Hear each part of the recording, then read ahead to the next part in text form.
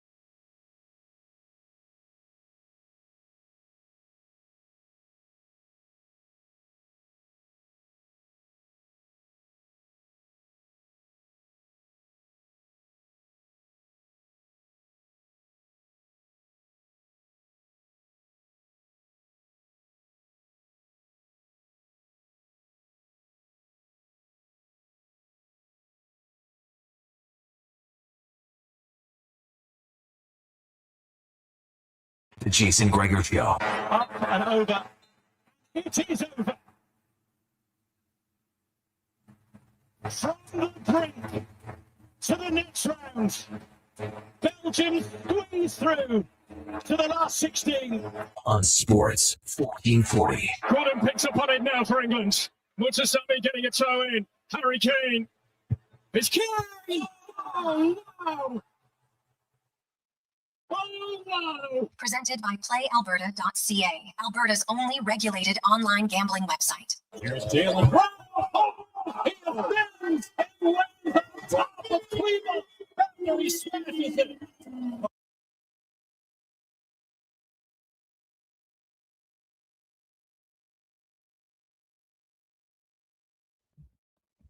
Well, this Saturday is going to be a big day in sports. How you doing? Happy Thursday to you. It is the Gregor Show, as always, brought to you by PlayAlberta.ca, Alberta's only regulated online gambling website where 100% of the revenue stays right here in the province at PlayAlberta.ca. It's Thursday, and you know what that means. The Daily Grand. Get your tickets, $1,000 a day for the next 20 years, or one lump sum payment over $7.3 million. PlayAlberta.ca. Also, Lotto Max for tomorrow is $15 million. I'm Jason Gregor alongside Declan Kruger. We also have Mac running things over at YouTube, Facebook, X, and Instagram. So say hello to Mackenzie over there. We have lots and lots to discuss. Of course, yesterday was a free agent frenzy in the National Hockey League, and the Edmonton Oilers were involved fairly significantly with trades and signings, but there was no big risks as far as financially for the Oilers. There were some risks injury-wise, yes, but financially, no. The Edmonton Oilers traded away Darnell Nurse, $9.25 million, didn't retain anything.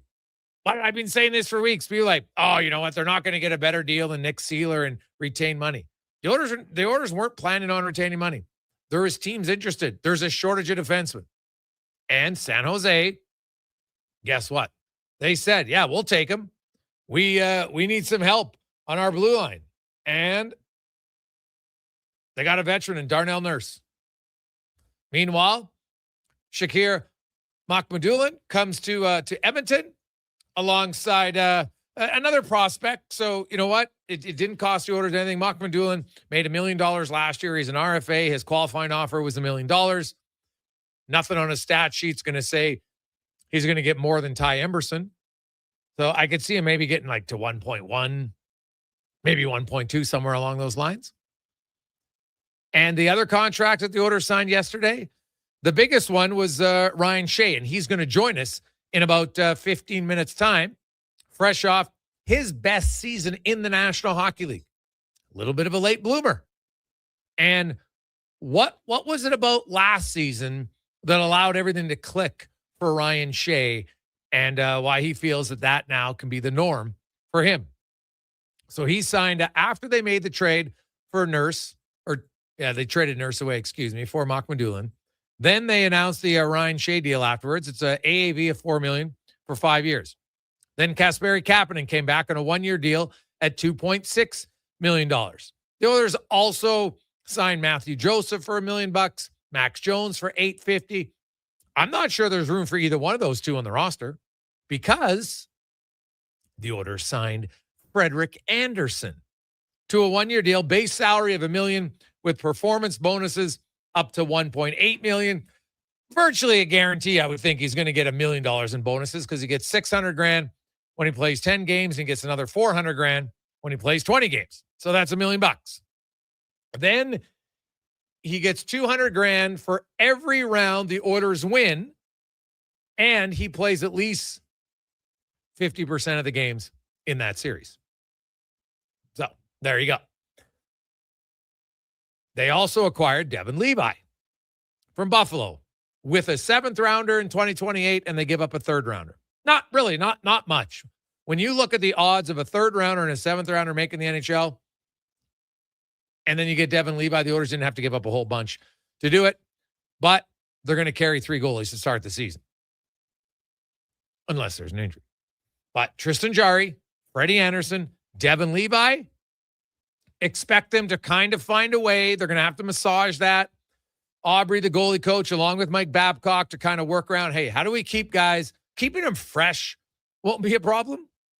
Probably keeping them in tune will be a little bit of an issue. Now it's an 84-game schedule. It's a little bit longer. And Freddie Anderson, this is not a guy that you're expecting to start a lot of games.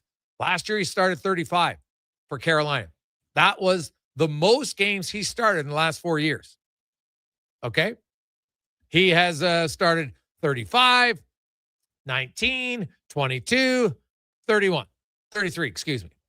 That's what he is. Now, Tristan Jarry had 3 years in a row from 22 to 24, where he started anywhere between 47 and 56 games. But the last 2 seasons, he has been banged up. So he started, 29 games last year and 35 in 2025. Obviously, he was sent down to the minors that year as well. So you throw in Devin Levi, who, if you look at Devin Levi, since he came into the NHL, his numbers have gotten worse, right? He's played fewer games the last few years in the NHL. Last year, he didn't play any. He was in the minors the entire time. We'll see. Now, he's turning 25 in December, which, for whatever reason, kind of like the witching hour for goalies. You get to 25, you get to 26, and we see a lot of goalies kind of pop. Maybe it's just mentally they start to figure out the game more. It slows down. I don't know. But the Oilers took a bet, a low risk bet. They didn't have to give up a lot to get him. Anderson and Jarry, I think between the 3 goalies, they look and say, hey, 35 games, Jarry and Anderson, or maybe 30 games for them, whatever it's going to be, 15 to 20 for Devin Levi, unless one guy really gets on a run. That's kind of how I see it. There's a little bit of a risk there, no question. No question. You can't sit here and say, hey, it's a lock that the Oilers are going to get great goaltending every game. No, because we don't know how healthy they're going to be. Anderson and Jarry have recent injury issues. So that's a question. When Anderson's healthy, there's no question that he's good, right? He would be the best goalie when he's healthy. Now, how healthy is he going to be? I'm sure the Oilers, even if he gets on a run and is playing great, they're going to limit his starts.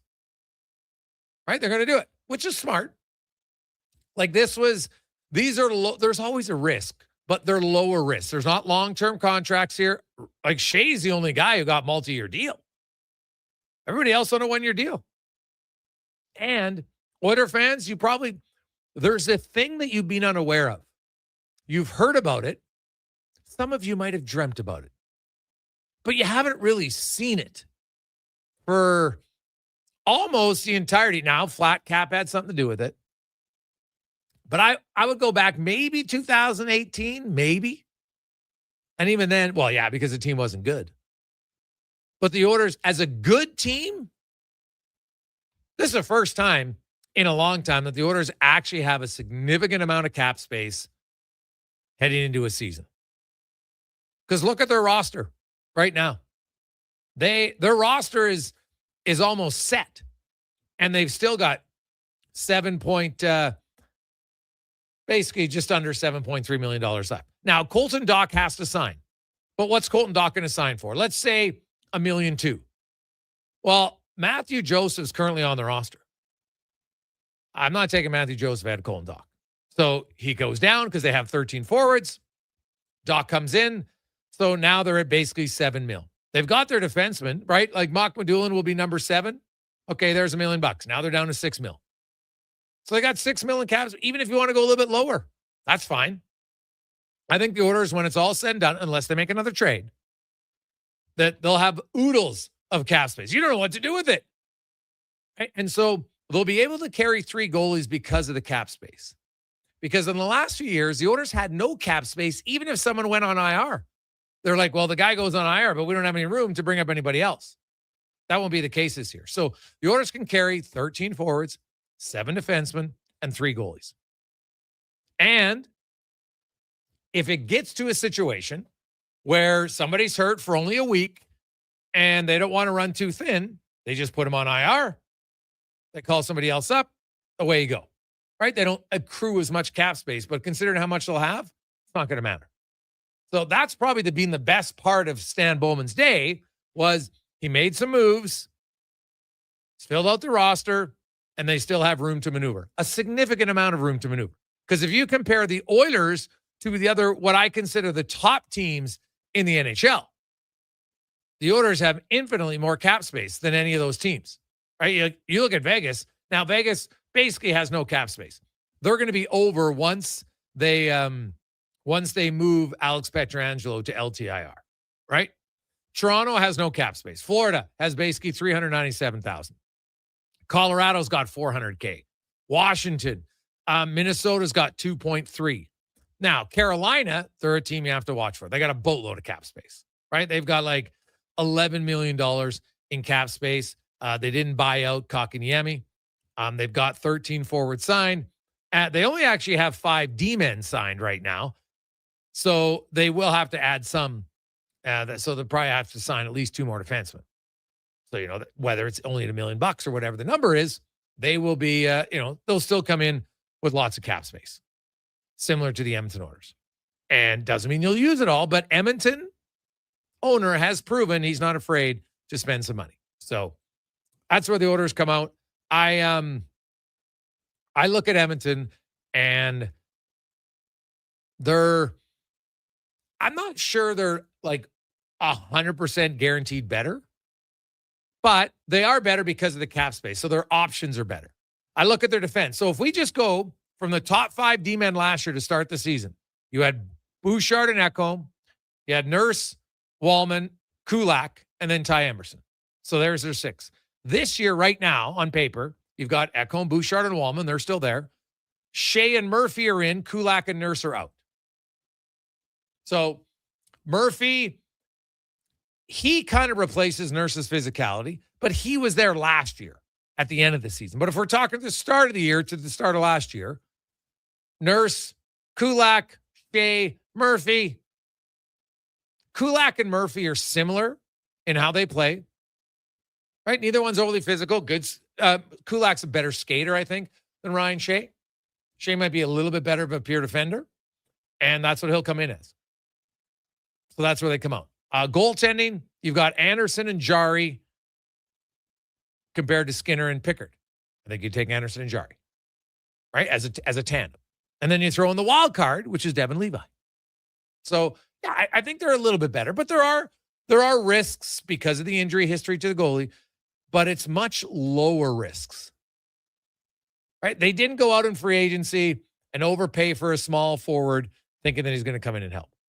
But they do have room now if they wanted to make a trade or a free agent signing.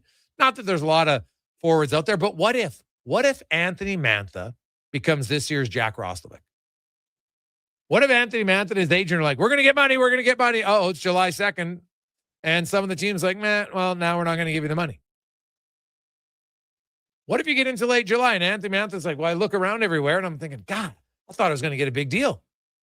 Well, maybe I'll do a Jack Roslovic. I'll sign for 1 year, go to Edmonton, get a chance to play with McDavid or Draisaitl, or without them, put up a good season and try again. Because it worked for Jack Roslovic, right? Jack Roslovic came here, played for a year, then he left, got good money. Victor Arvidsson, right? Look at Victor Arvidsson.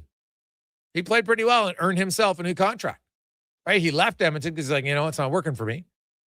And then he earned his money because of Boston. But I look at Jack Roslovic, and maybe if this spreads out any longer, because I remember at this time last year, everyone's like, oh, Jack Roslovic's still out there. Oh, Jack Roslovic, he's going to get $4 million. Like, people were projecting Mantha to get $6 million. Because look at some of the contracts. Like, when I look at some of the guys who got signed, I'm like, how the hell has Mantha not been signed? But things change quickly. And all of a sudden, teams like, well, we were interested, but now we're not interested. It's kind of how it goes. So we'll see. 833-401-1440. But I do want to talk before we go. Declan Kruger. Now, there are trades. And I've seen some trades that are really head-scratching trades for me. Hello, Ricky Ray. Any Elks fans remember that one? Not a great trade. When I'm like, am I missing something? I literally had to go online and look it up twice and say, what am I missing?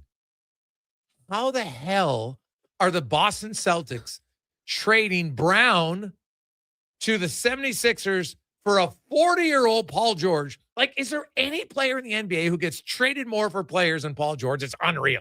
Like, look at the Thunder. They're still reaping the benefits of that trade. I think they got one final first rounder from the Clippers next year. It's unprotected too. Paul George, and then 2 firsts and 2 seconds, which mean a whole lot of nothing. Explain to me in any rational reason, Declan, why Boston does this. Well, I think there are a few things that go into this. One of them, Jaylen Brown, for as good of a player he is, in 7 of his 10 NBA seasons, he has been a net negative of a player. 7 out of 10 of his seasons, the team has been better with him off the court than on the court, including last season, where the team actually had a differential of +10 in regard to net rating when he wasn't on the court. And then I think the second thing that kind of plays into this is that his trade value just wasn't that high around the league, like not as high as we expect. Otherwise, there would have been a better return. The overall kind of point, though, is Philly got better, Boston got worse, but I think we have a lot of questions about who Jaylen Brown is as a player, and I think he's going to have to answer them next season.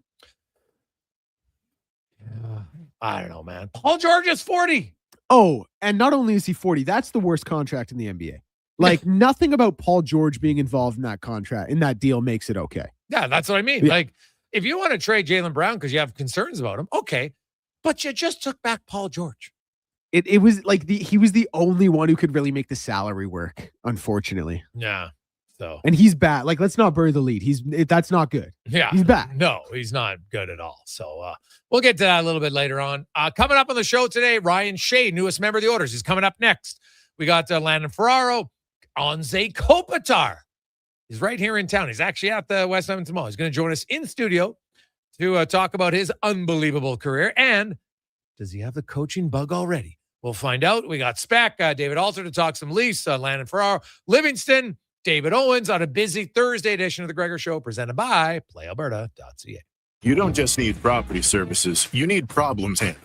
HireGood provides cleanup, debris removal, site monitoring, and safety attendance across Edmonton. We reduce issues on your property, keep spaces safe, and take pressure off your team. We resolve real problems for businesses while creating real impact, because our team is built on second chances, and they show up every day ready to prove it. Visit HireGood.ca or call and mention Jason Gregor for a first-time discount. HireGood. Stable jobs create stable lives. With Play Alberta, backing the home team goes beyond the bets. That's because your picks have provincial impact. Play Alberta is the only app in the province that puts all revenue directly back into supporting programs and services that Albertans rely on every day. By investing in the General Revenue Fund, every play, bet, and buy made on Play Alberta helps make a difference across the province. Visit playalberta.ca/Gregor to learn more. That's playalberta.ca/Gregor. Must be 18 plus to play. If you gamble, use your game sense. Listen up, friends. Operation Pizza is a go at Papa John's. They're introducing new personal pizzas just in time to celebrate the premiere of Toy Story 5. These adventure-sized pies come in new exciting flavors like Sheriff's Roundup, Space Ranger-oni, and Reach for the Pie. Or take your personal pizza to infinity and beyond by creating your own flavor just for you. Order 2 or more with Papa Pairings and get yours for only $9.99 each. New personal pizzas are ready for takeoff. See Disney and Pixar's Toy Story 5 in theaters June 19th. Boxing Week is back at the Brick. Don't wait until winter. Get blowout pricing now. Save 55% off sofas when you buy the matching piece. Save up to 25% off bedroom and dining. Save up to 40% off select mattresses. Plus, get free local delivery when you use your Flexity card. And buy more, save more. Up to $500 off select major appliances. Don't miss the return of Boxing Week, only at the Brick. Exclusions apply. See in store for details.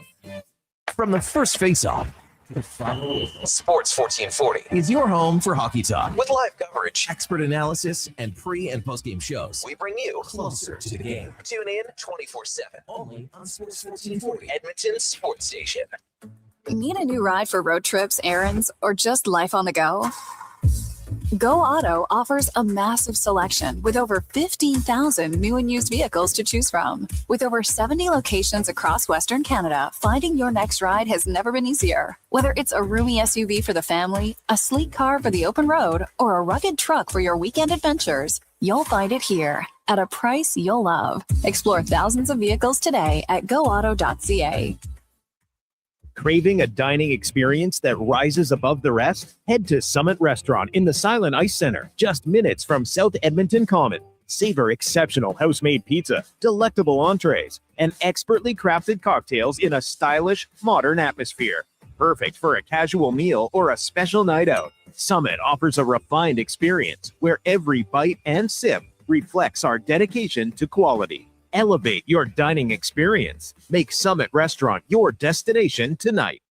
Well, get ready for a silly hockey fans. Your partner in power just skated onto the ice. EWEL.ca, the new e-commerce website for electrical wholesalers Edmonton, is ready for the Power Play 24/7 365. UL skates to where the puck will be in 5 years. Now that's forward thinking. Killer selection, slamming products from the best brands, and legendary service. Don't sit on the bench. Get your account today at EWEL.ca and win that project. Plug into your partner in power. Get an EWEL.ca account today. Tired of the rough ride? Alberta used to be a leader in highway planning and construction, but years of neglect and cuts to maintenance are showing. You can see it, and your vehicle is feeling it. Infrastructure can last for years with a little TLC, but when repairs are deferred, minor issues become major reconstruction. We need action and a reliable capital plan. Contact your MLA and demand stable infrastructure funding. Find out how at fixourroads.com. A message from the Alberta Road Builders and Heavy Construction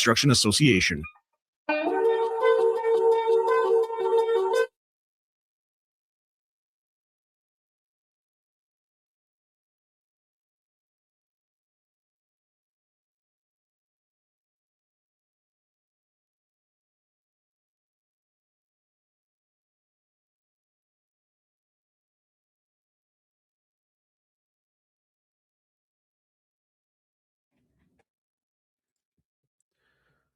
Portions of this hour brought to you by Ewell. Helping you finish your electrical project is their goal. From pot lights to electrical panels, the gear you need is at ewell.ca or in person at one of their Edmonton area locations. Ewell.ca, your partners in power. Sports Radio is back. The Jason Gregor Show on Sports 1440. Presented by PlayAlberta.ca, Alberta's only regulated online gambling website.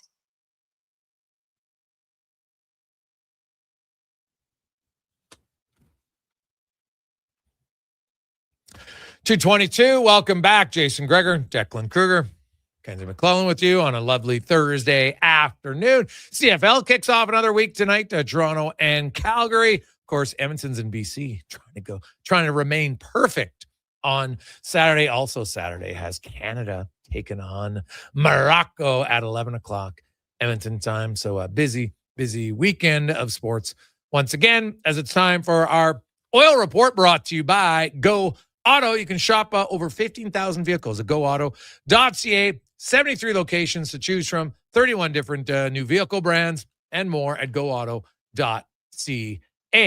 And we are joined now by the one of the newest members of the Edmonton Oilers. He was signed to a 5-year contract, $4 million AAV yesterday with the Edmonton Oilers. Comes over from the Pittsburgh Penguins. Ryan Shea joins us. Ryan, welcome to the show. Congratulations on the new deal, man. How you doing? I'm great. How about you guys? Thanks for having me. Hey, thanks for coming on. It was kind of your first time going through free agency. I don't know if you've ever been on a dating site or not, but is that how it feels? Everyone's calling you, everyone's texting you to see if you're interested. How does it work? Yeah, I think I got a lot of texts, obviously a couple calls. Phone's been blowing up when you got a big family, big friend group back here in Boston. That's usually what's going to happen, but it's great. I'm excited for the opportunity. Obviously, I was happy that it got done pretty quickly into free agency, so the stress levels definitely went down. So you are, I think it's, you're a great, what I would call, a late developer, and there's lots of them in hockey, and more than, hockey is historically a late developing sport. And now, you were a fourth round pick back in the Connor McDavid draft, in fact, in 2017. And then obviously took a little time, went to college, and then minors. And then you got your first NHL action in 23-24 with Pittsburgh. Then the next year, 39 games. And last year, Ron, you exploded. Played the most games, 80 out of 82. You played almost 19 minutes a night. You were a plus 30 rating, which is really hard to do for a defenseman. What kind of clicked for you last year that maybe you learned in those previous half seasons the year before?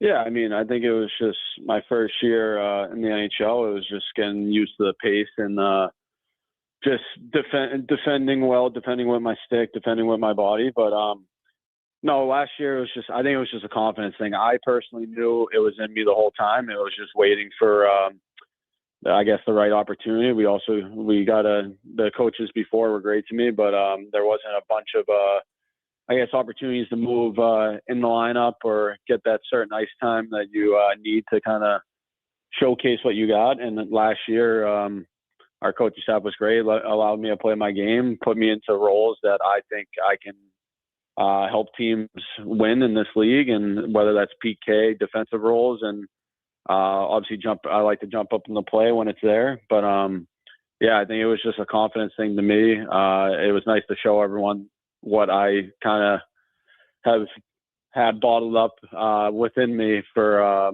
the last couple of years. Okay. I love that. An opportunity is a massive thing. Like you can be a good player, but if you're only getting 12 minutes a night, it's a little bit harder to show what you can do unless you're getting 19. What is it about the penalty kill that you like so well? And, you played, the second most minutes on the PK in Pittsburgh. Basically, you and Wotherspoon were the top pair guys. And you guys had the 6th best penalty kill. What works for you? What makes you a good penalty killer? Yeah, I mean, I think one of my strengths is defending with my stick. And obviously when you're penalty killing, you're down a man. So you can't really, you're not really trying to lay the body or be too physical out there, because you got to be in shot lanes, have your stick in lanes. And I think as a group, we had a really good penalty kill because everyone bought in. Like I feel comfortable because I felt like that was my role on the team to really excel in. And I every time, obviously you don't want to be on the penalty kill, but every time we got to that point, I was excited to get out there because I felt like that was my time that the team relied on me. And I kind of like when there's a little bit of pressure or people are relying on you, because I think that's when I put my best foot forward. So Ryan, where learning how to defend, how much of it is instinct? How much of it is just will? I mean, I think it's just obviously instinct. You see some of the guys around the league that have incredible sticks. They read plays like no other, and I think I can excel in that in certain situations. But I just, for me, it's just a lot of it's just compete. Like I love to compete. There's no worse feeling than being on the ice for a goal, and obviously plus 30, a lot of things have to happen. A lot of goals have to go in the net for you. But I think that was the stat I was most impressed with and most happy about, because at the end of the day, I'm a defenseman. I have to keep the puck on my net. And when you're doing that at a pretty good rate, then I feel like you're having a successful year and you can go out of games with your head held high. Ryan Shea joins us, newest member of the Edmonton Oilers. And Oiler fans, listen to this, Ryan, are probably fist pumping in their cars or in their office, because the Edmonton Oilers, the one thing they've talked about, they want to get better as a team defending. And you need guys who take pride in it. They added Jason Dickinson last year. They added Connor Murphy, guys who I think are more of defense first. It doesn't mean you don't want to chip in offensively. Everybody who has ever played wants to score. Right? It's a little bit more exciting when you score a goal. But having guys who are like, yeah, I'll do that after I defend first. Did you always have that mentality, or is that something you've just kind of grown into as you've gotten older? Yeah, I think it's just I kind of grew into it in pro hockey, because obviously in college I was pretty much played every role, played power play and all that. But you get to a point in your career that it's probably your first year pro, and you look around at these guys. There's only a certain caliber player that can play on the power play and be that offensive guy day in and day out.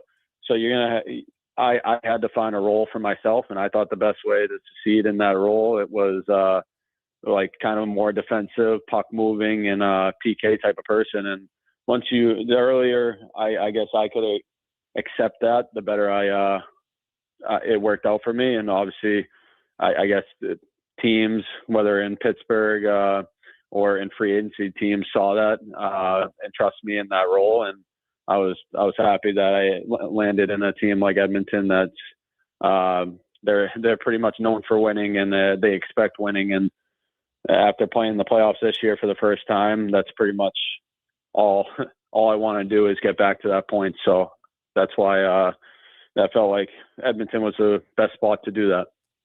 Right. You mentioned the playoffs, and guys, everybody dreams about it, but once you get there, it's different. What did you learn about the postseason that you feel can help you next year and maybe next time when you get back to the postseason?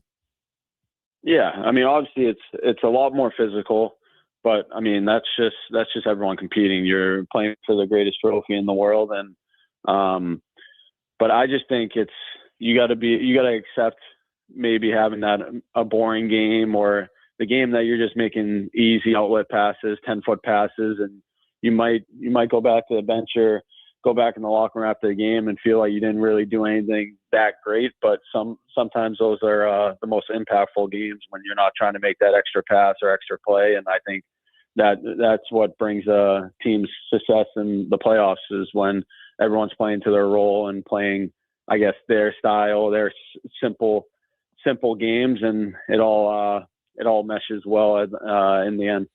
Now, are there any teammates in Edmonton that you've crossed paths with, you've played with before at any level? I've skated. Me and Trent Frederick have the same skating coach, so okay. I've ran into him a decent amount of times. Obviously, Jars was in Pittsburgh with me. Jake Waldman I played against in college for, I believe, a year, maybe two. And I had a lot of friends, and my brother went to Providence just as students, so they're familiar with him too. But other than that, no, it should be a lot of fresh faces. Obviously got a text from a lot of the guys, which was incredible. Just getting those guys welcoming me to the city, the team, and pretty much extending a hand if I need any help with anything. So I think that's pretty much what the older crew in Pittsburgh, whether it was Sid, Tanger, Gino, did for me, and it just makes you feel part of the family that much sooner. Well, Ryan, there's not many guys. You make your NHL debut, and you got Sidney Crosby, and Jenny Malkin, and Chris Letang on your team, and then now you sign with a new team, and you got Connor McDavid and Leon Draisaitl. So it's not bad cupboard of teammates that you've had early in your career. Yeah, I mean, I would say 70% of the text messages and calls, everyone was like, you're going from Sid, Gino, Carl, Tanger, whoever it may be, to Draisaitl, McDavid, Bouchard, like all these guys, Hyman. So like, it's pretty special and something that you can't take for granted, because when I get older and I look back on my career, I can say that I played with some of the guys that probably belong on the Mount Rushmore of hockey, of our sport. Now, Ryan, I said obviously you got a little bit of a Boston accent there. So did you grow up? Were you a Bruins fan? Who are your teams growing up as a kid? Yeah, so my whole life's been in the Boston area, but yeah, I grew up just all Boston sports. So the Bruins were pretty big in my life growing up, and obviously they've had their clashes with some big Canadian teams, whether it was Toronto and Montreal. So it's I see how much hockey matters in the country of Canada. Just watching those guys, those teams battle it out growing up, and now being in the league, it's just I'm excited to play in a city that cares so much about the sport. Now, have you taken in a Red Sox game at the Green Monster? Yeah, probably too many to count. So if I'm going to Fenway, where's the best place to sit to watch the game? The Green Monster's great. I've done it a lot. I think you have to experience it once. It's unlike any other ballpark. I mean, I think center field's great because you're in the mix with just so many fans, and obviously it's the longest part of the ballpark. So maybe you're not gonna have a chance to catch a home run or whatever, but you see everything. It's such a great place to be and watch a game. So I would say those two are probably my favorite. Now, being in Boston, it's a great sports town. Edmonton's a really good sports town, but I'm curious. Amongst your buddies, you're getting a ton of texts, I'm sure, yesterday about signing with the Oilers. That's unreal. But how many of your buddies were texting you? What the hell happened to Jaylen Brown for the Celtics? Like, how big of a story is that right now in Boston? Yeah, it's pretty big, just because when you have a young core like that, yeah, it's sad that it got broken up. I'm not sure if everyone knows the direction the Celtics are going in right now, but yeah, it was tough to see for most of my family and friend groups, that's for sure. Ryan Shea joins us, newest member of the Edmonton Oilers, signs a 5-year deal yesterday. And now, Ryan, can you play both sides, or are you more comfortable on the left side? Yeah, I mean, I think everyone's more comfortable on their strong side. I think that's probably one of the best things I've been told about my career is just the versatility and being comfortable on both sides. I played a lot of games on the right side. It's definitely more challenging, but once you get used to it, it's just another hockey game. If you have confidence that you can play both sides, then I believe anyone could do it in the league. I'm definitely very comfortable on my backhand and just making passes from that. And yeah, I think I'm pretty good on both sides, but obviously if I had to pick one to showcase most of my skill, I would say it's probably my strong side. Yeah, and that's fair. I just ask because obviously, you know what, with multiple lefties, sometimes some guys are going to have to move over there to the other side. Lastly, the success you had in Pittsburgh on the penalty kill. Dickinson and Murphy came over from Chicago. They had the best penalty kill in the league, and those guys, kind of like you in Pittsburgh, played a ton of it. I don't know if you've had early conversations at all yet with DJ Smith, but like how quickly, especially with the shorter training camp, is the importance to get your penalty kill off to the right track, because it's been one area of weakness in Edmonton for quite some time. Yeah, I think it's very important. I mean, there's more and more penalties being called in our game in recent years. So I think it's, especially when you have a power play that's always at the top, the high end of the league, and you have high end players there, they're going to do their job. They're going to get the job done. So I think a lot of weight gets pushed onto the penalty kill, and whatever I can do to help with would be great. But I think if we're all connected as a group of four, and we just try to take time and space away from some of these top guys that are on the power play throughout the league, then I think we'll be fine. And Ryan, last one. What do you do in the summertime in Boston outside of training? What do you do for fun?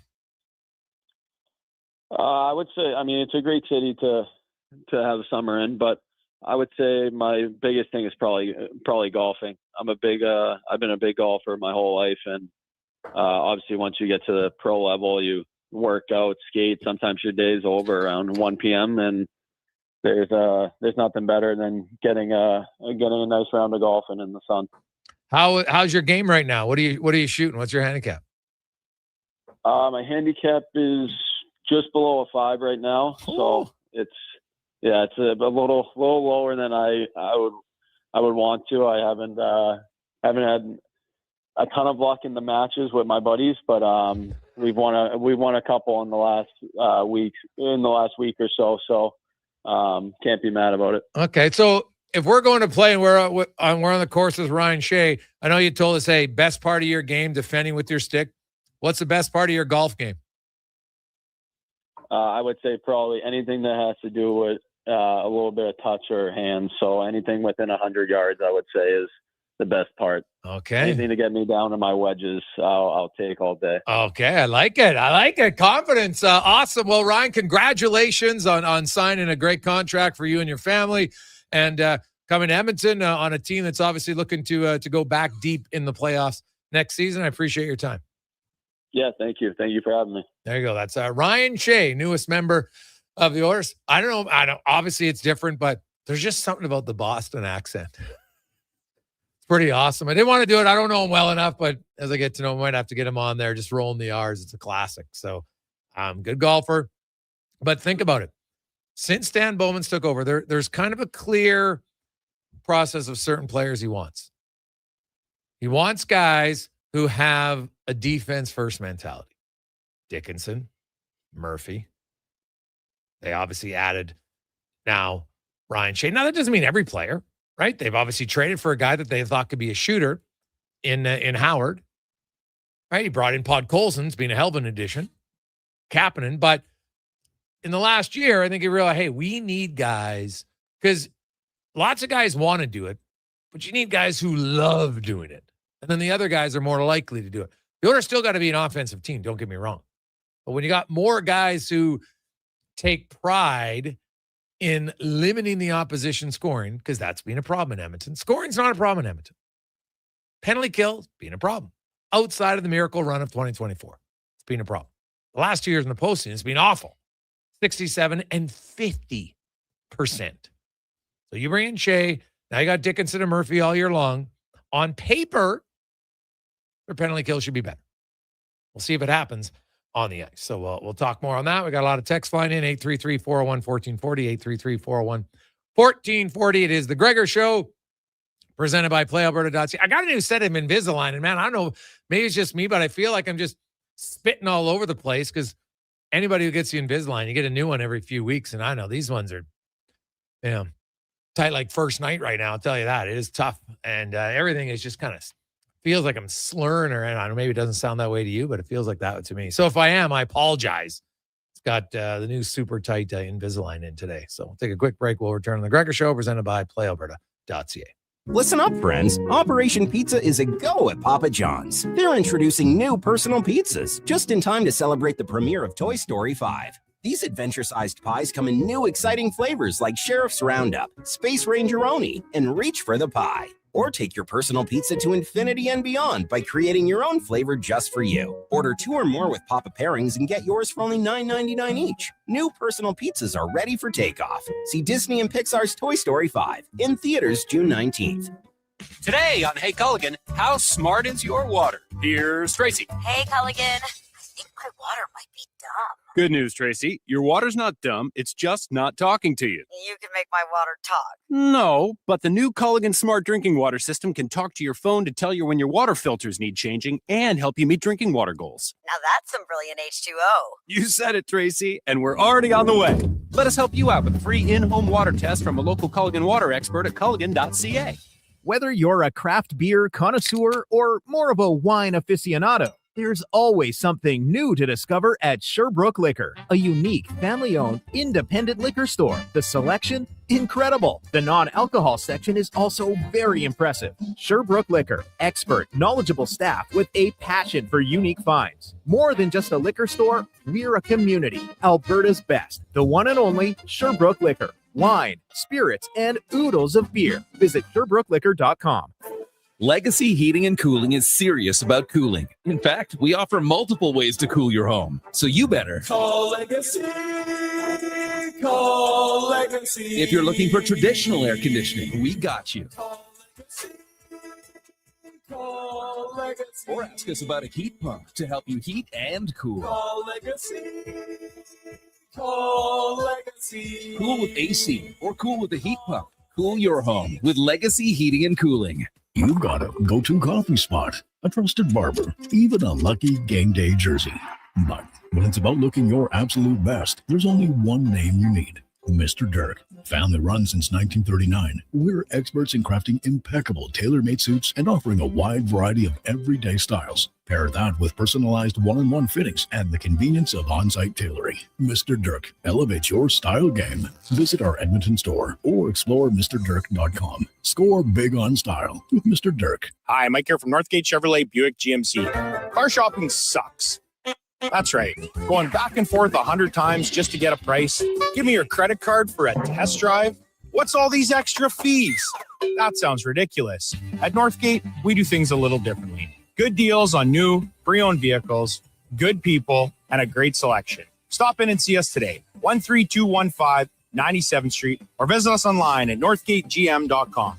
You're in Northgate country. This jersey was worn by the legend himself, signed and everything. You can't just wear it. I'm framing it with expressions and images. Your prized jersey deserves better than the closet. Think Expressions and Images, your local custom framer since 91. You name it, we frame it. Hey, sports fans, we've got a clear choice for you. At Crystal Glass, we provide customers with the perfect glass for any job. From home to auto and even commercial, installation or repairs, we're your team. Call 310 Glass or visit crystalglass.ca. Crystal Glass. For decades, the pioneer spirit of Alberta has been exemplified in the chuck wagon racing legacy of the Dorchester family. And today, you can experience it every time you hit the links. Dorchester Ranch Golf Course is in top mid-season form. Enjoy the longer days on this historic 18-hole course near Pigeon Lake. Stunning views, reasonably priced, and only 40 minutes from Edmonton on newly paved roads. Play the course built with pioneer spirit and family pride. Dorchester Ranch Golf Course. Book your tee time today at dorchestergolf.ca. Hey, it's Jamie from Green Drop Lawn Care, exploring Edmonton from the Science Center to Horlock Park. I see your lawns and cringe a little. Weeds are here. And you've got them, Edmonton. Take your lawn back with our guaranteed lawn care programs and unlimited weed control. Green Drop has been Canada's lawn expert since 1979. And they're in your community, keeping your yard looking beautiful with affordable lawn care packages that include fertilizer, weed control, drought fighter, and more. Visit greendrop.com.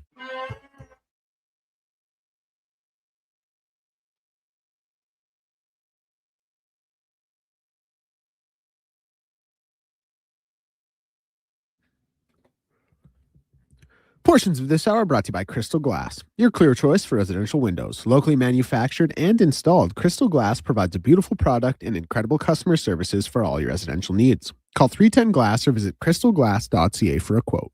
Look good, feel good, play good. It's the Jason Gregor Show. Thanks for listening to Sports 1440. Presented by PlayAlberta.ca, Alberta's only regulated online gambling website.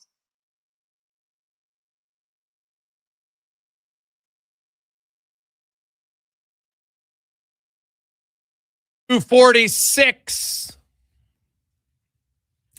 Sports 1440, sports1440.ca, YouTube, Facebook, X, and Instagram. It is the Gregor Show presented by PlayAlberta.ca, where you can stop in, check out the Jason Gregor Show odds boost specials. We got some World Cup trifecta, the Go Canada, the CFL Bonanza.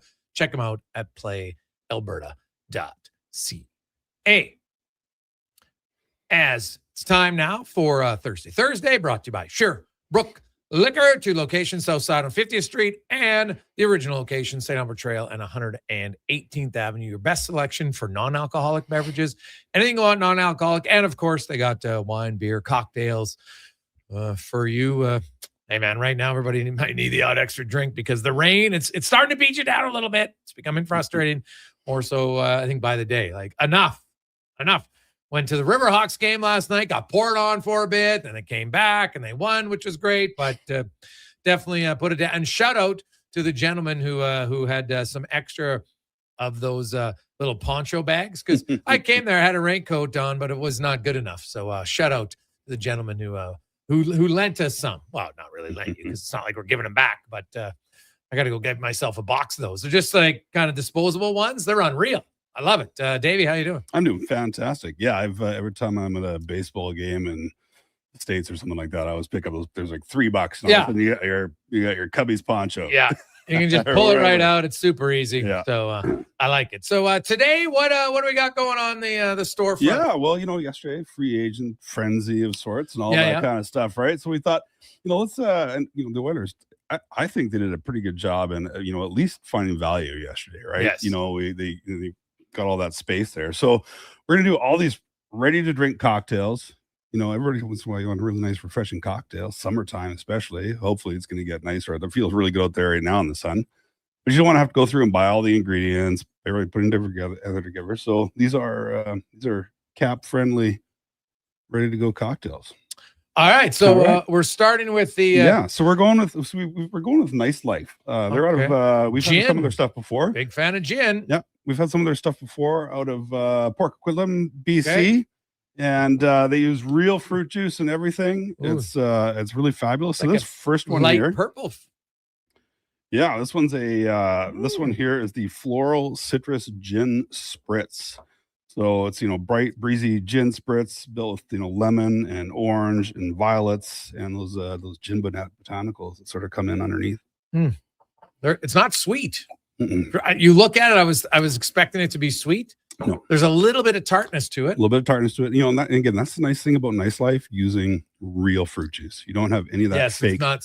Yeah, none of the fake that stuff. aspartame Yes. stuff, and any of those sugars in there. You can always just taste that residual there, no matter how much they try to mask it. Yeah, 100%. And so And it's this just not good for you either. Just the old adage we learned from Lalitha Taylor on the show for many years. You don't want to drink your calories. You don't want to drink your calories. That's not right. too many of them. That's anyway. right. So So it's just a nice, refreshing. it is. Port of ice. If you want to garnish it with a little, guaranteed. Garnish with a little. Well, you orange always slice like or to something. add something to it. You always have a few. Like, what would you sometimes, add to this? I'd add it's got that lemon and orange in there, right? So Yeah. you could put a little lemon slice in there. You could put a little orange slice in there. Get a little squeeze, but that extra sort of freshness and natural in there. It would be perfect. Great way to start your evening off on the patio. Ooh, I like it. Yeah. So no, that's 6.9%. So Yep. All these are 6.9%. Oh, they're all consistent nice. all across the board. Oh, Yep. these are all Nice Life. Yeah, Oh, all Nice okay. Life, all Okay. 6.9, all natural fruit juice. Yeah, it's a really great product. So now this one might be a tough sell because I don't love mojitos. I don't know why. I've never really been a mojito guy. Yeah, mojitos can be polarizing sometimes. They're also a lot of work to make all the time. So here, if you do like mojitos, here's a great way to do it. And this is a blueberry mojito. So rum, blueberries, and mint. And it's got that sort of fruity summer twist with it. So a lot of work, but to make properly for a crowd and so on. But this is a great way to do it. You don't have to worry about muddling mint and all those sorts of things. Yeah, it's probably the mint. Like, can be too much mint in some of them. Mm-hmm. Yeah, and that's got a nice tartness to it. Comes along just crisp and kind of leaves that dry, almost dries it out at the end there. Clean palate. That's a refreshing beverage. Yeah, it doesn't taste very blueberry at all. No, it's not over the top. So garnishing this, some frozen blueberries, drop those in there, help keep it cold. Yeah, so you like the frozen blueberry. That's yeah. Okay. Frozen blueberries, right? Well, plus they say, frozen blueberries are actually very healthy for you. Something about some antitoxins get even better. So blueberries are great for you. Exactly. So that healthy beverage, drinking, boys that and beverage girls. is helping you be healthy. Yeah, healthy drinking. That's right. Okay. All right. Now we have a blackberry mango and vodka. Blackberry mango and vodka. Okay. So this is vodka, blackberry mango, tropical, and a little bit tart. Yeah. It doesn't always get the headline flavor treatment the way that the next one might. Okay. But it really holds its own. It's really well balanced. Great with a barbecue, spicy food. Ooh.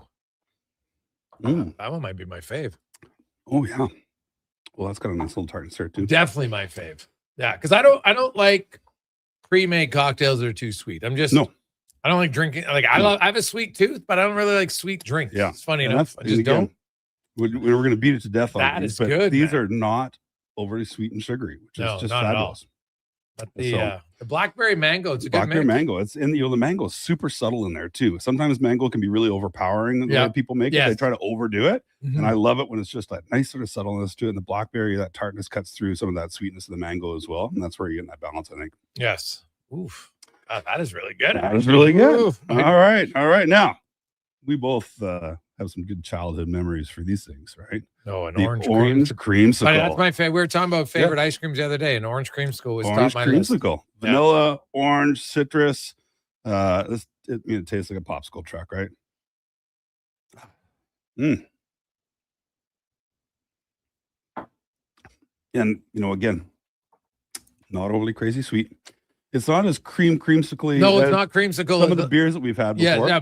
right? We've had beers that were much We've sweeter had some than crazy this. ones. Yeah. But It's got a delayed, like little tart aftertaste to it. Yeah. Yeah, for sure. But it's a nice balance again. For some reason, it tastes a little lemony for me. I have no idea why, but yeah. See a little bit where you get that in there. these are really good. What do you call them? Like not pre-mixed. Yeah, What's the RTDs. Is the- RTDs. yeah, ready to drink. ready to drink. Yeah, RTDs. RTDs. Okay. It's a great product. And last but not least, Whiskey lemonade. This is the whiskey lemonade. okay. Whiskey sweet lemonade. It's like an adult Arnold Palmer, built for the deck there. Oh yeah, you can smell that. Problem with that is that's way too easy. Yeah, that is These would be great for anybody who likes to have a drink while they're golfing. Yeah. Like this would be a perfect golf course drink. Yeah. The blackberry mango one, the orange creamsicle, ooh, that whiskey lemonade. That whiskey lemonade. The whiskey lemonade one can be dangerous for that sure. one. And again, it's not super sugary sweet. No, not at all. And that's the problem with some of them. And this is so I'm just they're almost a little dry. They're dry. Yeah. Yeah. It's weird. Yeah, they're great. So yeah, fresh squeeze of lemon with so that. do these, like when you buy these nicely cocktails, do they come in a 6-pack or how does it? They come like this in all singles. Some of them we even have. They also do like a Negroni and a couple other ones that come in a small tin that we've had as well. So they're all singles. I think there is a mixed pack. I think there is a mixed pack of a couple. I don't know which ones are all in it, but yeah, come. Well, it seemed like a no-brainer to get a mixed pack. For these. Or come make your own mixed pack of a few of your favorites or things you want to try, and you're good to go. And so where's nice, like where are these? So they're all in Port Coquitlam, BC. Okay, so it's Canadian. Yeah, so it's all Canadian, which is also great. And they're kind of one of the first people to really do high quality, ready to drink cocktails that didn't have all that sugar in there, that used the natural juices and so on. So do they stay? Do you have, because it's not all the sugar on it, it's the natural juices? Are you better off drinking them quicker or? Yeah, you wouldn't want to hold this in your fridge. You wouldn't want to keep it in your fridge for a couple of years. That's for sure. Okay. But if you're letting stuff sit in your fridge for that long, you've got a problem anyway. So I think you got to drink these things and enjoy them a little bit. Otherwise, you end up having to make weird cocktails for your friends when they come over, right? So this is a great way to do it. Yeah, Nice Life Cocktail Company. So we've got a couple other flavors there as well. Come in, check them out. Both stores have them. I think Steven's got it posted up on the old Instagram and page. Oh yes, for the this would be great. This could be because Saturday is setting up to be an unreal day for watching sports. Oh, because between the soccer game, and then you got the soccer game at 11 o'clock, and then you have the Elks game at 5 o'clock. Of course, as the Elks are looking to remain undefeated, but you also, if you want to do the trifecta, you got the Jays and the Mariners because they're in Seattle this weekend. You got the Jays at 2 o'clock, so you go Canada. Take a break. Jays 2 o'clock. Boom, right into the Elks. It's a trifecta if you're a soccer, baseball, football guy. That sounds like a great Saturday. Oh, are you kidding me? Sadly, it's going to be raining again. So this would be a good way to get through your day. And you could have a nice life cocktail for a nice sporting day. For a nice sporting day, yeah. Pick up one of each, give them all a go. Well, one for each game. That's right. Right? One for each game. Different color. Exactly. Right? Get the red one for Canada. See, I got my the day after Canada, but I decided to go with the red because let's be honest, you can't really wear a red shirt very often. No. But the red and white, it's Canada. It looks great. So keep it on for keep it on for a day today. So in advance of sport. Now, if I go watch Canada, at least I got a red and white shirt. Exactly. Yeah, I need to go get. Because I will say this: how is it possible that you can barely get a Canadian? Like, does Soccer Canada not realize how passionate Canadians are to want to support their team? Like, to try to find to find a jersey, man. Like it's finding a picture of Gregor with hair. It's really hard. Okay, it's really hard to find one. Like, what the hell are they doing? Like, it's not like you didn't have enough time to plan for this. Like, I can't believe it. Like, I have called lots of places for my, hey, we don't have any. What? Yeah, they didn't send. Like, what are they doing? Yeah. Who's the supplier here? You're missing the boat. And basic hats and things like that too. Yeah. So it was definitely tough to find out there. But I tried to put on I got a tragically hip Canada jersey, and I tried to put that on yesterday. It was too hot. It lasted about 5 minutes. Yeah. Yeah.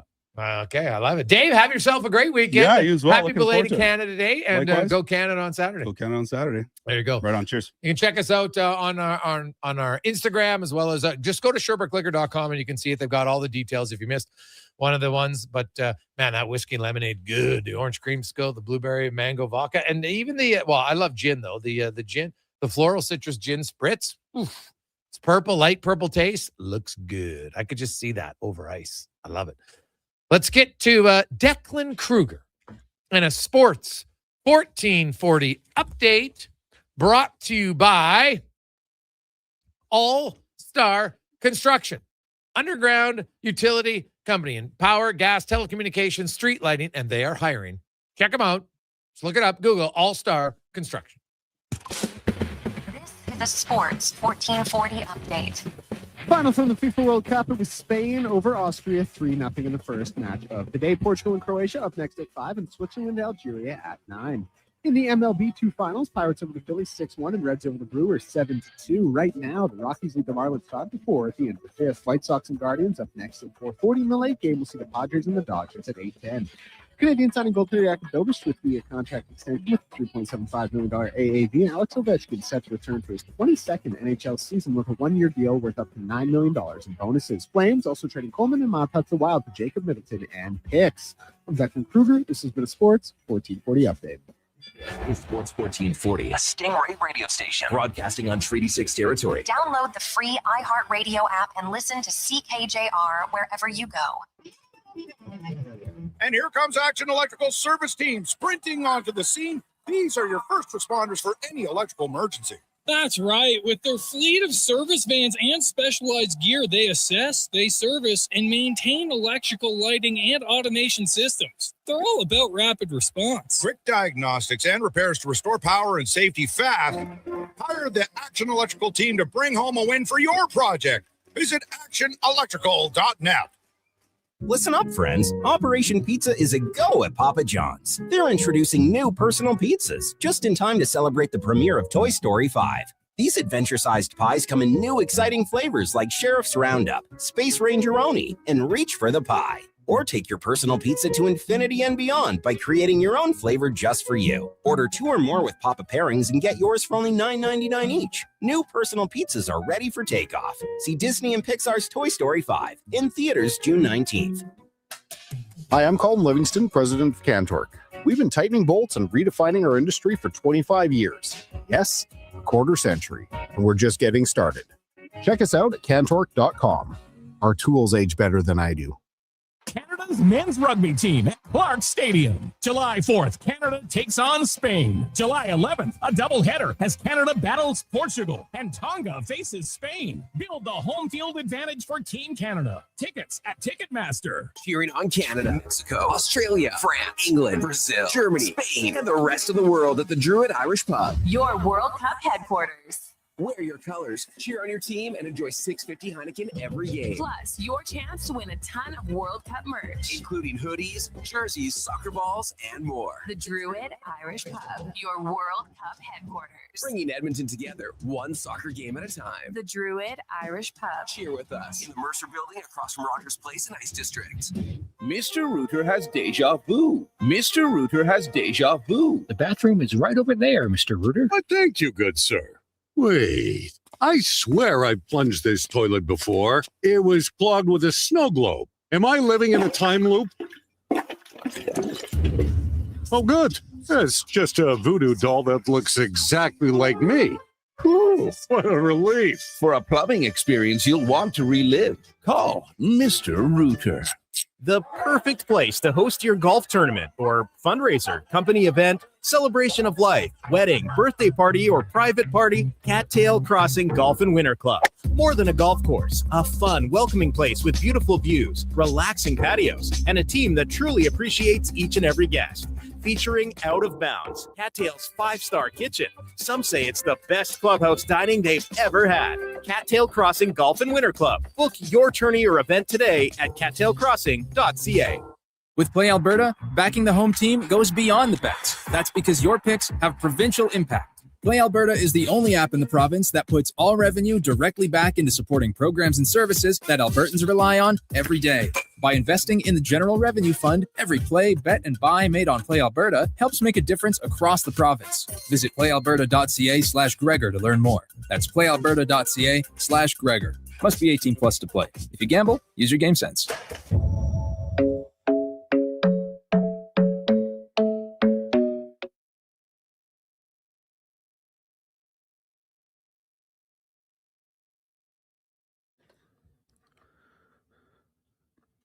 Portions of this hour brought to you by Leading Edge Physio. We treat pain and injuries head to toe and some other issues that might surprise you, like incontinence, vertigo, neuropathy, and cognitive issues.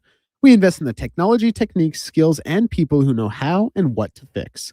Life shouldn't hurt. LeadingEdgePhysio.com. This is Sports 1440, where Edmonton talks sports. On YouTube, Facebook, and X. Here's Jason Gregor. Brought to you by PlayAlberta.ca.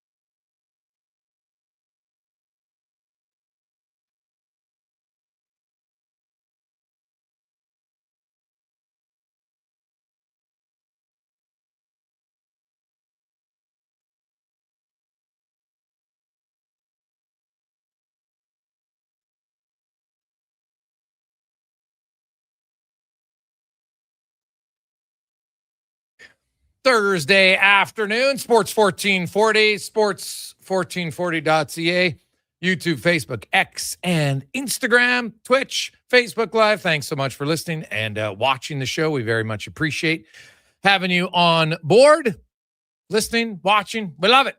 Hope you're having a great day. Hope you had a good Canada Day. Hey, Riverhawks won again. They're undefeated on Canada Day. I love it. And they've won 6 in a row.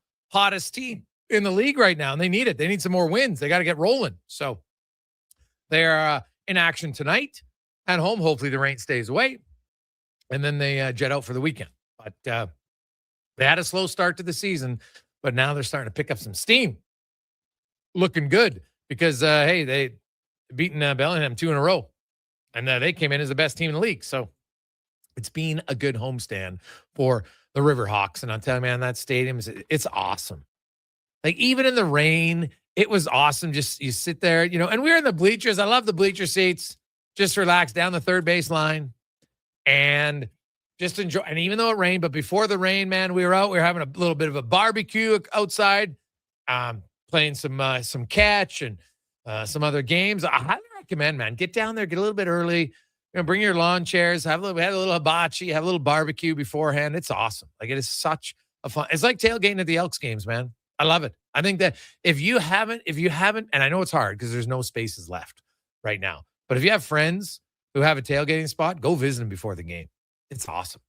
And next Thursday, of course, a week tonight, is the Elks game. Now, also this weekend, and I know we got a big rugby community in town, and Team Canada rugby, they've got big event going on this weekend and next weekend.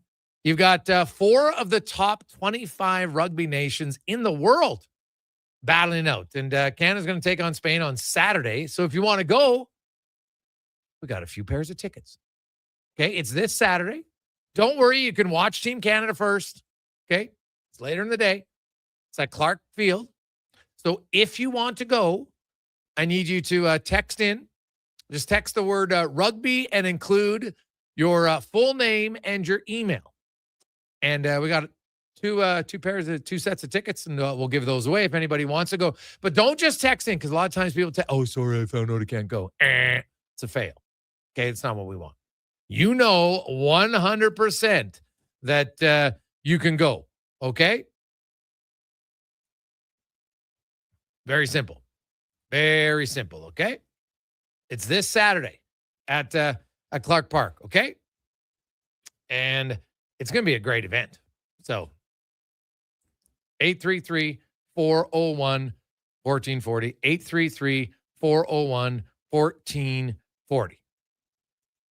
And if you're a rugby fan, I got to tell you, that stadium, it's awesome to watch high level. Like, these are some of the best players in the world. And having the opportunity to watch it up close and personal like that is awesome.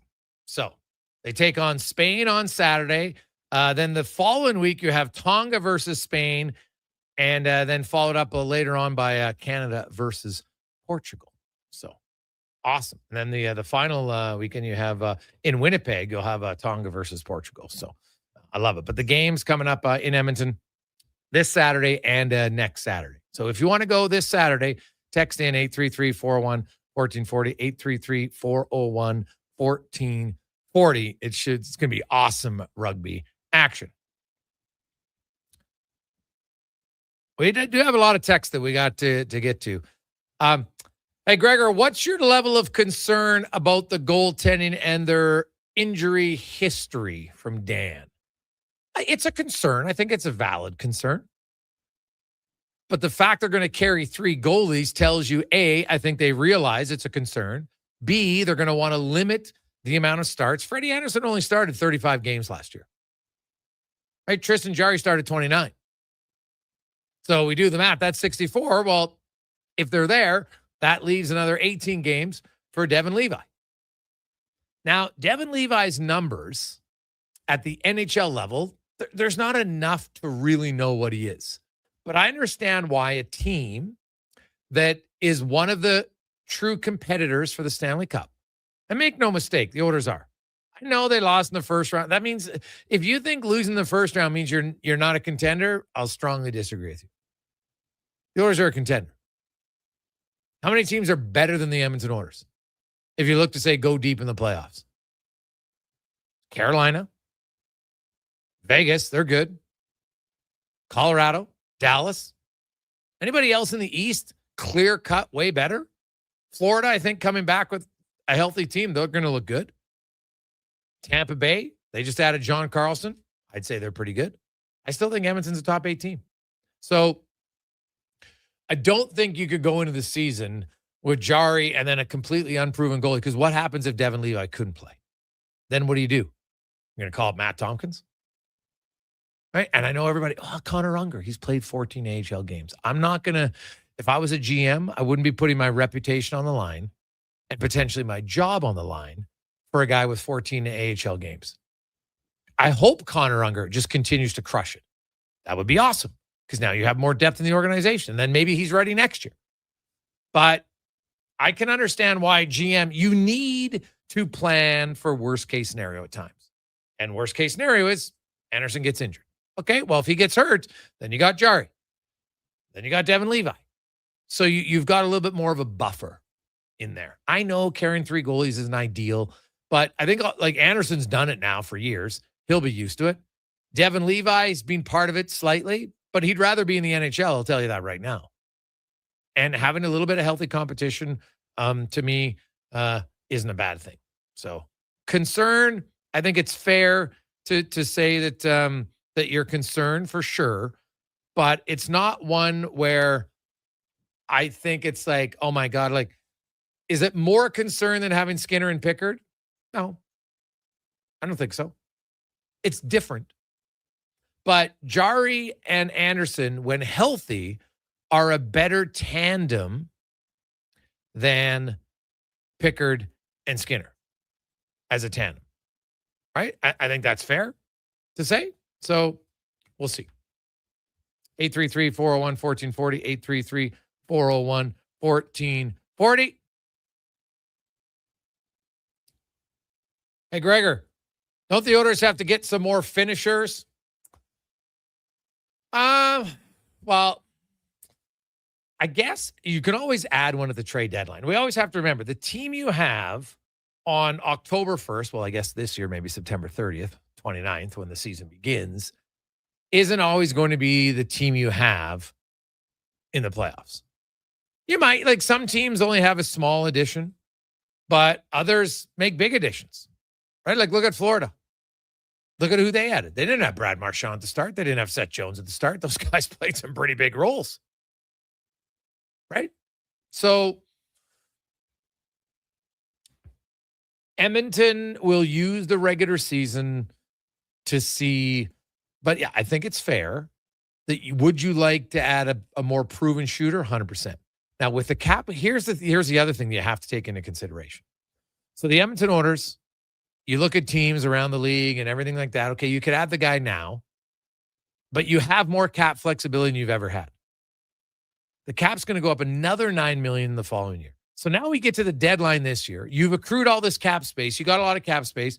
You could bring a player in with term who has a big ticket, and you wouldn't have to gut lots of other pieces off of your team in the future because the cap's going up. So that's something to consider too. Right. And then, we can always debate, like, who is Carolina's great finishers? Jordan freaking Stahl. 37 years of age, greatest playoff of life, greatest series of a life in the Stanley Cup final. 6 goals in the first 5 games. Major reason why they won. No one saw that coming. No one. Jordan Stahl will be the first guy to tell you, hey, I dream about it. I would have loved to have said, I was expecting it to happen, but you're not expecting it at that point, right? It's just not, it's not realistic. So there you go. 833-401-1440, 833-401-1440. Hey, Gregor, what about a Bobrovsky? Thoughts if he could have been the better ad from Jay? Well, Jay, how much cap space do the Oilers have? $7.3 million. What's Sergei Bobrovsky cap it? $7 million. Anderson's $1 million. There's your difference. And so when I look at Bobrovsky, Freddie Anderson just won a cup. Right now, fair to question that he didn't play the last 3 games. Totally valid because his injury history came up again. Yes. Now, he got ran over. It's a little bit different, right? Like I don't know if he'll ever admit it, but I wonder how much of that was potential concussion from just getting steamrolled. But Sergei Bobrovsky at 38 years of age, if you look at his regular season play, Kevin Woodley outlined it. Now, playoff Bob's been pretty good. But regular season Bob the last few years has not been good. So I don't think Bobrovsky's a safer bet. I actually would argue that Anderson's a safer bet simply because of the cap flexibility that comes with him compared to 3 years at $7 million for Bobrovsky. That's the big difference. Very big difference. So, hey guys, the Oilers need a winger for Leon. Kapanen won't cut it. Maybe. Who was the Oilers' best player in the playoffs last year? Kapanen. So I can't say with certainty he wouldn't cut it. I just outlined Jordan Stahl. No one thought that would happen. Usually in the playoffs, Sam Bennett, when they won 15 goals, he's never doing that again. Ever.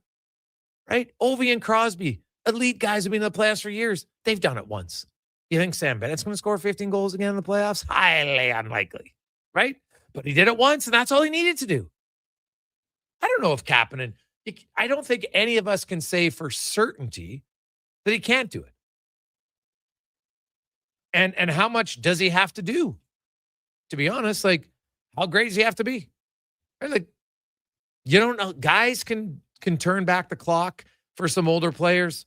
You know, others can just play well, right? Could Matt Savoy be Stankoven? Right? I don't know. Maybe. But look at Carolina. They had one guy, and that was Stankoven, score more than 8 goals in the playoffs. So you have a team balance here. You don't need a 15 or 16 goal scorer if you're limiting goals against. Now, it would be nice to get it. Don't get me wrong. And I could see the argument nearing the trade deadline for the Oilers to get a shooter. I'm totally in line for that. But we'll see how the season plays out. Right? I look at the Oilers, and I've said it from 48 hours after the season ended. I expect the Oilers to have a good start. I didn't know Babcock was going to be the coach. I didn't know Locke wasn't going to be the coach. And I outlined my reasons why. They still have good players. They still have elite players. They have players who are annoyed in how they played. They didn't take the regular season serious enough. They kind of lost their way. Now they're also going to be rested. The most rest they've had in years because they lost in the first round. Right? Like, you go back. They haven't been out of the first round since 2021. Third round, second round, fourth round. So they'll be more rested. And I think throw in the fact now that you have a new coach, and a history tells me with this group, when they have a new coach, they play better off the start. So, hey, Greg's, I heard you on Kipper and Bourne say that the defense isn't big enough. How's that a concern after seeing Carolina win with their blue line? Well, if you look at Carolina's blue line, and I said not so much, but you need different guys. And Carolina, like, look at Jacob Slavin. Jacob Slavin's pretty big, right? Keandre Miller's massive, right? Nikishin, big. Carolina's blue line wasn't that small, right? And Walker, while he's small, plays like a bulldog, right? So size is one thing, but if you're 5'11" and you run around and hit everything that moves, that's different than being 5'11" and you have 3 hits all year, right? So I don't really think the Hurricanes' defense was that small, to be honest. It was mobile, right? But I don't think I would say that Carolina's D was small, really, at all. Like, Keandre Miller's what? He's 6'5"? He's huge, right? Nikishin, big dude. You mentioned, like, I just look at like Goss's Bear was smaller, but Nikishin's 6'3", Slavin's 6'3", Miller's 6'5". Goss's Bear and Walker were their smallest guy, but Walker's 5'11", who plays way bigger. And Goss's Bear, you can have one small guy. I don't have a problem with that. When you're mobile, for sure. But I look at the Oilers' defense, and the thing about Walker is look how physical he is. Who on the Oilers? Murphy's physical. Who else? Wallman can be. But my thing with Wallman is he's got to show me he can be healthy. I don't, when Wallman's in and he's playing, I think he can be a difference maker. No problem. But I need to see him. Right? Now, Ryan Shea, not overly big, but Ryan Shea is kind of like Jalen Chatfield a little bit. Similar size, although Chatfield's a little bit heavier than he is. Like, Chatfield's 210. So if you're 6'1" and 210, you can move guys around. But then there's big guys who don't play big. And that was my one frustration a little bit lately. I don't feel Nurse played as big as he is, which I would like to see that change. Quick break. We'll return. Landon Ferraro will join us, break down free agency. The Oilers, how much better are they? Or are they just more flexible due to the massive $7.3 million in cap space that they have to play with? We'll get to it and more on the Gregor Show, presented by PlayAlberta.ca. Action Electrical Solar Team is now making a play for sustainability and savings. They're specialists in powering up for a greener future. That's the strategy. Designing and installing high-efficiency solar panels. They're helping homes and businesses combat rising utility costs by harnessing the power of the sun. A smart move for efficiency and the environment. Hire the Action Electrical team to bring home a win for your project. Visit actionelectrical.net. You may get up early, but more than likely, the team at GS Construction have already gotten up before you, grabbed a coffee, headed to the site, and started their day. So while Edmonton wakes up, GS crews are already underground, quietly keeping things moving, upgrading, and laying the new underground infrastructure for our growing city. If you're the kind of person who goes to sleep with their steel-toed boots on, GS Construction wants to hear from you. We're looking for a maintenance foreman as well as a building and yard attendant. Visit gsconstruction.ca for more. With Play Alberta, backing the home team goes beyond the bets. That's because your picks have provincial impact. Play Alberta is the only app in the province that puts all revenue directly back into supporting programs and services that Albertans rely on every day. By investing in the General Revenue Fund, every play, bet, and buy made on Play Alberta helps make a difference across the province. Visit playalberta.ca/Gregor to learn more. That's playalberta.ca/Gregor. Must be 18 plus to play. If you gamble, use your game sense. Okay, new strategy. I'll just live in the freezer till October. It's spacious in here. It's spacious. There's a better way to survive the coming AC season. Pro Solutions is your one-call solves-it-all expert for AC repairs, tune-ups, and new installations. We offer convenient financing options and fast appointments so you can enjoy your entire home, not just the freezer. Now I can leave the frozen peas where they belong. Book now at prosolutionsinc.ca. Edmonton's go-to station for all things sports is Sports 1440. From Low Tide to Kevin Karius and Jason Gregor, we deliver the latest on your favorite teams. Tune in 24 hours a day, 7 days a week to Sports 1440.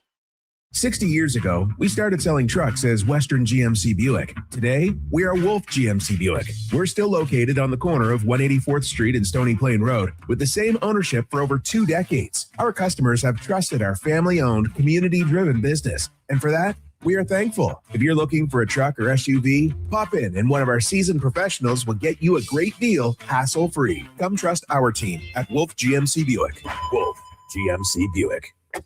We're making it easy.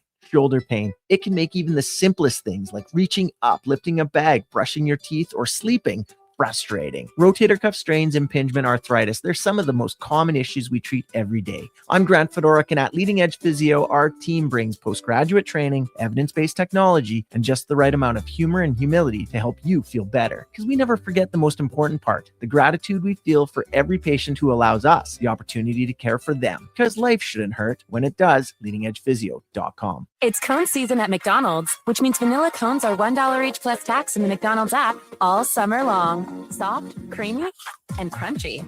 For just $1 each plus tax exclusively in the McDonald's app. App download and registration required at participating McDonald's in Canada.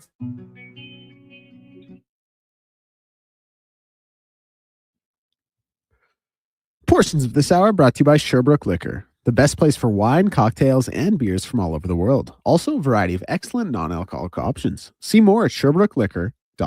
Look good, feel good, play good. It's the Jason Gregor Show. Thanks for listening to Sports 1440. Presented by PlayAlberta.ca, Alberta's only regulated online gambling website.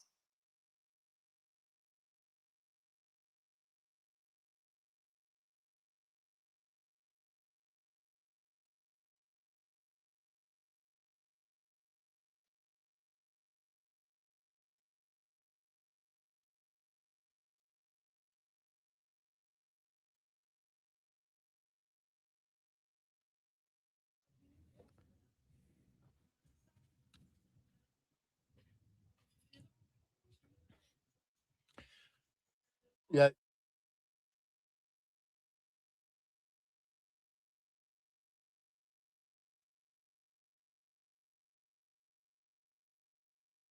Old habits die hard. Declan Kruger filling in for Con Man, who is still vacationing. He'll be back on the 13th of July. Declan and Kenzie McClellan running things for us today on the Gregor Show, presented by PlayAlberta.ca. It's the Daily Grand Thursday, $1,000 a day. God, that'd be awesome. I like my odds, although I've never won, but I still like it. I know everyone tells me, oh yeah, you got to get the lump sum. Lump sum, schmum son. I've seen way too many people. I've read too many books about people who just ruin it. They blow all the money. You get $1,000 a day. I think it keeps you grounded. Still pretty comfortable. Like $1,000 cash every day. It's like you're making $2,000 a day. I don't know many people like that. Well, NHLers, I guess, but a few NBAers.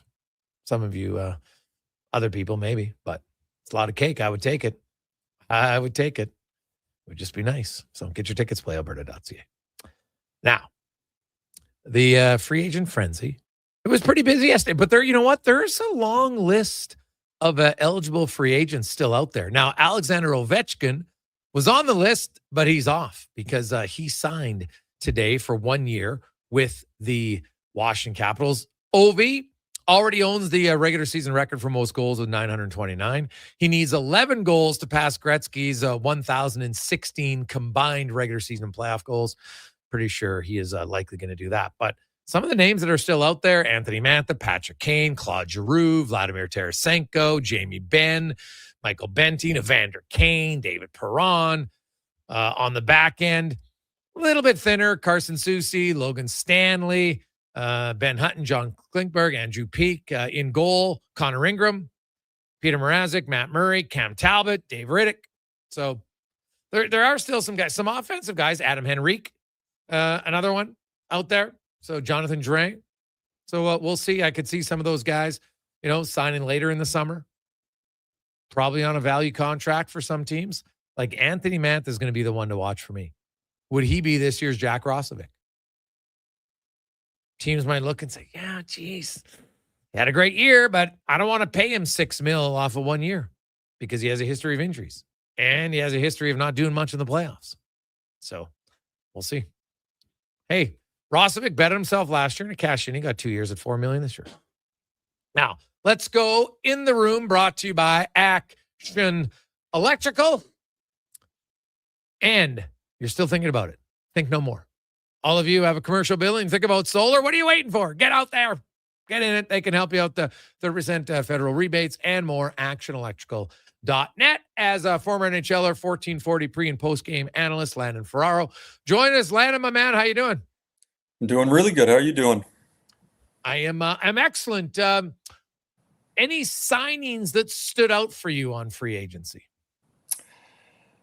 I like what Washington did kind of out of nowhere in a sense. The way that San Jose went about their day. I think the Nurse one's a bit of a head scratcher to me. I love it from Edmonton's side. I shouldn't say I love it, but I like it from Edmonton's side.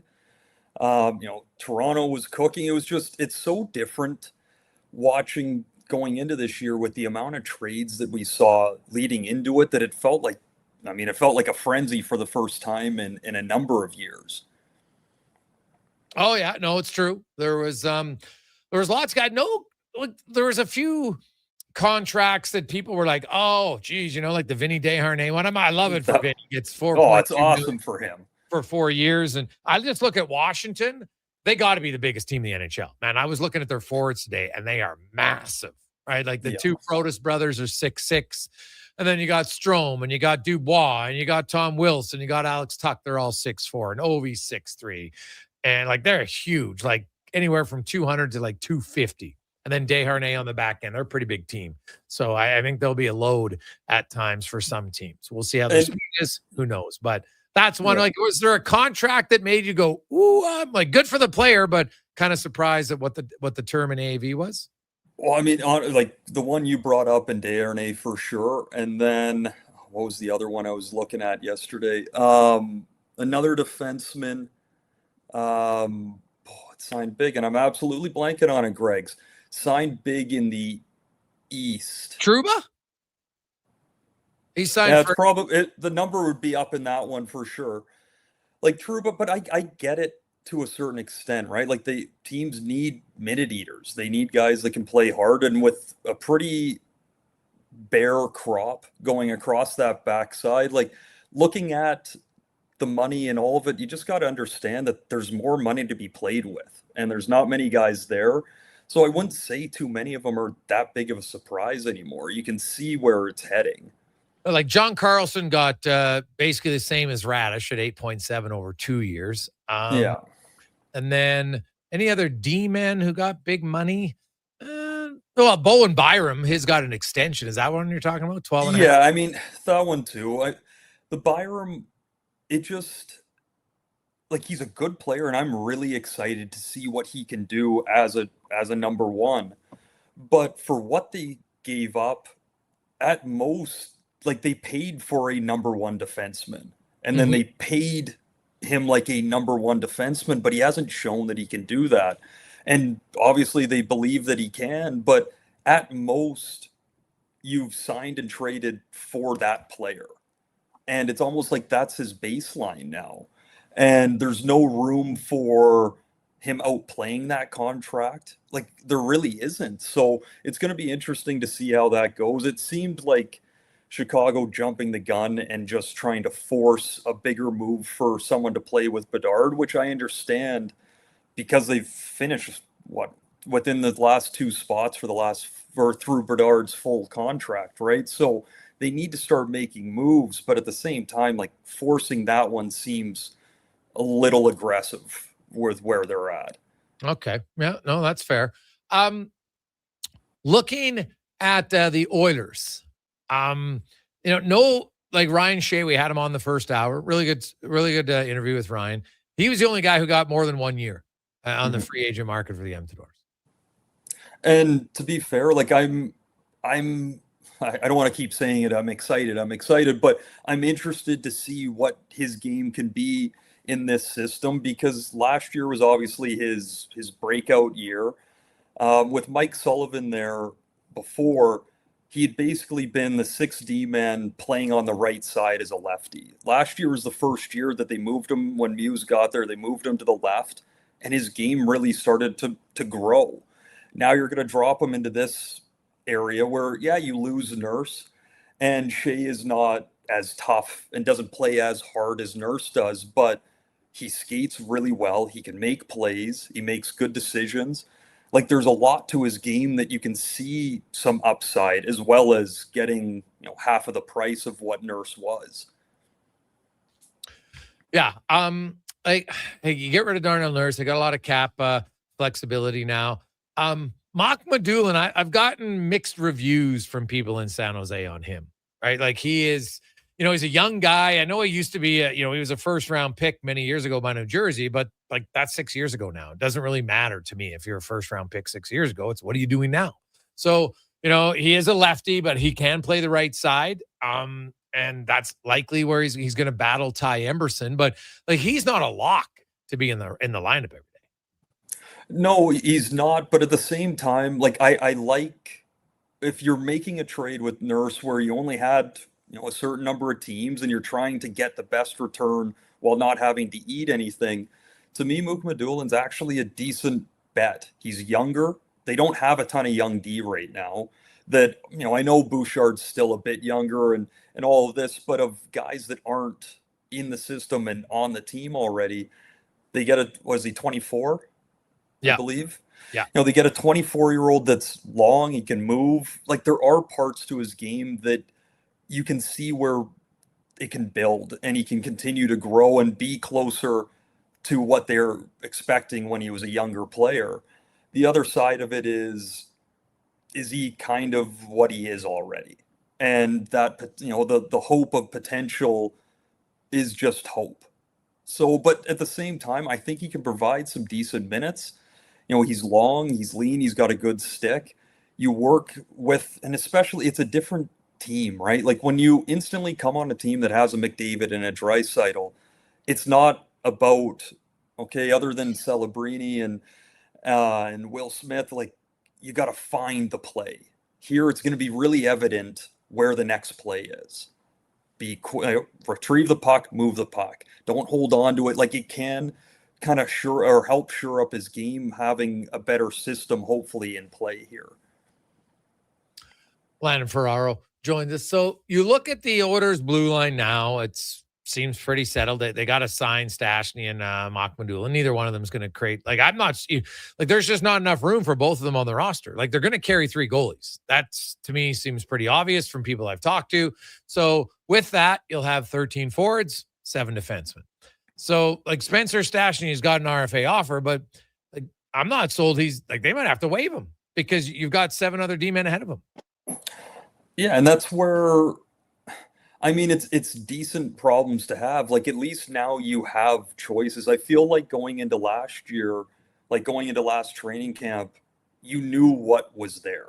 There wasn't going to be surprises because it was basically the young kids, Savoy and Howard, if they could break through and grab a spot. And past that, you knew exactly what was there. Now, like, there is some internal competition that is going to be in play at camp. And when you're talking about Babcock coming in, changing the culture in a sense, changing how they go at training camps, he's going to love the fact that there's guys competing. It's not show up, you already know where your spot is and you move along through it. It's a really short camp this year. They only have the 4 preseason games. Like, that elevates the competition and emotion into training camp right from day one. Guys know they don't have a long leash to try and get in his good favor.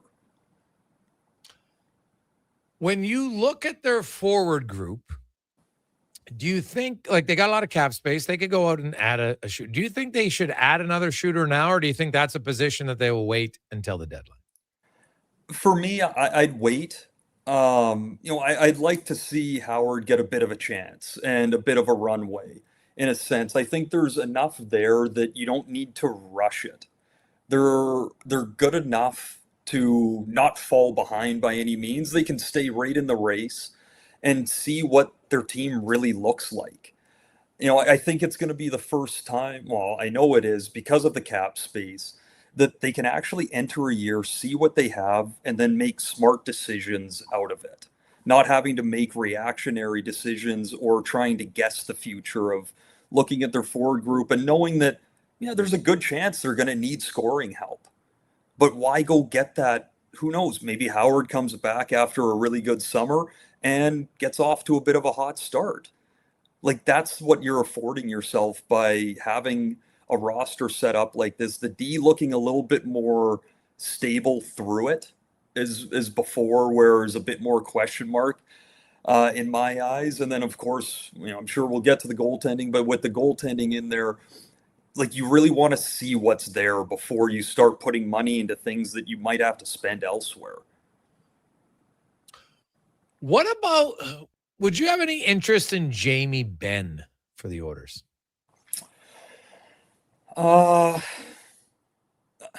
Personally, no. To me, I think the Oilers need to play and want to play a more up-pace tempo than what Jamie Benn is able to provide right now. Is that a guy that if he gets a job somewhere else, that you look at the trade deadline as that heavy option to be able to put in on a 3rd or 4th line against a heavier team? I'm all for that because of the character and what he's shown. But to have him there all year, I don't think that's a fit for what they're trying to accomplish right now. Okay, that's fair. What about Patrick Kane? Oh, I take Patrick Kane every day with them. I think that just looking at it, like dropping him onto a Draisaitl line with Podkolzin, just off the top of my head, sounds so nice. I think it could get Draisaitl back to a bit more of a shooter. Like how last year went for him, as good as a year as he had, he missed a lot of scoring chances that he normally doesn't. And I feel like that's going to come back in a vengeance this year. And the thought of Patty Kane being on that other side with them and just dishing pucks, being creative, being able to think the game the way Draisaitl does of buying space, finding those openings and taking advantage of people, that'd be real fun to watch. Yeah, that's fair. Now, looking at around the NHL, you look at Florida and what they've done in the offseason, Tampa Bay, a lot of the top teams like Edmonton, I think they're a little bit better. I think their bigger moves probably still going to come at the deadline because they actually have cap space for the first time in a long time. And when you have that much cap space and you're going to be able to accrue it and all that stuff, well, I guess unless someone goes on LTIR, that obviously can change some things for you. But the Oilers are in a very good position to make some significant moves for wingers if they want to at the deadline. Yeah, and again, from what we were just talking about of do you add right now or like just let it play out and then make decisions from there and see what guys are maybe having a bit of a tough start somewhere else and knowing that dropping them into your system will work. I think out in the East, everyone looks at Florida and what they, as soon as the Brady Tkachuk trade happened, everyone starts adding, right? Toronto's completely changed around their team. Not saying they're contenders all of a sudden, but they've made a million moves. Tampa brings in a ton. Washington regroups. Buffalo's still looking good, and the idea of Hellebuck floating in there too is still up in the air. Like there's a lot of teams that got a lot better. I look at the West and I don't see that as much. Teams have stayed a lot closer to where they are. And again, I think that plays into the Oilers' hand of not having to go spend right now and guess where their holes are going to be.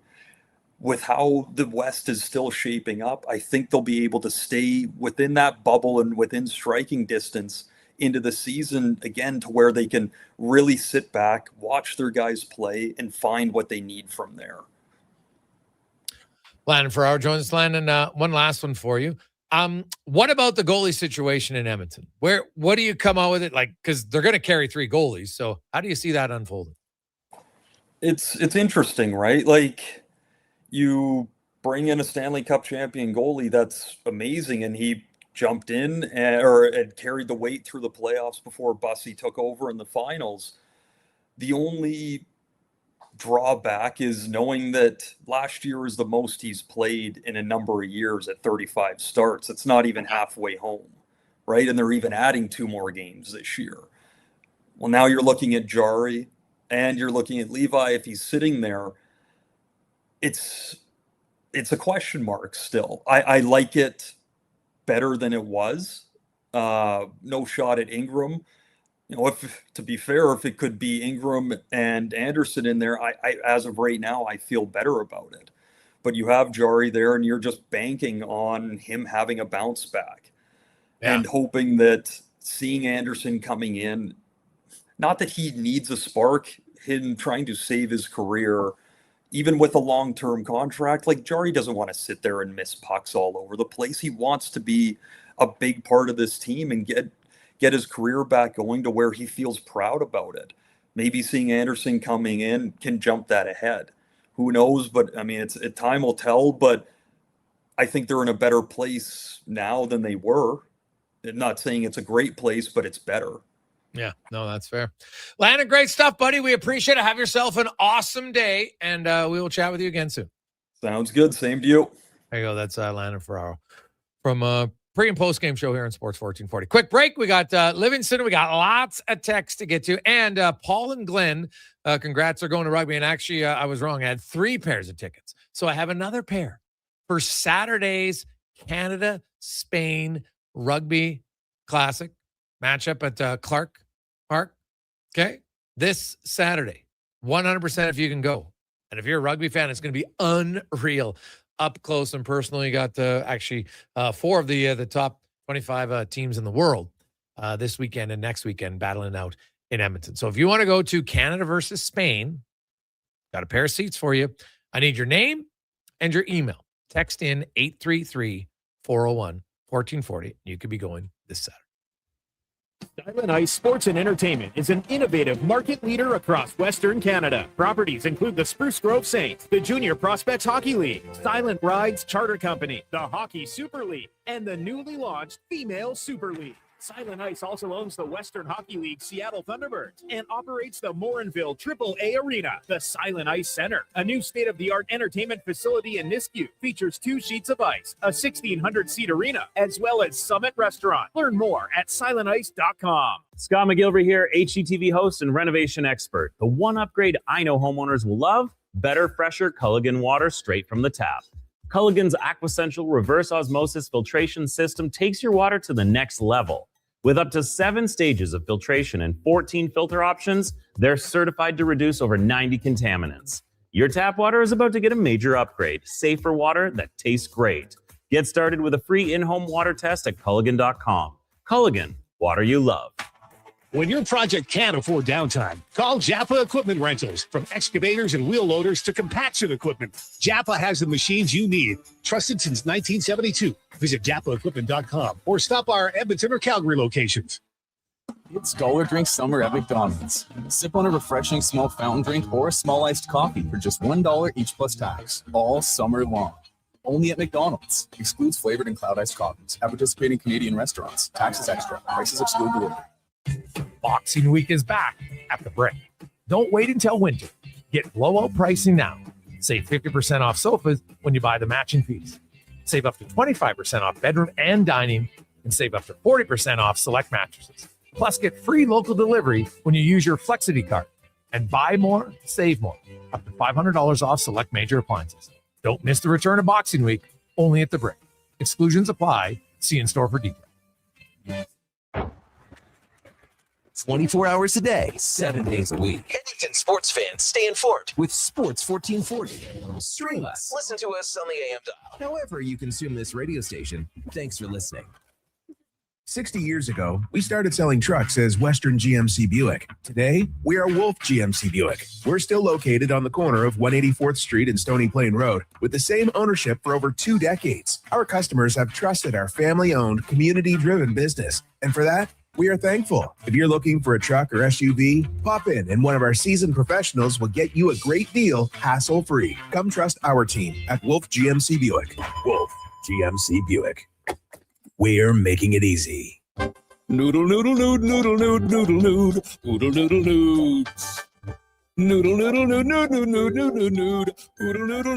nood, noodle, nood, noodle, noodle, nood, noodle, nood, noodle, nood, noodle, noodle, noods. Noodle, noodle, nood, nood, nood, nood, noodle, nood, noodle, noodle, nood. Throw the load down to Oodle Noodle tonight because dine-in is open.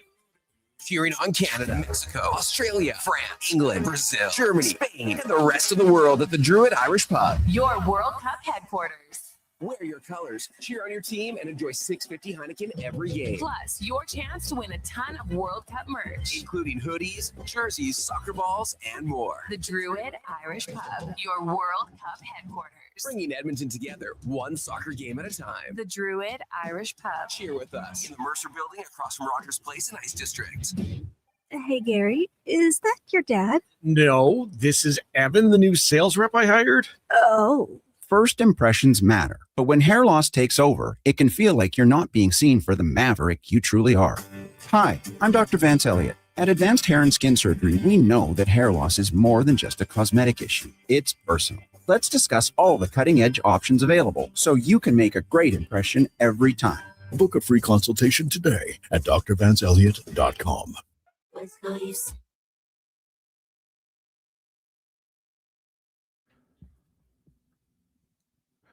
Portions of this hour brought to you by Ewell. Helping you finish your electrical project is their goal. From pot lights to electrical panels, the gear you need is at ewell.ca or in person at one of their Edmonton area locations. Ewell.ca, your partner in power. From puck drop to kickoff, it's the Jason Gregor Show on Sports 1440. Presented by PlayAlberta.ca, Alberta's only regulated online gambling website.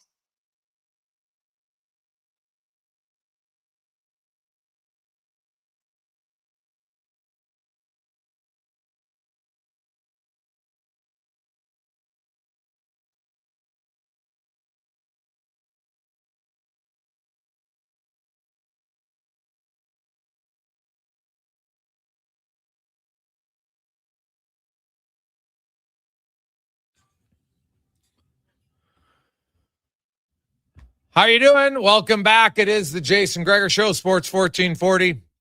Sports 1440.ca. YouTube, Facebook, X, Instagram. Thanks for listening. Thanks for watching. Always brought to you by PlayAlberta.ca, the daily grand, $1,000 a day for the next 20 years. $7.3 million. Get your tickets at PlayAlberta.ca. Time now for the Racing Report, brought to you by CanTorque. Made in Canada, made for Canada, where extreme isn't theoretical. Find your solution at CanTorque.ca. as Colin Livingston joins us from Edmundston, New Brunswick. Is that like the brother city of Edmonton, Alberta? Well, I've only been here a few minutes, so I'm not really sure. But we needed to stop somewhere between. We started this morning at Charlottetown, PEI. We need to be in Quebec tomorrow. So out of all the places I could have stopped, I thought this was probably the closest thing to home. Okay. Let's I guess quickly tell us, like, what's the track there like? What's going on? Okay, so we're only halfway. We're racing this weekend in Montmagny, which is, from what I'm told, is about an hour outside of Quebec City. We haven't been there. Alex has never raced there. I've never been there, so we're kind of showing up cold.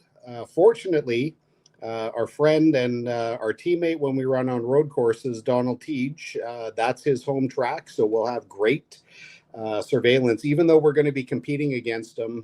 One of the beautiful things about racing is, when you make a friend in the series, they'll give you a little bit of insight. And Donald, for a number 80 team, when we run that number, he's racked up 3 second place finishes in a row. So we did back-to-back seconds at Chaudière a couple weeks ago, and then finished second last weekend at Riverside.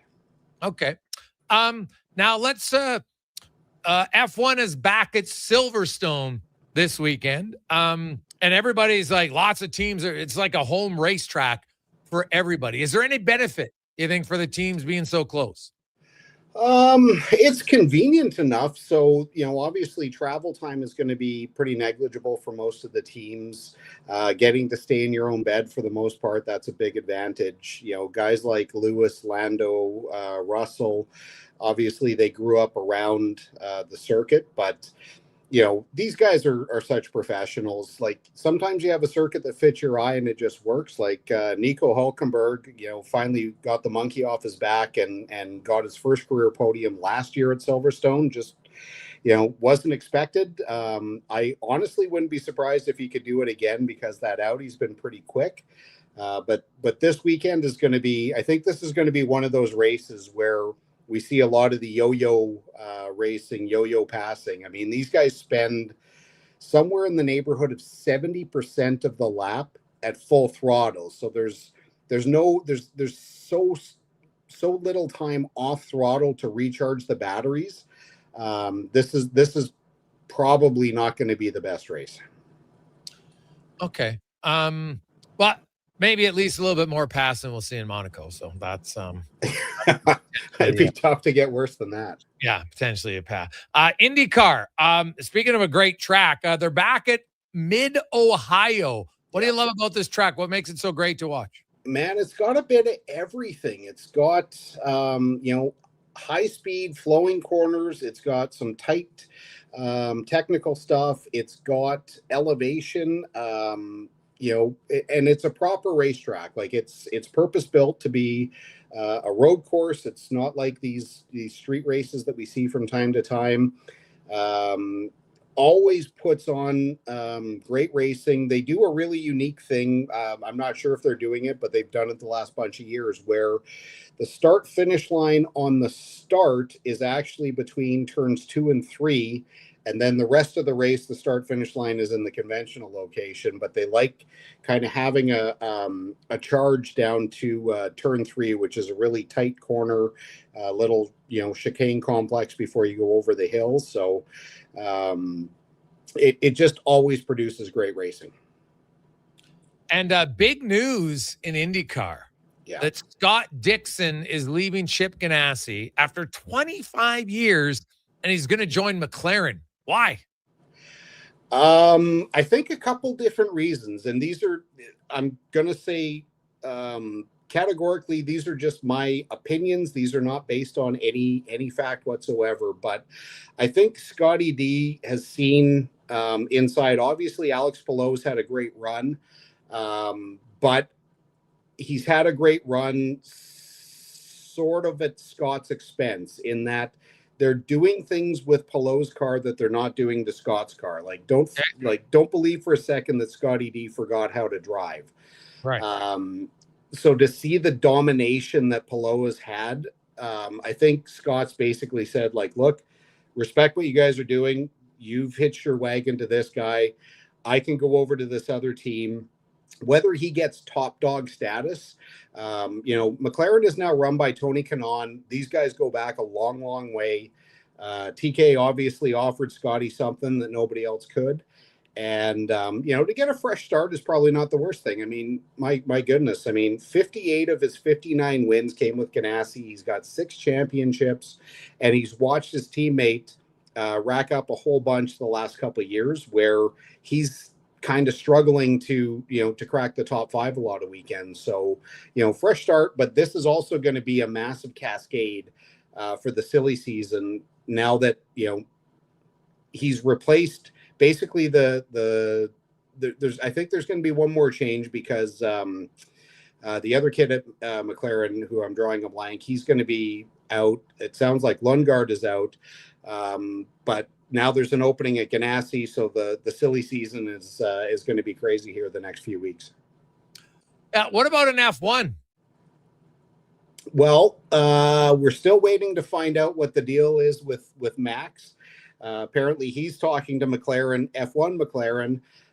We heard this week that Lewis is pretty much all but signed to Ferrari for 2027 and potentially with an option year after that. So we're still waiting for Max. That's going to be the big domino. If he doesn't re-sign with Red Bull, or if he executes his exit clause, then things are going to get very, very crazy.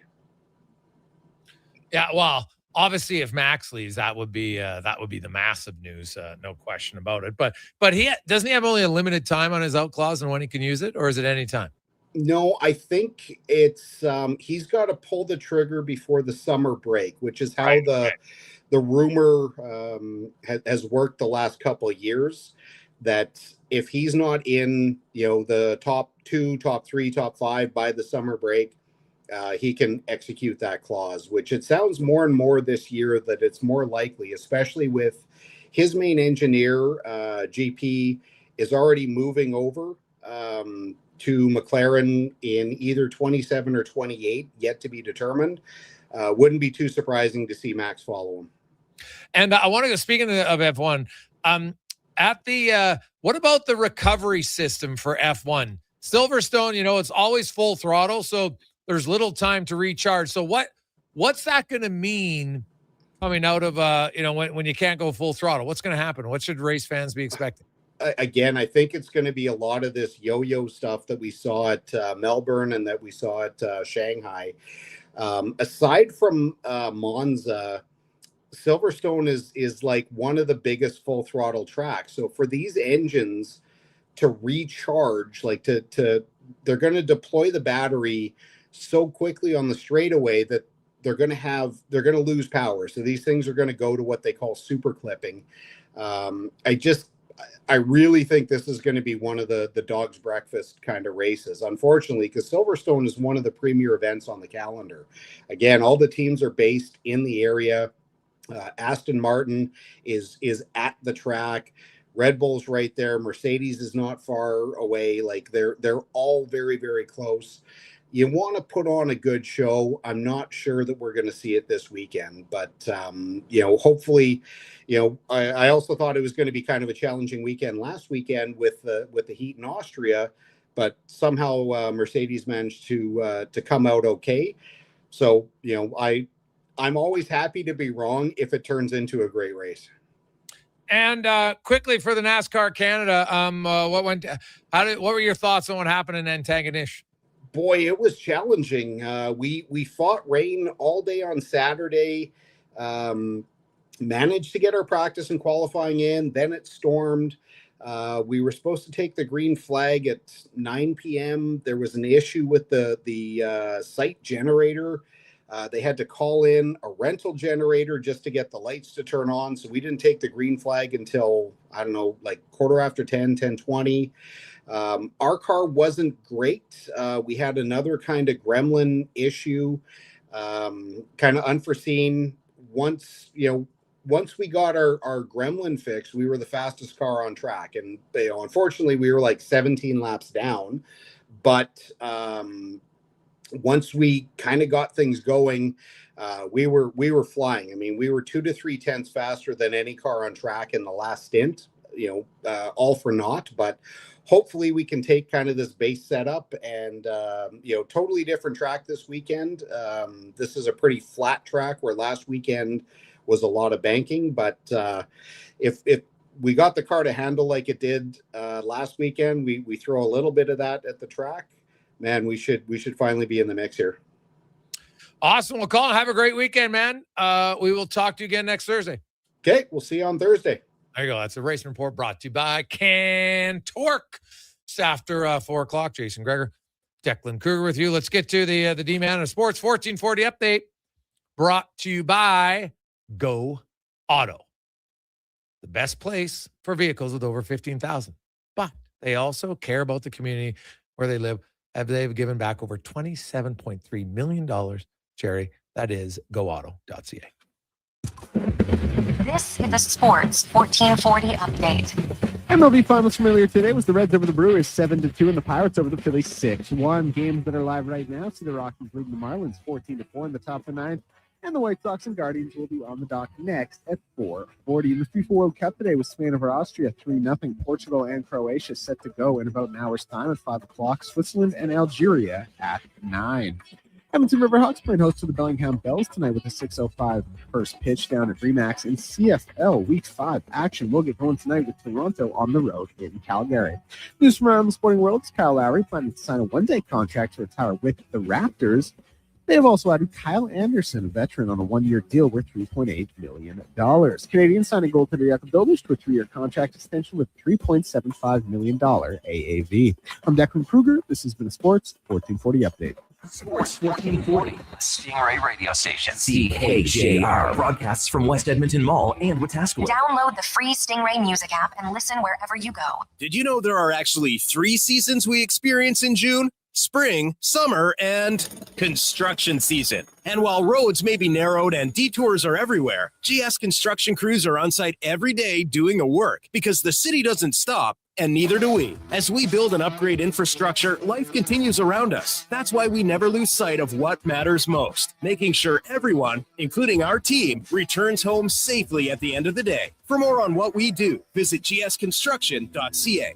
You've got a go-to coffee spot, a trusted barber, even a lucky game day jersey. But when it's about looking your absolute best, there's only one name you need: Mr. Dirk. Family run since 1939, we're experts in crafting impeccable tailor-made suits and offering a wide variety of everyday styles. Pair that with personalized one-on-one fittings and the convenience of on-site tailoring. Mr. Dirk elevates your style game. Visit our Edmonton store or explore MrDirk.com. Score big on style with Mr. Dirk. With Play Alberta, backing the home team goes beyond the bets. That's because your picks have provincial impact. Play Alberta is the only app in the province that puts all revenue directly back into supporting programs and services that Albertans rely on every day. By investing in the General Revenue Fund, every play, bet, and buy made on Play Alberta helps make a difference across the province. Visit playalberta.ca/Gregor to learn more. That's playalberta.ca/Gregor. Must be 18 plus to play. If you gamble, use your game sense. If you've got a smart speaker, get it to play Sports 1440. And it doesn't matter when you listen, as we roll out the Sports Talk 24 hours a day, 7 days a week. Edmonton's home for sports radio is Sports 1440. It's cone season at McDonald's, which means vanilla cones are $1 each plus tax in the McDonald's app all summer long. Soft, creamy, and crunchy. For just $1 each plus tax exclusively in the McDonald's app. App download and registration required at participating McDonald's in Canada. Come for Canada's largest trade shows, the biggest names in entertainment, exhilarating sporting events, and more. And stay for the experience at the Edmonton Expo Centre. Looking for the perfect place to host your next big event? From trade shows to galas, meetings, and concerts, the Edmonton Expo Centre has the space, event expertise, and service to make your next event unforgettable. With over 522,000 square feet of flexible event space, in-house catering, and operational expertise, they bring your biggest vision to life. Learn more at EdmontonExpoCenter.com today. Everything is going to be okay. If you're feeling the weight of too much debt, you have options. I'm Dan McDicken, a licensed insolvency trustee with Faber. Becoming debt-free is possible, and a personal bankruptcy or a consumer proposal will get you there. Schedule your free Faber Focus session at faber.ca today. You'll learn how a consumer proposal will eliminate your debt by paying a percentage of the amount owed without interest. At Faber, we've got your back. You've got better things to do than wait for an oil change. Jiffy Lube gets you in and out fast. No appointment necessary. All you have to do is roll into a location near you, and we'll take care of the rest. Every full synthetic oil change at Jiffy Lube is warranty approved and comes with a 20-point visual inspection, making sure you get back on the road safely. Find your neighborhood Jiffy Lube today. Visit jiffylubeservice.ca. We just dropped a massive payload at NISQ 4. It's time to unload some deals at the Truckload of Savings event. If you've been waiting to upgrade, we've backed up the savings with unbeatable offers on our toughest Fords. Right now, haul away exactly what you need and take advantage of massive price drops across our entire lineup, including the legendary Ford F-150 for the job site or the weekend getaway. Shop the Truckload of Savings at nisq4.ca. NISQ Ford, above expectations.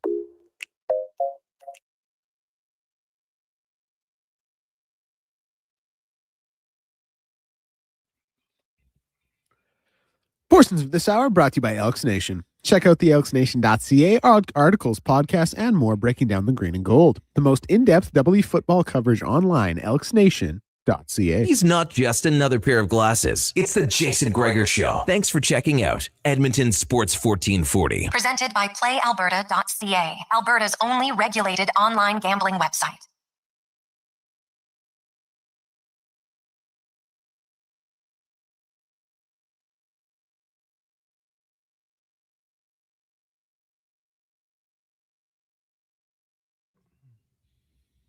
Kruger, Clellan here on Sports 1440, sports1440.ca. YouTube, Facebook, X, Instagram. Hope you are having a lovely Thursday. No rain. At least last I checked. Hopefully it's still no rain. You're going to get a little bit again tomorrow. I know. I think most of us are in the same boat. Enough. It'd be nice to get some more. Now, coming up later on this hour, future Hall of Famer Anze Kopitar will join us live in studio as he is at the Brick tournament. Is he getting the coaching bug? We'll see, but we'll talk about his great career and also the Brick tournament, of course. Awesome tournament for young kids, and they got the book that's come out talking about lots of the young players who played there. Terry Jones wrote it. We've got a copy of it here in studio, so if you're a fan of the history of the tournament, you might want to check it out. But we'll have Anze Kopitar joining us later on this hour. 833-401-1440, 833-401-1440. Let's get to Stats of the Day. Brought to you by All Star Construction, founded in 2009. They keep growing and expanding. And guess what, baby? They are hiring right now. If you are looking for a good job, maybe you're just starting out, right? Because they have all different opportunities for you, from construction laborers to backhoe operators, hydrovac operators, locators, and more. Check them out. Just Google All-Star Construction. You can check them out at Indeed.com, and you'll see where they're hiring right there. Now, we got a lot of stats to get to coming on. Anytime we have an extra day off, there's a few more stats to get to. Now, I do want to start with this one just because, Oiler fans, just a reminder, just so you know you're not hearing wrong, the Edmonton Oilers have $7.253 million in cap space right now. They currently have 13 forwards, 3 goaltenders, and 6 defensemen. So they're going to sign one more guy. So let's say it's Mark Madula. Let's say he's at $1.1 million because he's currently at $1 million. That's what his qualifying offer was. Played 50 games last year. I don't see him in a situation to get a real big raise other than that. Maybe 1.2. Let's just for fun say 1.2. Well, now they're at $6 million in extra. Now they still have to sign Doc, but when they sign Doc, probably Matthew Joseph isn't on the roster, and he's already counting for $1 million. So, Doc comes in. I don't see, he might be 1.2, give or take. So, they're going to have a lot of cap space, is my point. for the first time in a long time. I expect him to carry 3 goalies, go with 13 forward, 7 defensemen. But because they have the extra cap space, if you run into some short-term injuries, you just put them on IR and you can call someone else up. They're never able to do that. They were so tight to the cap, they didn't even have room to put guys on IR very often the last few seasons. So you'd run, sometimes they had a 20-man roster, 21-man roster. They'll have some flexibility if they need it this year. And more importantly, they'll accrue cap space leading up to the trade deadline. And it won't be dollar in, dollar out, which has kind of been the motto for the last few years for the Edmonton Oilers. So that will free up some opportunities for sure at the deadline. Now, CFL gets going back tonight. Calgary and Toronto. Play Alberta.ca. You might be thinking the over. Toronto leads the CFL in points per game at 38. Calgary second at 35. Now, they give up a lot too, but they score a lot. Chad Kelly, how about this? He's averaging 397 yards per game with 9 touchdown passes through 3 games. Almost 400 yards a game. A lot of offense. And Tyler Kamen has 15 catches for 237 yards and 4 touchdowns in his first 3 CFL games. So if somebody likes to be on the CFL, check it out. Now, how about Bo Levi Mitchell? In his last 2 starts, 572 yards passing, 8 touchdowns, no interceptions. He has 630-plus yard completions, and he has a perfect QB efficiency rating of 158.3 in both games. The last guy to do that, Ricky Ray in 2013, Anthony Calvillo 2003, and then you got to go all the way back to Ricky Foggy in 1990. Now, Warren Moon did it also in 1981 and 82, but it's pretty rare. Bo Levi Mitchell's off to a great start. Interesting that road teams killing it early on in the CFL season. They're 9-5. Elks are 1-0 at home. One of the few teams that's good at home. Quarterbacks, 55 touchdown passes, only 16 interceptions so far. And how about this? 25% of offensive possessions in the CFL this year have resulted in a touchdown. That's the highest mark ever through 4 weeks of the season. So they're being efficient this year in the CFL. And when you say, oh, they just give Canadian spots, remember that 3 of the top 5 receivers in yards this year are Canadian. So there you have it. World Cup is on, but how many of you know, Declan, how many nations have won a World Cup? Do you know off the top of your head? I think it's 7 or 8. 8. Yeah. Do you know the 8? Uruguay, England, Germany, Argentina, Brazil, France, Spain. And I guess I don't know the 8th. England. I said England. I had them in there. Did you say Argentina? I missed one. Yeah, that's all that matters. I know you missed one. That's all right. Okay. But it's fun. The World Cup, but not a lot of teams have won. Spain and England once, France and Uruguay twice, Argentina 3, Germany and Italy 4, and Italy can't even get back in the World Cup, and Brazil 5. So will we have a different winner this year? France looks really good. Argentina looks pretty good. Germany and Italy are out. Uruguay's out. And the rest are still in. So I guess 5 of the 8 still have a chance. Now, speaking of hot, there is no hotter athlete on the planet right now than Dansby Swanson. This guy is on fire. Hit another home run today.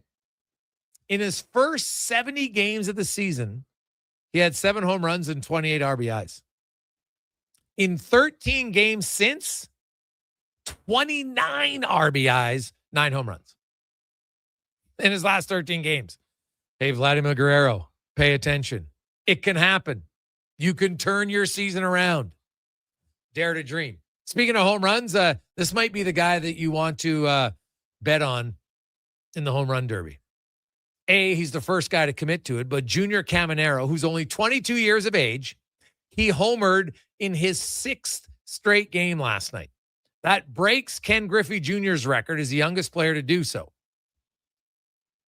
If Caminero can go a yard in his next 2 games, he will tie the longest consecutive streak with a home run ever in MLB history at 8 games. But that guy right now is killing it. And hottest team in baseball right now, the Miami Marlins. They went 20 wins, 6 losses in the month of June. They became the first team ever who entered the month 8 games or more below 500 and then exited the month 6 games or more above 500. What a turnaround for the Miami Marlins in the month of June. It's been crazy.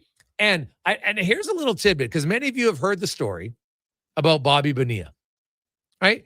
And what's unique about, do you know the real background of the Bobby Bonilla story?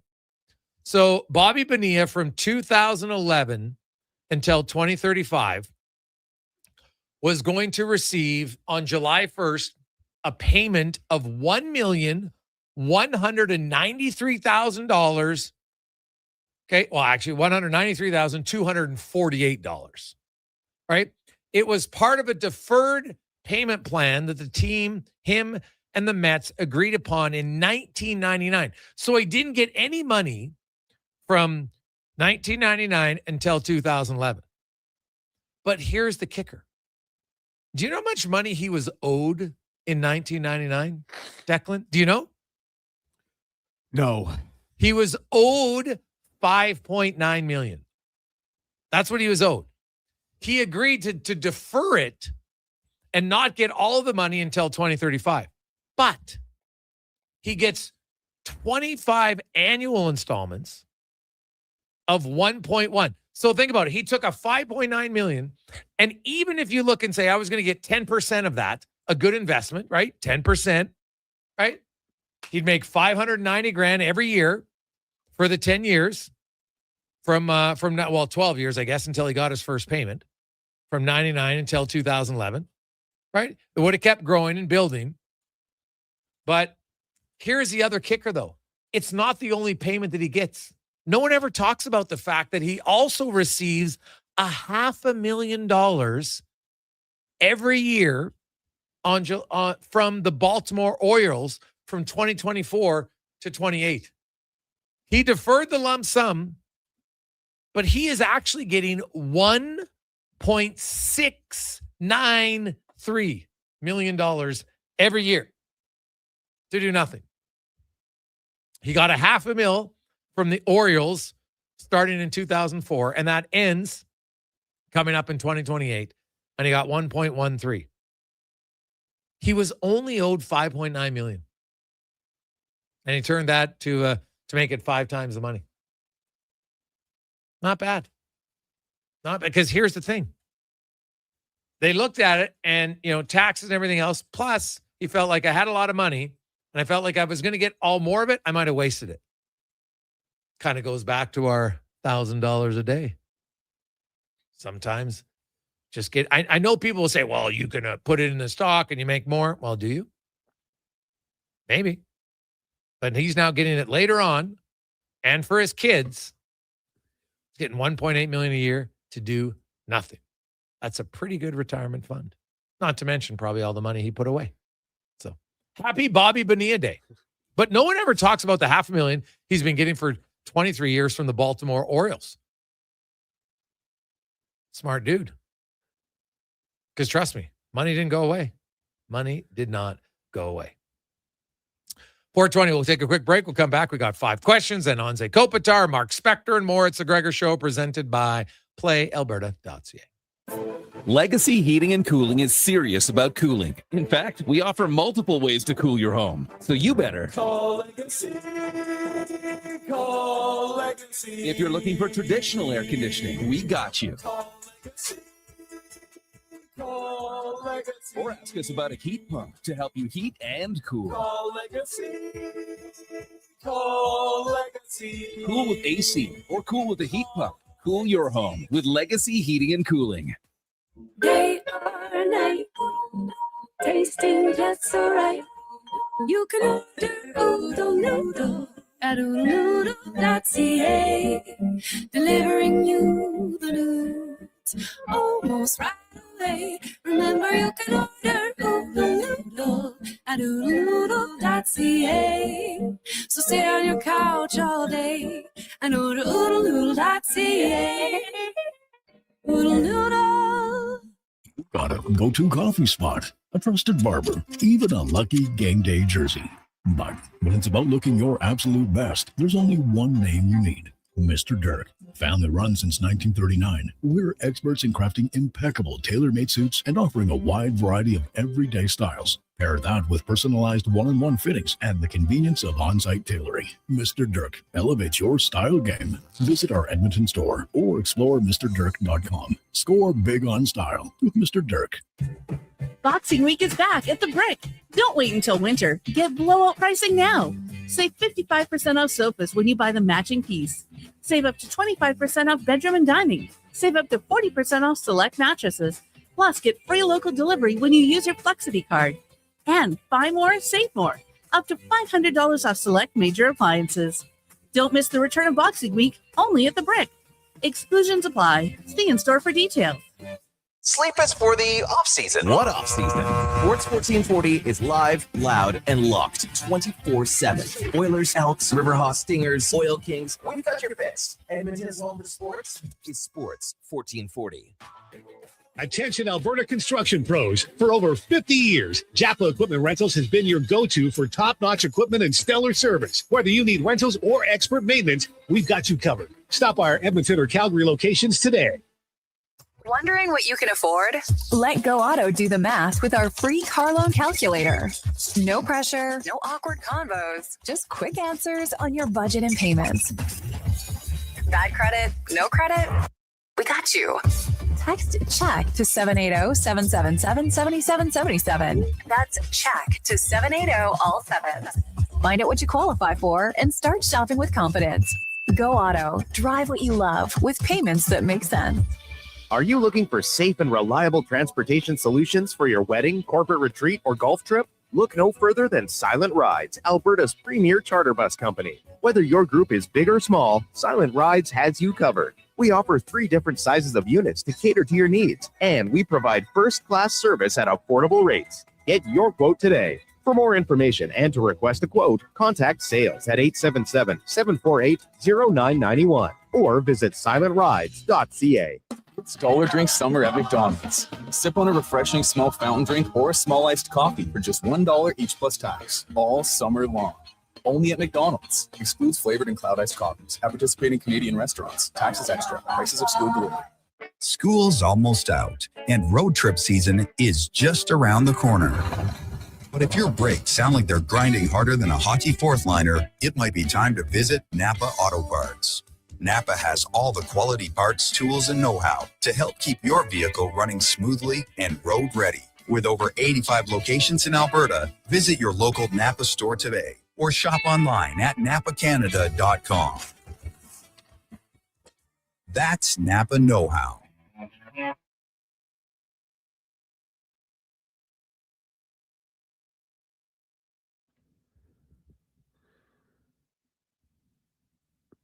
Portions of this hour brought to you by Mortgages to Go. Need cash and have equity in your home? Mortgages to Go has you covered. When the bank says no, they say yes, and they've been doing it in Alberta for 23 years. Call 1-888-888-5998 or visit mortgagestogo.ca. The Jason Gregor Show, the best of Edmonton sports talk and beyond. This is Sports 1440. Presented by PlayAlberta.ca, Alberta's only regulated online gambling website.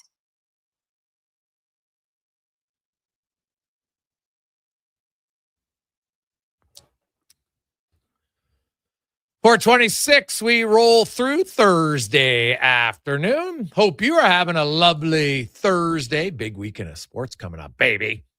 CFL action starting tonight, game of day, tonight through until Sunday. Elks are on Saturday, 5 o'clock, as they look to remain perfect against the BC Lions. You got Jays in Seattle, and of course, the World Cup coming up, Portugal and Croatia tonight. And we got 3 more elimination games tomorrow, and then the round of 16 begins on Saturday. And Canada, 11 a.m.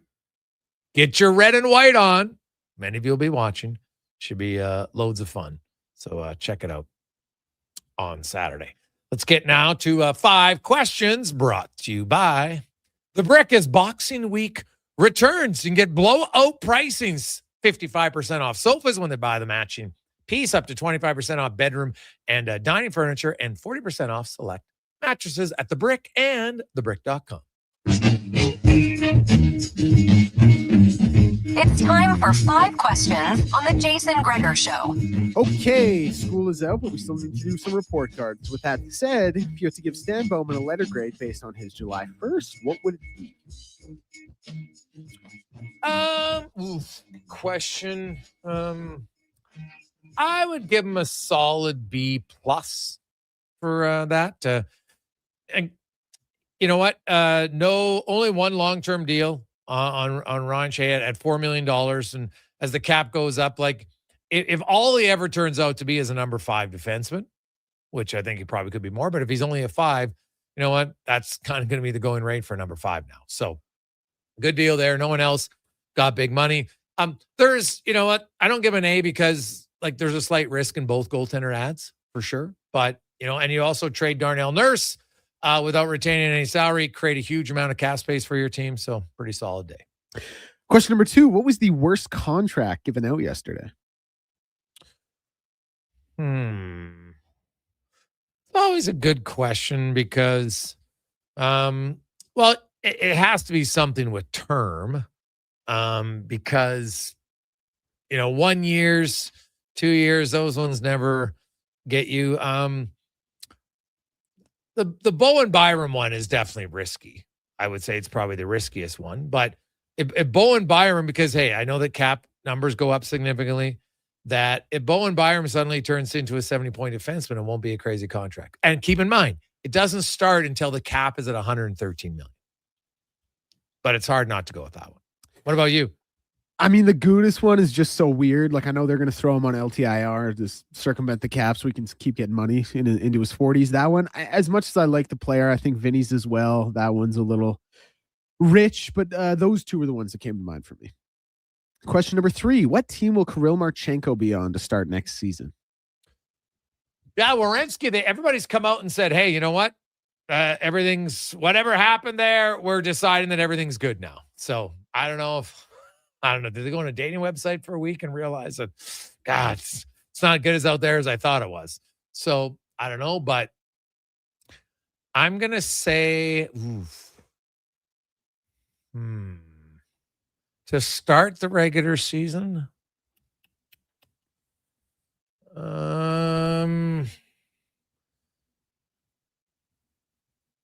how about a little bit of a surprise here? Montreal Canadiens. All right, question number 4. What is your prediction for how the games will get divided up between Devin Levi, Freddie Anderson, and Tristan Jarry next season? God, injuries are obviously going to play a factor here. I'm going to say Jarry ends up with 37 starts. Anderson will be at 28 and 17 for Levi. Okay, and final question. How surprised were you, and as an extension, just kind of your general thoughts on, how surprised were you at Jaylen Brown's return in the Jaylen Brown-Paul George trade? Honestly, I'm stunned that that's all they got. Good for the 76ers, man. Now, maybe Jaylen Brown was a huge benefactor of his teammate in Boston, Mr. Tatum. But I don't know, man. Like, I think he's a pretty good player. And Paul George's contract is just so bad. That's what I don't get. Like, I don't know, man. Like maybe I don't watch it close enough to appreciate Paul George. He just seems to be the most overhyped player by managers across the NBA. At what teams have given up to get him? I don't get it. What about you?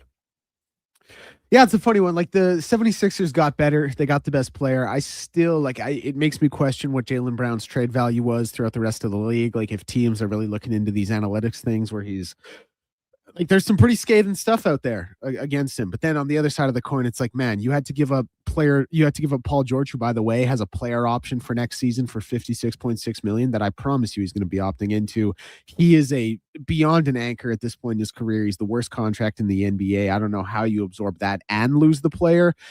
Philly got better. They got the best player in the trade, but there's a lot of weird stuff that kind of goes into it. Kind of. Yeah, it is definitely a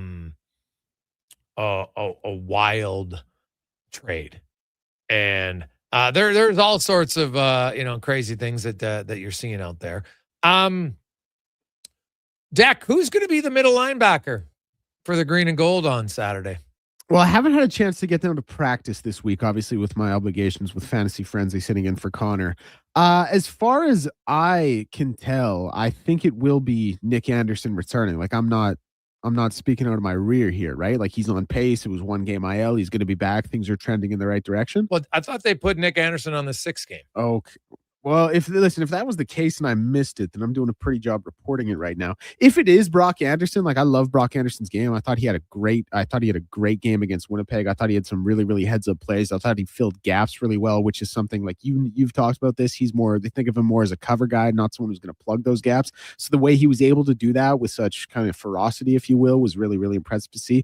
There are some positions on this team where if there's a replacement that comes in, you obviously kind of say, hey, I don't know about this. I don't know how good I'm feeling. Middle linebacker is not one of those. Well, positions. It's because Mogensen hasn't practiced this week, right? For the first, that's why you look at it for me, and I'm wondering if they're going to, if they're just going to move. Now he played there last year, so I wonder if Joel DeBlanco might slide to the middle for that game. So I'm curious. The Elks official depth chart will come out tomorrow, but I don't. Joe Robustelli, I don't expect to play. The good news is Royce Mechie is getting closer, limited, but he's not ready. But at least he's moving. You're seeing him, but he'll be a ways away. Silas Hubert, the D lineman who was on all special teams last year for the Elks, probably went maybe the most underappreciated player on the green and gold last year was Hubert for just everything he did. He didn't miss a snap on special teams, and he's had now 2 full days of practice, so I think there's a really good chance you're going to see him come back on the roster. But the Brock Mogensen one, now sometimes guys just won't practice and then they'll play, so that's why I'm very curious to see if he's going to get an opportunity here. But we'll see. Hey guys, I don't get it either on Brown. The guy was an MVP candidate with Tatum out last year. It's a crazy trade, dude. Honestly, like. I really don't understand it. And what's funny is I see a lot of people, he thinks he's smarter than everyone. Well, but if you go back, the guy's a really smart guy. Now, I don't know him from Adam, so I can't claim. Sometimes people are intimidated by others. And because he questions some of your decisions. And some people don't like that. But, like Jaylen Brown, you go back to his college days, like he was always an intellect. And maybe that intimidates some people. We'll see. But I'm very curious to see what goes on with that trade, and more importantly for the Elks. And their defense is good enough, but like any team, if all of a sudden your top 2 middle linebackers go down, there starts to be a little bit of a trickle down effect to see how it impacted. So Brock Mogensen, whether or not he can play or not, will be a big storyline heading into tomorrow's practice. Take a quick break. When we come back, we should have Anze Kopitar joining us in studio. Here he's in town, of course, for the Brick tournament, doing a little fun coaching. Also, he's now officially retired from the National Hockey League. It's too early to say that he misses it yet, but I'll say one thing. I'm gonna guarantee he might not miss the offseason training, because that's the one thing when you talk to players, they're like, dude, I do not miss the training. I miss the fun stuff. I miss getting to the games. Training, not so much. When it's your job, like there's people out there that some of you love working out, enjoy it, but even then there's times where you're like, oh, but when you're an athlete now, like it becomes a full-time job working out and training from a young age. It is wild. So I could see how somebody after doing it for 20 years might be like, you know what? I am not missing the 4-hour workout days. Now, most guys still do something. They're active, but not at that level. Quick break. We'll turn to Gregor Show presented by PlayAlberta.ca. When your project can't afford downtime, call Japa Equipment Rentals. From excavators and wheel loaders to compaction equipment, Japa has the machines you need. Trusted since 1972. Visit JapaEquipment.com or stop our Edmonton or Calgary locations. Day or night, tasting just so right. You can order Oodle Noodle at oodlenoodle.ca. Deliver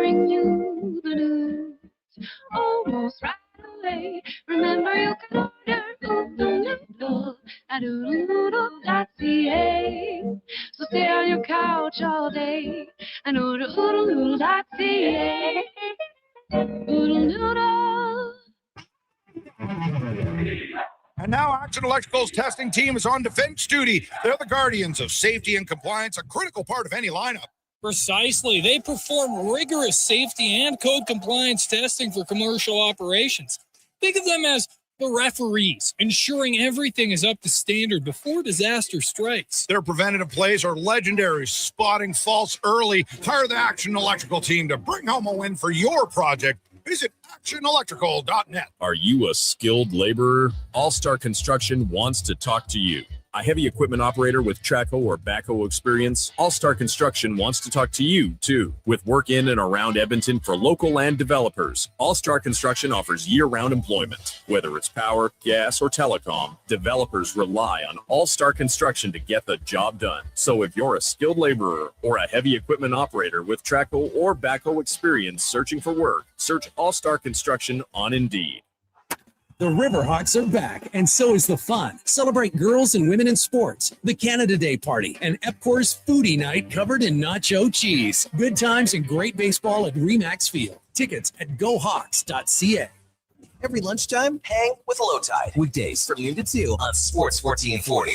Low Tide and Declan Kruger gives you the deep dives, sharp analysis, and Edmonton sports talk done right. Your game, your station, Sports 1440. I'm good to go. With Mortgages to Go, you'll be good to go. Mortgagestogo.ca says yes when the banks say no. That's why Alberta has trusted Mortgages to Go for over 23 years. If you need cash and have equity in your home, you're approved instantly. Guaranteed. Call 1-888-888-5998. That's 1-888-888-5998. With Mortgages to Go, you'll say, I'm good to go. Hi, Mike here from Northgate Chevrolet Buick GMC. Car shopping sucks. That's right. Going back and forth 100 times just to get a price. Give me your credit card for a test drive. What's all these extra fees? That sounds ridiculous. At Northgate, we do things a little differently. Good deals on new, pre-owned vehicles, good people, and a great selection. Stop in and see us today. 13215 97th Street or visit us online at northgategm.com. You're in Northgate country. With Play Alberta, backing the home team goes beyond the bets. That's because your picks have provincial impact. Play Alberta is the only app in the province that puts all revenue directly back into supporting programs and services that Albertans rely on every day. By investing in the General Revenue Fund, every play, bet, and buy made on Play Alberta helps make a difference across the province. Visit playalberta.ca/Gregor to learn more. That's playalberta.ca/Gregor. Must be 18 plus to play. If you gamble, use your game sense. Boxing Week is back at the Brick. Don't wait until winter. Get blowout pricing now.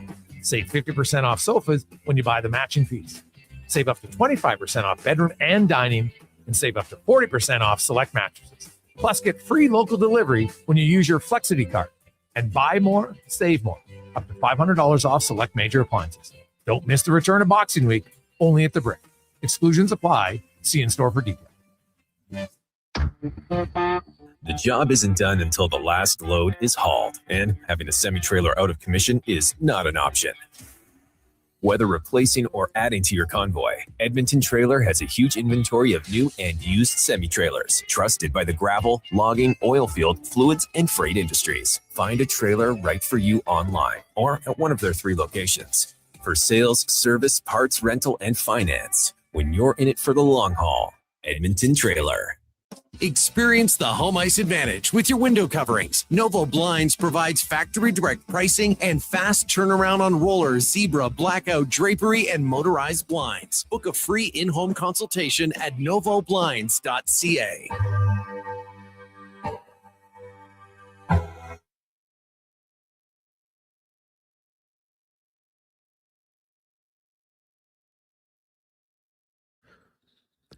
Portions of this hour brought to you by the Druid Irish Pub, Edmonton's favorite soccer home. The Druid Irish Pub is back in the Ice District across from Rogers Place. Watch all the games with 650 Heineken only at the Druid Irish Pub. He's not just another pair of glasses. It's the Jason Gregor Show. Thanks for checking out Edmonton Sports 1440. Presented by PlayAlberta.ca, Alberta's only regulated online gambling website.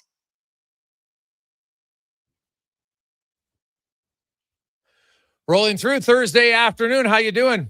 Jason Gregor, Declan Kruger, Kenzie McClellan with you on a lovely Thursday afternoon. Sports 1440, sports1440.ca, YouTube, Facebook, X, and Instagram. Always brought to you by PlayAlberta.ca, Alberta's only regulated online gambling website where 100% of the revenue stays right here in the province at PlayAlberta.ca. And it's time to get to our big guest of the day, brought to you by Silent Rides Charter Company, one of Alberta's premier bus charter companies with state-of-the-art motor coaches that will safely take you or your group, your stag, your wedding to your next destination, silentrides.ca. And we're joined in studio by a five-time All-Star, two-time Stanley Cup champion, multiple winner of the Selke Trophy, as well as the Lady Byng. And now I guess we have to put under a coach in his resume. Anze Kopitar joins us. Anze, how you doing, my man? I'm doing good. Doing good. Good to see you again. Retirement's officially here, but maybe coaching your son. Obviously, when you're playing, you probably don't get an opportunity like this very often. So how fun has it been just to hang around, kind of being dad/coach? It's been an absolute blast, really. Yeah, I mean, I've done a couple tournaments before this one too. Yeah. And it's nice being on the bench, right in the mix again. Obviously used to that environment in a slightly different role, but no, it's been an absolute blast. We got a great group, great coaching staff. So it's been a really, really fun experience. When you come out of, as long as you were as a professional, and I've talked to lots of guys. Some guys, they get into the coach and like, man, it's awesome. Like, it kind of reminds me of the fun part of the game. And then other guys like, well, I got to check myself sometimes because I'm like, why aren't these guys doing what they're supposed to be doing? Because you see the game that way. How has that been for you? Yeah, there's a couple of times I had to remind myself that these guys are 10 years old, 10 and younger. So, no, but I mean, it's great. I don't think I'm super, super involved, obviously. Yeah.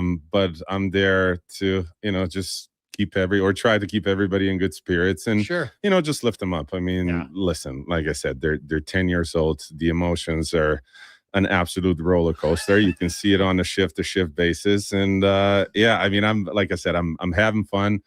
And we'll see where that takes us. How's the team doing? I know you guys qualified. Hey, the brick tournament's a pretty big deal. And you guys are into the playoff round, which is an accomplishment itself. I mean, yeah, I didn't know about the brick until a couple of years ago, and obviously now followed it a little bit closely. And what an experience for the kids. Myself, I had the chance to play in the Pee Wee tournament in Quebec, which is awesome. Yeah. But I think this one is slightly more intimate because Quebec is awesome.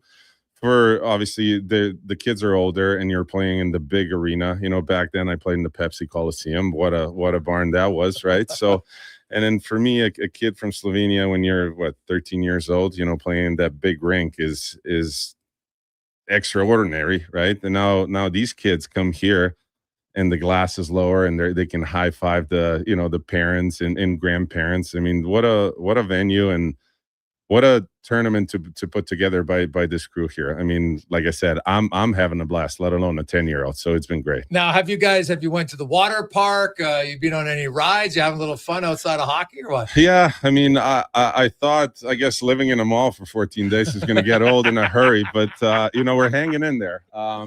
It's a great mall.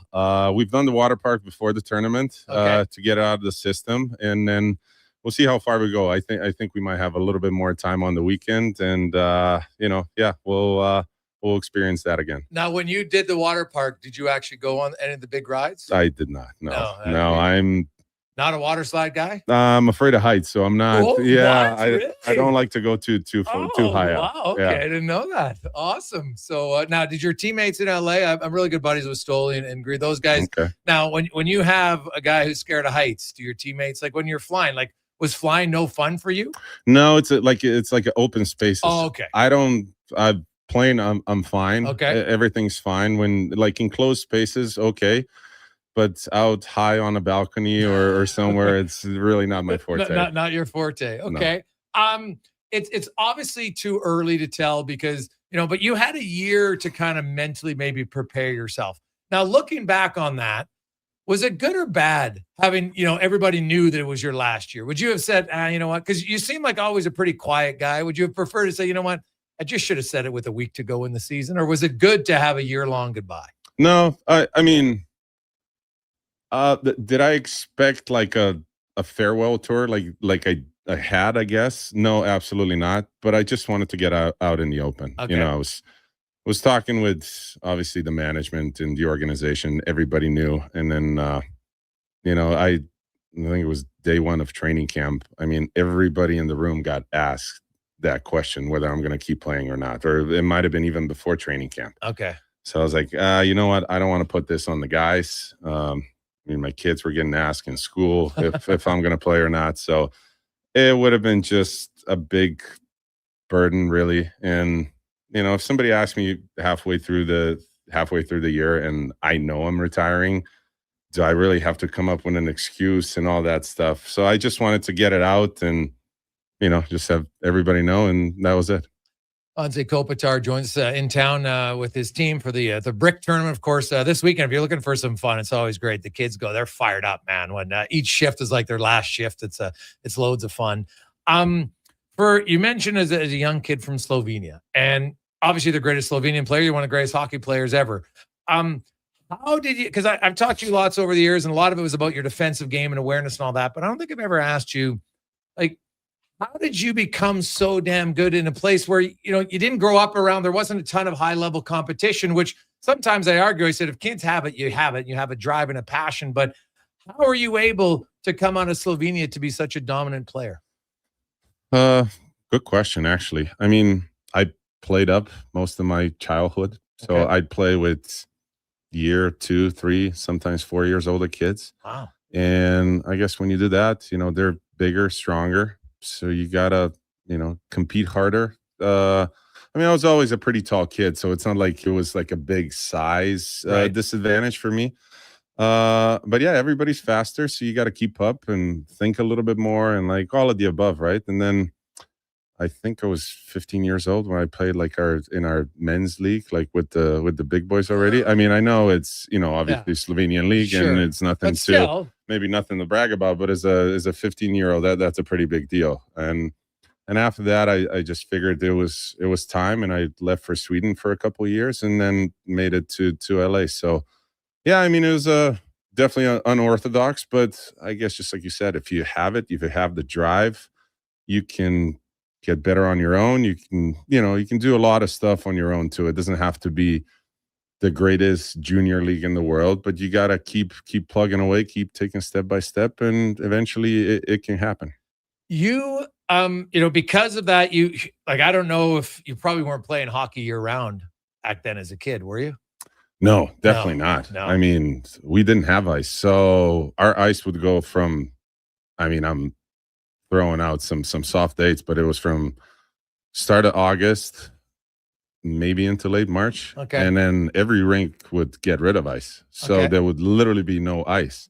So then you play, I don't know, roller hockey, you play soccer, basketball, tennis, you name it. And, it's not like everything was organized too. Yeah. I mean, now this is obviously almost 30 or 25 years later, it's completely different. But we found a way just to, I guess, get your hand-eye coordination, outside and everything. And it was, it was good. Well, you come back and you're fired right up to play hockey again. You miss it. I think it could be a good thing. I mean, and I did it all the way up until last year. Like once the last game is done, I need needed 2 good months to stay off the ice. Okay. Because once, August comes again, I wanted to be excited to be on the ice versus, maybe skating year round. And I know that's not for everybody. Some guys want to skate year round and just kind of keep the tempo. But for me, yeah, the first week was pretty shitty, I guess, when you get back on the ice and all that stuff. But I was excited to be back on the ice. So I felt like that gave me more of a drive to, just to get ready for the season again. How did you mature and maybe develop your leadership skills? Did you have any advice from people? Did you learn where it's just osmosis, watching other people around? Or because, I talked to your teammates, and the one thing is, as great of a player as they were, they're like, Anze Kopitar, his ability to lead a group was very impressive. Where'd that come from? Well, when I got to LA, that was probably the big eye opening, right? Growing up, always been, I guess, one of the kids on the team. So you maybe just kind of learn from that, not knowing. Okay. And then when I got to LA, I had Matthias Nordstrom as my captain. So great human being. I had Rob Blake, who we all know, obviously. I had Crack Conroy, as the older group. And, it was ears wide open and listen and try to learn. And, it just kind of felt maybe not natural, but like I was never a big outspoken rah guy. I was more of a quiet guy and just kind of lead by example, and no better guys to, I guess, follow than those guys. So it was, I guess it was nice that those guys were there and I could just learn from there. You came over, you were drafted 11th overall in 2005, and then played one more year in Sweden. And that year you had 8 goals, 20 points in 47 games. Then you come over, you're a young kid. You scored 20 goals as a rookie, 60 points. And like in 06, 07. From an outsider, someone looks at those stats and oh, geez, it's pretty easy. Obviously, it's far from it. But how did you make the transition as smooth as you would coming in as a young guy? Because lots of Europeans usually will take a little bit longer to kind of acclimatize themselves in the NHL.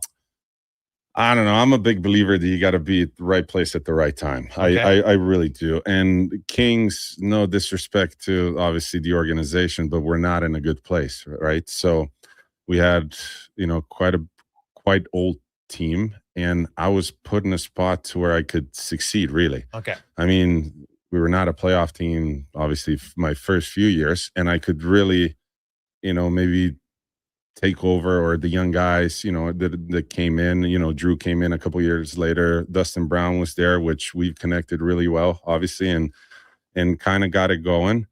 But I always looked like if I was drafted by Detroit, back then, what a powerhouse. Where do you slot in? So then you're bouncing between the AHL, NHL maybe, and you just don't hit the ground running. Versus with us, we didn't have a whole lot of, I guess, superstars or anything. So when I got there, it helped that I had a couple of goals my first game. That the confidence gets going. But it was just, I was put in a situation to succeed. And on the flip side, obviously you got to make it happen for the coach to trust you and all that stuff. So it was just kind of like a really good mashup of everything in LA early on. Do you remember, because you were a pretty young guy, but do you remember a few years after you come in, I guess it would have been your third camp, and you meet Drew Doughty, who's just a number 2. What's your first impressions of Drew? Do you recall 20 years ago almost? I didn't really have to go back 20 years because he's the same person now than he was back then. But no, obviously a ton of skill, world-class player. And he came as an 18-year-old. He was our best defenseman since day one of camp. So, I think it was it his first year he made the Olympic team, or it might have been the second year. So, just obviously I can say it, a future Hall of Famer. And, I'm extremely happy that I can call him my friend and teammates, and that we won cups together. I loved his attitude all the time. And he said, you know what, man, I always got to go up against the best players. I love it. Some days they're going to beat me. You at the same way. Like most of you're playing Connor McDavid. You just played him in the playoffs lots. You go to the playoffs and you're always playing against the best players. It's exciting, but did you change at all how you played when you played against the best of the best? No. You try to play your game. And I guess for me and Drew, we were both on the ice quite a bit at the same time playing against those guys. And went about our business and just kind of, it sounds a lot easier than I guess when it happens on the ice, but you just kind of do your own thing, trust your instincts. And that's how we did it. Off season's here. You mentioned you never get on the ice in July anyway, but do you miss working out yet? Absolutely not. Absolutely not. It's that's the hard part, that people probably don't see is the 2.5, 3 months to get ready for a 8-month season or a 9-month season, right? So that's a grind. And on the ice part, that's always you're fun. gonna miss it, right? It's the gym, the track, the everything and anything that you got to put your body through just to be ready. There's lots of players that think after they retire, coaching, management. Are you just want to be dad now for the next few years? What's your plans? I'm gonna be dad for the next couple of years. I mean, now I gotta hop on the bench pretty soon to go, but dad first, absolutely. If the kids want some advice, no problem. I'm there, but I'm not pushing anything. And I get it. Now, speak quickly about that. The kids know who Anze Kopitar is. They look around the bench, so they must. Do the 10-year-olds? Because I love the kind of sometimes just the youthful naivety of young kids and just like these questions they ask you. What are some of the fun things you get asked as a future Hall of Famer yourself from some of these young kids in the game or the bench and anything like that? Or is it more just non-hockey questions? No, I think it's just more shyness. They want to know about the game. They want to know who I'm friends with. And, have I talked to Connor McDavid or Leon and all those guys, right? So that's what they want. They want to know who's hard to play against and, what goalie I had most trouble scoring and all that stuff. Like a 10-year-old would ask. Yeah. But no, I've been around the group enough now to where I feel like they're very comfortable. They're not starstruck anymore. So we've been having a ton of fun. Well, Anze, thanks so much, man, for coming in studio. Best of luck. Hope you guys have a good weekend and get all the way to the final. I liked how you described that experience, though, that it's more intimate, that the kids score a big goal. Because most games, you never can lean over the glass to high five. Like for parents, that's probably just as much fun as I think it is for the kids to see them get so fired up. And everybody's that close. And playing in the mall, though, is pretty hot when the sun comes out. Eh? Yeah, it's pretty hot. Ice gets a little choppy, but my little guy scored in the first game, and I don't remember when was the last time I was so excited for a goal being scored. So I was a very proud dad. Very proud dad. Well, that's the best part of it now, man. It's probably almost, and I'm sure you're learning it quickly as a coach. It's way harder to stand there and do nothing than when you get to play. You're not nearly as nervous. When you're coaching, you're probably more nervous because you can't do anything to impact the game. 100%. It's definitely more nerve-wracking watching than actually playing. Well, awesome. Have fun. And thanks so much for this. And we'll be talking again soon, probably in 3 years when you're inducted into the Hall of Fame, man. We look forward to it. Well, let's see if it happens. Thank you, though. Appreciate it. Awesome. That is Anze Kopitar. We'll take a quick break. We'll get to Declan Kruger Sports 1440 update brought to you by Northgate Chevrolet Buick GMC. Employee pricing is on now. You pay what they pay. Get great deals. NorthgateGM.com. This is a Sports 1440 update. Scores in the MLB world from earlier today was the Pirates over the Phillies 6-1, Reds over the Brewers 7-2, and the Rockies over the Marlins 14-4. Right now, White Sox and Guardians tied 0-0 in the top of the second. Spain over Austria in the World Cup today. Portugal and Croatia set to kick off in about right now. Switzerland and Algeria at 9. Riverhawks in action, playing host to Bellingham at 6:05, and the Toronto Argonauts will be on the road to take on Calgary in the CFL as Week 5 kicks off at McMahon. I'm Declan Kruger. This has been a Sports 1440 update. Sports 1440 in West Edmonton Mall and Wetaskiwin. CKJR is a Stingray radio station. Download the free radio player app and listen wherever you go. Legacy Heating and Cooling is serious about cooling. In fact, we offer multiple ways to cool your home. So you better call Legacy. Call Legacy. If you're looking for traditional air conditioning, we got you. Call Legacy. Call Legacy. Or ask us about a heat pump to help you heat and cool. Call Legacy. Call Legacy. Cool with AC or cool with a heat pump. Cool your home with Legacy Heating and Cooling. Cheering on Canada, Mexico, Australia, France, England, Brazil, Germany, Spain, and the rest of the world at the Druid Irish Pub. Your World Cup headquarters. Wear your colors, cheer on your team, and enjoy $6.50 Heineken every game. Plus, your chance to win a ton of World Cup merch, including hoodies, jerseys, soccer balls, and more. The Druid Irish Pub, your World Cup headquarters. Bringing Edmonton together, one soccer game at a time. The Druid Irish Pub. Cheer with us in the Mercer Building across from Rogers Place in Ice District. Got a car you're ready to part with? Find out what it's worth, fast, easy, and totally free at Go Auto. We're talking top dollar trade-ins, whether it's a little worn or still rocking that new car smell. Just a few clicks, and boom, you've got your value. Text VALUE to 780-777-7777 to start. That's VALUE to 780 all sevens. Why, guess what it's worth? Let Go Auto show you the money. It's cone season at McDonald's, which means vanilla cones are $1 each plus tax in the McDonald's app all summer long. Soft, creamy, and crunchy. For just $1 each plus tax exclusively in the McDonald's app. App download and registration required at participating McDonald's in Canada.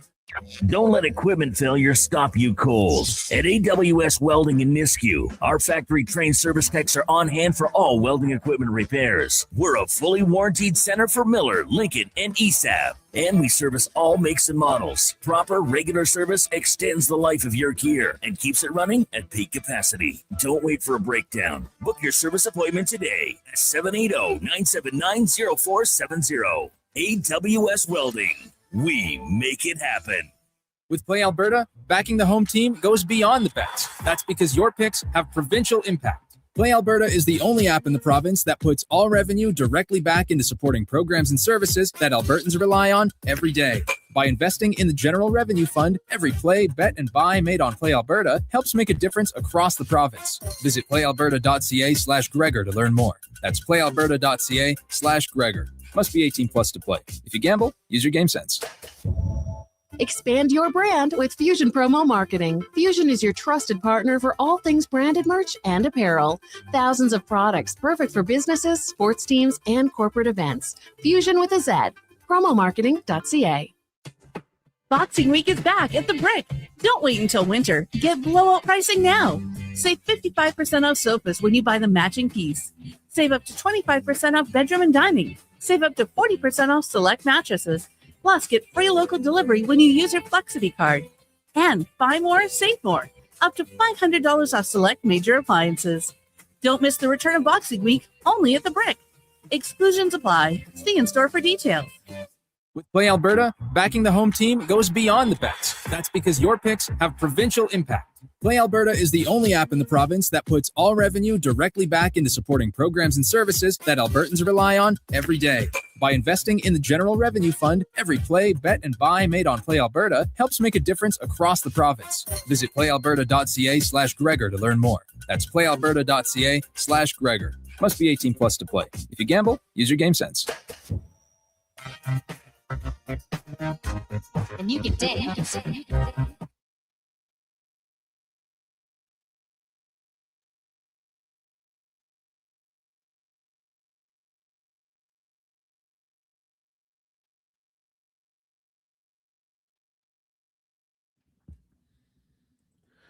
Portions of this hour brought to you by 01 Athletic Care, Edmonton's multidisciplinary health clinic at West Edmonton Mall. Physicians, physio, massage, sports psychology, and more. One team, one roof, one plan. Book now at 01.ca. That's ZERONE.ca.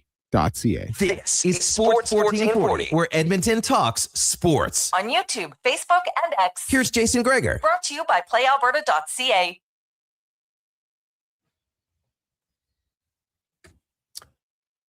We roll through. Welcome back, Jason Gregor. Connor Halley, Sports 14, Declan Kruger, Sports 1440, sports1440.ca, YouTube, Facebook, X, and Instagram. Big thanks to Craig Stiles and everybody at the Brick for helping us line up Anze Kopitar to come down. It's like a pregame interview with Kopi as his team. They're on the ice here in about half an hour's time, getting set. They have qualified already, so they're going through to the playoff round starting tomorrow. And man, those games are. I was around them all on Tuesday. Watched a few games, and again on Wednesday when I was here doing free agent frenzy with LT. I had to wheel around afterwards and just stopped in for 20 minutes. And man, it is the music's pumping. If you're a 10-year-old kid, that's quite the experience. It's loads of fun. They do it pretty well. So good luck to all the teams playing this weekend. 833-401-1440, 833-401-1440. As we get to the spec report brought to you by GS Construction, your underground infrastructure specialist, pipe layers, operators, and more. They are hiring. Go to gsconstruction.ca and look up careers. As Mark Spector joins us. Spec, good afternoon. How you doing? Good, man. It's a beautiful day. Lots going on. What'd you think of yesterday? You know what? It was It was, I thought, a very efficient day by the Edmonton Oilers. There was no, we had Ryan Shea on earlier, and I could see why they signed him. He's a defense. Like, I don't know how many times he talked about the importance of defense. He loves it. That's what he is. Nobody else, although I wouldn't have had a problem signing Kapanen to a 2-year deal, but everybody else got 1 year. There's no long-term risks, and even if Shea only is a number 5 over the course of his career, his number is not egregious by any stretch of the imagination. And more importantly, though, for the first time since I can remember, at least 8 or 9 years, the Oilers have a significant amount of cap space that they can use to give them some flexibility and maybe take a bigger swing near the deadline, which is what lots of teams normally do.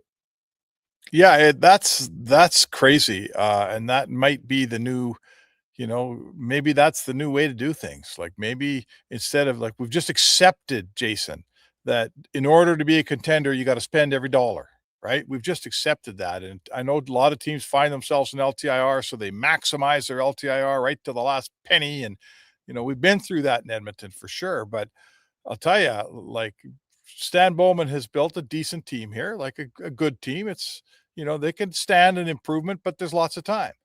But with all the cap space they have, I mean, they could add, a couple of $6 or $7 million players in March if they're at the end of their deals. So to me, that's like March, as you know, that's when guys are open that aren't open now. That's where guys are available that you can't get today. And all of a sudden in March, sometimes they're open. So I think Stan Bowman's left this team in a mighty good spot. What do you think?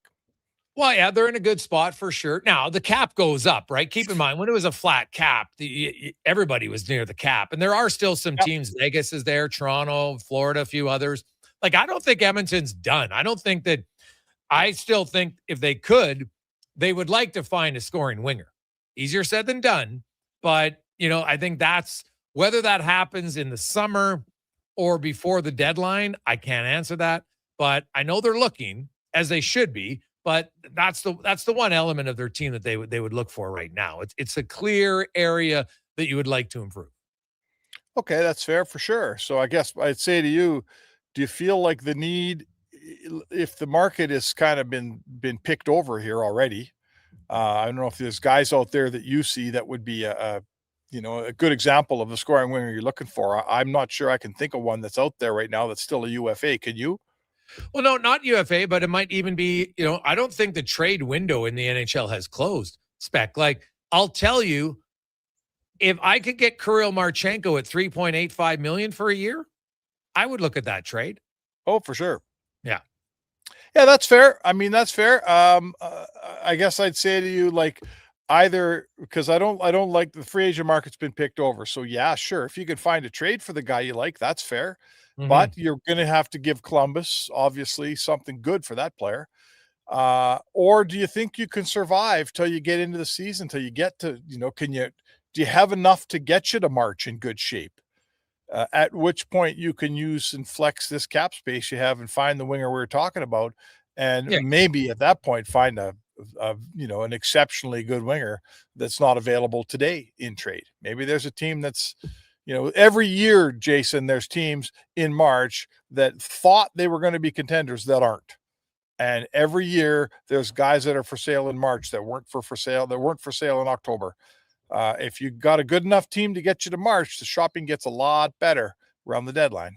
Yeah. Like, I wonder, Spec, if on September 20th, and it's a big if, but if Anthony Mantha is still free, would you do a Jack Roslovic 1-year deal for a guy like that? Because you'd still have lots of cap space to add later, but you've got to, I think the one thing the Oilers learned last year was you cannot take the regular season for granted. You can't just think you're just going to, lollygag your way through the regular season and then crank it up in the playoffs. Doesn't happen, right? Like, they never really had a foundation to their game, right? Like, we talked about all year long and they kept, so it doesn't matter. We know everybody talks. Yeah. And then at the end of the season, what the veterans say, yeah, you know what? We never really found our game. I'm like, why the hell didn't you just admit that during the season? Like, it just kind of annoyed the hell out of me why you do that. But yeah, you did see that train coming down the tracks all year long, and somehow they pushed it off. And then at the end they go, yeah, that train, it sure did come down the tracks. Yeah. Right. Yeah, exactly. Yeah. So not happening. Well, I But mean, sure. Anthony Mantha is a lot like Roslovic in that I'm not going to give Anthony Mantha a big fat contract. He's been a guy that's never lived up to expectation, or very seldom lived up to expectation. Sure, Roslovic worked out great for Edmonton, and very wisely they let him sign somewhere else for $4 million, I think, for 2 years in Toronto. That's fine. They got the good year out of Roslovic. Playoffs came, he did nothing like he always does in the playoffs, and you move on. And if that turns into a inexpensive 1 year show me deal for the next guy, yeah, for sure. I don't Anthony Mantha. If I just don't want to pay him $4 or $5 million. No, if I get it for a lot cheaper, sure, he could play. Why not? yeah. And I know this guy wouldn't necessarily help you at the at the top end of your roster as far as scoring goes, but now I'm guessing he might just return anyway. But man, if for whatever reason Jamie Benn was an option on a 1 year deal at 36 years of age spec, I would listen long and hard to a Jamie Benn conversation. Yeah, it's interesting, right? I mean, he's a third line player on a good team, but that's okay. Yeah, good third line, right? Hey, That's well, fine. especially this year, spec. You're supposedly going to be playing your third line more. That's what they say. So yeah, I'm not. I don't mind that. He's not the Jamie Benn he once was. Has Jim Neal said that's it? We're not signing him for sure. No. I think Jim Neal said that they're kind of leaving it up to him. So I don't know what that means, but maybe Ben's deciding, hey, do I want, like, some guys maybe you look and wonder, hey, do I want to try something different, or do I love it? How's his body? Is the wear and tear too much? Who knows? I just had Anze Kopitar in studio here, and he said, man, the one thing that he does not miss is the off season. Like, it's a lot of work and it's a lot of commitment. It's not just working out for an hour a day at the gym. It's basically like a full-time job, working out all the time. And after 20 years, that can become a little tiresome for sure, because you can't just kind of go through the motions. You got to be invested all in when you're doing that sort of routine to make sure you can keep up to it. So, especially when you're old, you got to work harder to keep up with the young guys, right? 100%. Anze Kopitar, speed's never been part of his game. So if he slows down, he's in trouble. Jamie Benn, I guess that's what I'd have to know. Like, is Jamie Benn all in here, or is he just kind of at the end of things? And, I'd have to really know the player before I told you it's a good idea. If you're telling me I'm getting classic Jamie Benn for a year, that I don't mind. Classic Jamie Benn was a good, hard player, a little bit dirty, which I like. Scored big goals all the time. I don't mind Jamie Benn. Yeah. And so, like, they could look at free agency. What do you make of the goalie situation, and how do you see it unfolding? Well, I don't know. It is interesting. Like, why Devin Levi that early in the day before you even moved Nurse? Did you know? Sorry? I think because Freddie Anderson, Tristan Jarry are two guys who have injury issues, right? And if you can get a young goalie for cheap, because really, basically, you traded a third for a seventh to get Devin Levi, right? And when you look at the history of landing an NHL player in the third round or the seventh round, we're talking about a 2 or 3% difference. Yep. Right? It's not much of a difference. So they said, we'll take a swing and see what comes out. How's this going to work? You can't put Devin Levi on waivers. They're going to carry three goalies. You're going to carry three goalies for 82 games, 84 games. You're going to carry three goalies for 84 games. Carolina did it last year. I absolutely think that's a bad idea. I think that's an awful idea. I've never met a goalie or a player or a coach who liked having three goalies at a practice. Never met one. And I've met hundreds and hundreds and hundreds of players and hundreds of goalies and hundreds of coaches. No one's ever said, we had three goalies for a month and a half and it was awesome. Every one of them said it sucked. Yeah. Well, you know what's funny though, Spec? Starting this year, every team is going to have three goalies at most practices. Well, they have an e-bug, but that's different. You can tell that e-bug to sit in the stands. You can tell that e-bug to come out at the end of practice to save your backup from facing extra shots. If you've got three NHL goalies, you can't tell one to sit in the dressing room. No. They'll be on the ice.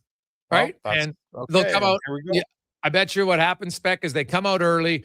They're going to rest goalies. Some guy's going to get a day off here. Like Freddie Anderson at his age, we all he know. can take days off. Yeah, we all know that. I think that's exactly why they did it, was because it was Freddie Anderson. If it was any other goalie, they probably don't go out and get Devin Levi. But they're like, we think we need 3 goalies because one of them is Frederick Anderson. That's how I view it. Okay. I don't know. Yeah. I mean, and what does the third guy do? Does he ever play? Well, that was my question, Spec. How many, like what type of rotation? I think it might be like a 33, 28, 18 kind of rotation. Now, assuming everybody's healthy, but that's the other thing, Spec. You got 2 guys in the last few years. Like, do you know how many games Freddie Anderson has played each of the last 4 seasons? How many? 30, 35, 19, 22, 33. So I'm not expecting him to play more than 35. If I do the average quickly in my head, we're talking, that's 110 games divided by 4. Like the guy's playing basically 27 and a half games per season. That's what he is. So I look maybe and that's say, what you do. Yeah. We decided, okay, we're going to reinvent this thing. We're going to go 35 for Freddie. We're going to go 30 for Jari. That's 65. I got 19 left. Give them to Devin Levi. Mm-hmm. And I'm going to carry 3 guys around all year long, and 2 of them are going to share net every practice. And I mean, there's a fine line here with Freddie Anderson. Like, I get it. He's got a history of getting hurt. But like, are you telling me you got a guy here that's going to play 35 games and never practice? He's got to practice some. I mean, I don't know. But you know what's funny about the practice? I've talked to Kevin Woodley about it for years. And he says goalies get tired of practice because in a game now in the NHL, Spec, you might face 27 or 28 shots. And some of them, like, they might only have a few good ones. And you and I watch practice. It's a freaking shooting gallery for 60 minutes. And the goalie's like, this isn't good for me. Guys are coming down 2-on-1s, cross ice crease. They're like, how's that really helping me? So I don't think goalies facing less shots in practice will actually be worse for them, because it's the technical work that they'll get with the goalie coach that they feel is beneficial. Yeah, before practice. So they go before practice, then they hang in for, first of all, let's make it clear there's less and less and less practice in the league anyway, anymore. I don't know if Freddie Anderson likes to skate on morning skates or not when he's starting that night, but either way, he stays out for 15 minutes. He comes out early, stays out for the first 15 minutes of practice and calls it a day, and you got 2 guys to go in. I guess you're talking me into this thing, Jay. If the Oilers I'm not saying I love it. I'm just saying this is what I think they're doing. And I will say my concern, Spec, the risk is Devin Levi isn't that good. Like, none of his numbers scream that he's great. We got to see it, right? And then B, Anderson and Jari get hurt. Then what do you do? So there is a, well, and I think, right. Sure. So, and if one of them gets hurt, there you go. I'd say to you that, any team in the league, when their top 2 goalies get hurt, they're screwed. Obviously Freddie and Jari have had a few more injuries than other guys, but I would say to you, if Jari's only playing 35 games, he should be able to stay healthy. So, hey man, I guess you're talking me into it. I guess that's what you got to do. I don't know. Like I say, if they go through a whole season carrying 3 guys everywhere they go and come out the other end happy about it, it'll be the first team in my 40 years that ever did that was happy about it. I'll tell you that right now. Yeah. Well, hey, you know what's a copycat league, Spec? Carolina just won the cup with it, so that's the new way to do it, obviously. They did. And you do have to have an e-bug this year, and he travels with you everywhere. And do you have to have one if you're carrying 3 goalies, though? I didn't think you had we better look into that. I want to think that maybe you do. Yeah. Like, I want to like I would say this to you. If Devin, I'm trying to think this through. Let's say you start Freddie Anderson, Jari's on the bench, he's your backup, Devin Levi's in the press box. Can you designate him your e-bug, or you can't? No, right? I don't think the PA would allow that a guy has to be a player and an e-bug. I think the Oilers will have to have an e-bug, which means they're going to have 4 sets of pads on a row with them, not just 3. Oh, Harry's going to love that. Yeah. Well, who knows? So if it's a short trip, I bet you some guy doesn't even go on the trip. So I could see something like that happening. for sure. Could be, man. It's going to be different. Or things like, baseball teams will send, if let's say you're playing the last game in Chicago and you're going home for a game in Toronto, before that last game, they'll send their starter home to sleep in his own bed. Oh, for Maybe sure. do something like that if you got 3 guys. Why not? Oh God, without question, I think they have to do it. So so I don't know. Hey man, it's a brave new world out there. Whatever it takes, I suppose. And lastly, have you heard anything? Like, I got kind of varying reports. I don't know if you talked to anybody in San Jose about Mark Madulin and what's the expectation for him. Yeah, I talked. I talked to for about 15 minutes about him. Was Drew Remenda. Okay, and Drew spoke quite highly of him. He described him like a young. Oh my goodness me, Desharnais. Like a young Desharnais. Like he's big and he's long. But what he said was that like the mean part and the hard part came better to Vinny Desharnais. He's a hard player, right? He puts you on your rear end. He works you hard in the corners. This guy can do it, but he needs to do it more and more often and more consistently. He's got the ability to be a big, hard to play against physical defenseman, but he doesn't do it enough. He needs to do it all the time. So that will be the coaching staff's job here, is to not, I think we saw that with Darnell Nurse. When he was mean, he was awesome effective, but nearer the end of his career, he wasn't mean very often. This guy's a young guy, so he needs to figure it out early in his career, but that's what I hear. He's long. He can play penalties for you pretty good. And Drew Remenda had quite a lot of time for him. He said he's a good young player. I think he's going to turn into something. All right. We'll see what happens. What are you hearing? I've heard mixed. One guy was very high on him, thinks that he's very raw talent who's got a lot of up potential. Another guy told me, he goes, I think at best he'll be as a third pair defenseman. And there's nothing wrong with being a third pair, but he didn't think he had potential to be higher in a third pair.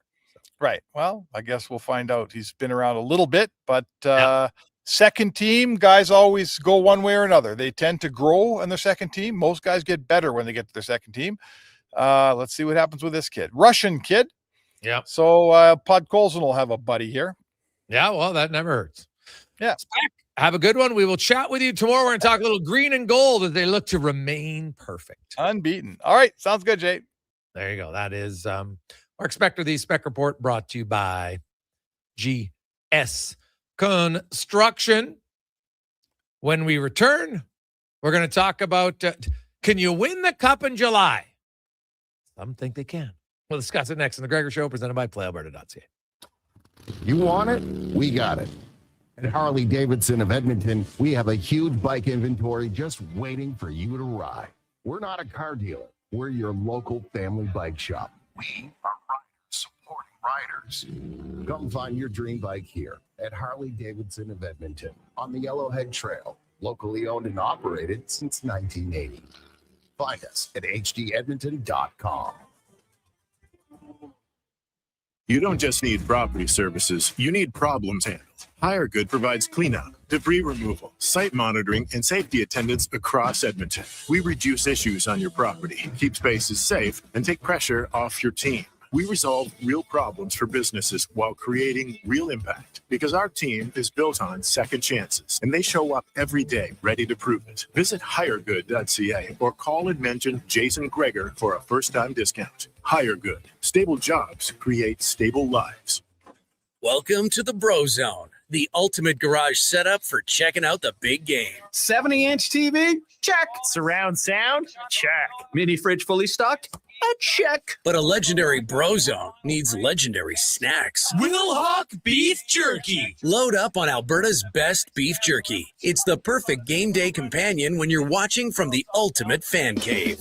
Will Hawk Beef Jerky, because you can't have summer fun with salad. Only available in Leduc. Jason Gregor isn't just a sports guy. He's a community builder. With over 3 million raised for local charities. And his Gregor Foundation, he's making a difference on and off the air. Check out Gregor weekday afternoons on Sports 1440. Well, get ready for a silly hockey fans. Your partner in power just skated onto the ice. EWEL.ca, the new e-commerce website for electrical wholesalers Edmonton, is ready for the power play 24/7, 365. UL skates to where the puck will be in 5 years. Now that's forward thinking. Killer selection, slamming products from the best brands, and legendary service. Don't sit on the bench. Get your account today at ewell.ca and win that project. Plug into your partner in power. Get an EWEL.ca account today. It's Dollar Drink Summer at McDonald's. Sip on a refreshing small fountain drink or a small iced coffee for just $1 each plus tax, all summer long. Only at McDonald's. Excludes flavored and cloud iced coffees at participating Canadian restaurants. Taxes extra. Prices exclude delivery. Boxing Week is back at the Brick. Don't wait until winter. Get blowout pricing now. Save 50% off sofas when you buy the matching piece. Save up to 25% off bedroom and dining, and save up to 40% off select mattresses. Plus, get free local delivery when you use your Flexity card. And buy more, save more. Up to $500 off select major appliances. Don't miss the return of Boxing Week, only at the Brick. Exclusions apply. See in-store for details. Edmonton, the legend has been reimagined. Check out the all-new 2026 Subaru Outback with Subaru's legendary symmetrical full-time all-wheel drive, impressive cargo versatility, advanced safety technology, and an IIHS Top Safety Pick Award or higher for 17 consecutive years. The Outback delivers confidence wherever adventure takes you. Whether it's the daily drive, the mountain getaway, or anything in between, the all-new Outback is built for the journey. Test drive it today at your local Subaru dealer. Welcome to Uncommon. For decades, the pioneer spirit of Alberta has been exemplified in the chuck wagon racing legacy of the Dorchester family. And today, you can experience it every time you hit the links. Dorchester Ranch Golf Course is in top mid-season form. Enjoy the longer days on this historic 18-hole course near Pigeon Lake. Stunning views, reasonably priced, and only 40 minutes from Edmonton on newly paved roads. Play the course built with pioneer spirit and family pride. Dorchester Ranch Golf Course. Book your tee time today at dorchestergolf.ca. You may get up early, but more than likely, the team at GS Construction have already gotten up before you, grabbed a coffee, headed to the site, and started their day. So while Edmonton wakes up, GS crews are already underground, quietly keeping things moving, upgrading, and laying the new underground infrastructure for our growing city. If you're the kind of person who goes to sleep with their steel-toed boots on, GS Construction wants to hear from you. We're looking for a maintenance foreman as well as a building and yard attendant. Visit gsconstruction.ca for more. Dress.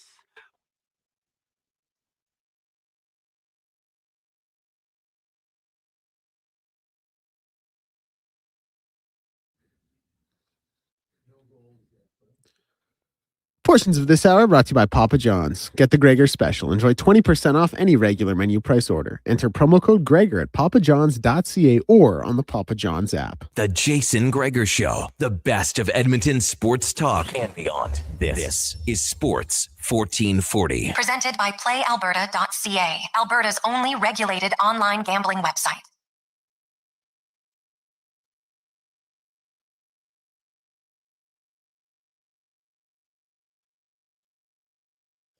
$5:28. Gregor Kruger, McClone with you. Sports 1440, sports1440.ca. YouTube, Facebook, X, Instagram. Thanks for listening. Thanks for watching the show. If you're watching, be sure to give a thumbs up. Say hi to Mac over there. You'd appreciate it very much. Of course, NHL a little quieter today on the free agent front. There hasn't been a lot of signings. If there's any that you missed, the Oilers, they're pretty much locked up. Their guys, I got a few RFAs that they would be looking to sign, but overall, not much going on. There are still some guys like Kane, Mantha. I think those are some of the guys that names. Alex Ovechkin, obviously the biggest one of the day. Dobush signs a 3-year extension with the Montreal Canadiens. You had the Jake Middleton trade earlier in the day, going from Minnesota to Calgary for Blake Coleman, Oli Mata going to the Wild, and the Flames get a second, a third, and a fourth, starting in a third in 27, a second in 29, and a fourth in 2028. So, and Jake Middleton, who I know last year down the stretch been good, but man, that guy was asked Brock Faber about how much he helped him kind of develop. When you look at the Flames young decor, I could see them seeing how that's a pretty good look. Now, let's go around the NHL, brought to you by McDonald's and dollar cones, baby, all summer long. Download the McDonald's app, and you can order dollar cones every day, $1, only at McDonald's. And to discuss, because it's been a busy time in the National Hockey League, the Toronto Maple Leafs, of course, were one of the biggest movers and shakers.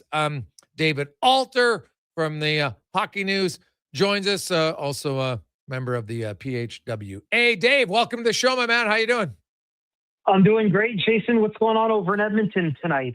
Well, tonight, a little Riverhawks baseball and hopefully no rain, because it's like we need an arc out here. There's been a lot of rain here for the last few weeks, like record-breaking, crazy. But you can use that. In Toronto, there's a lot of excitement around the Maple Leafs. Let's start in goal, because goalie's pretty important. Sergei Bobrovsky gets 3 years at $7 million. Now, I know Kevin Woodley and others have said, hey, goalie Bob in the playoffs, legit. Goalie Bob in the regular season, it's been average. So what do you make of the signing by Bobrovsky at $7 million for 3 years?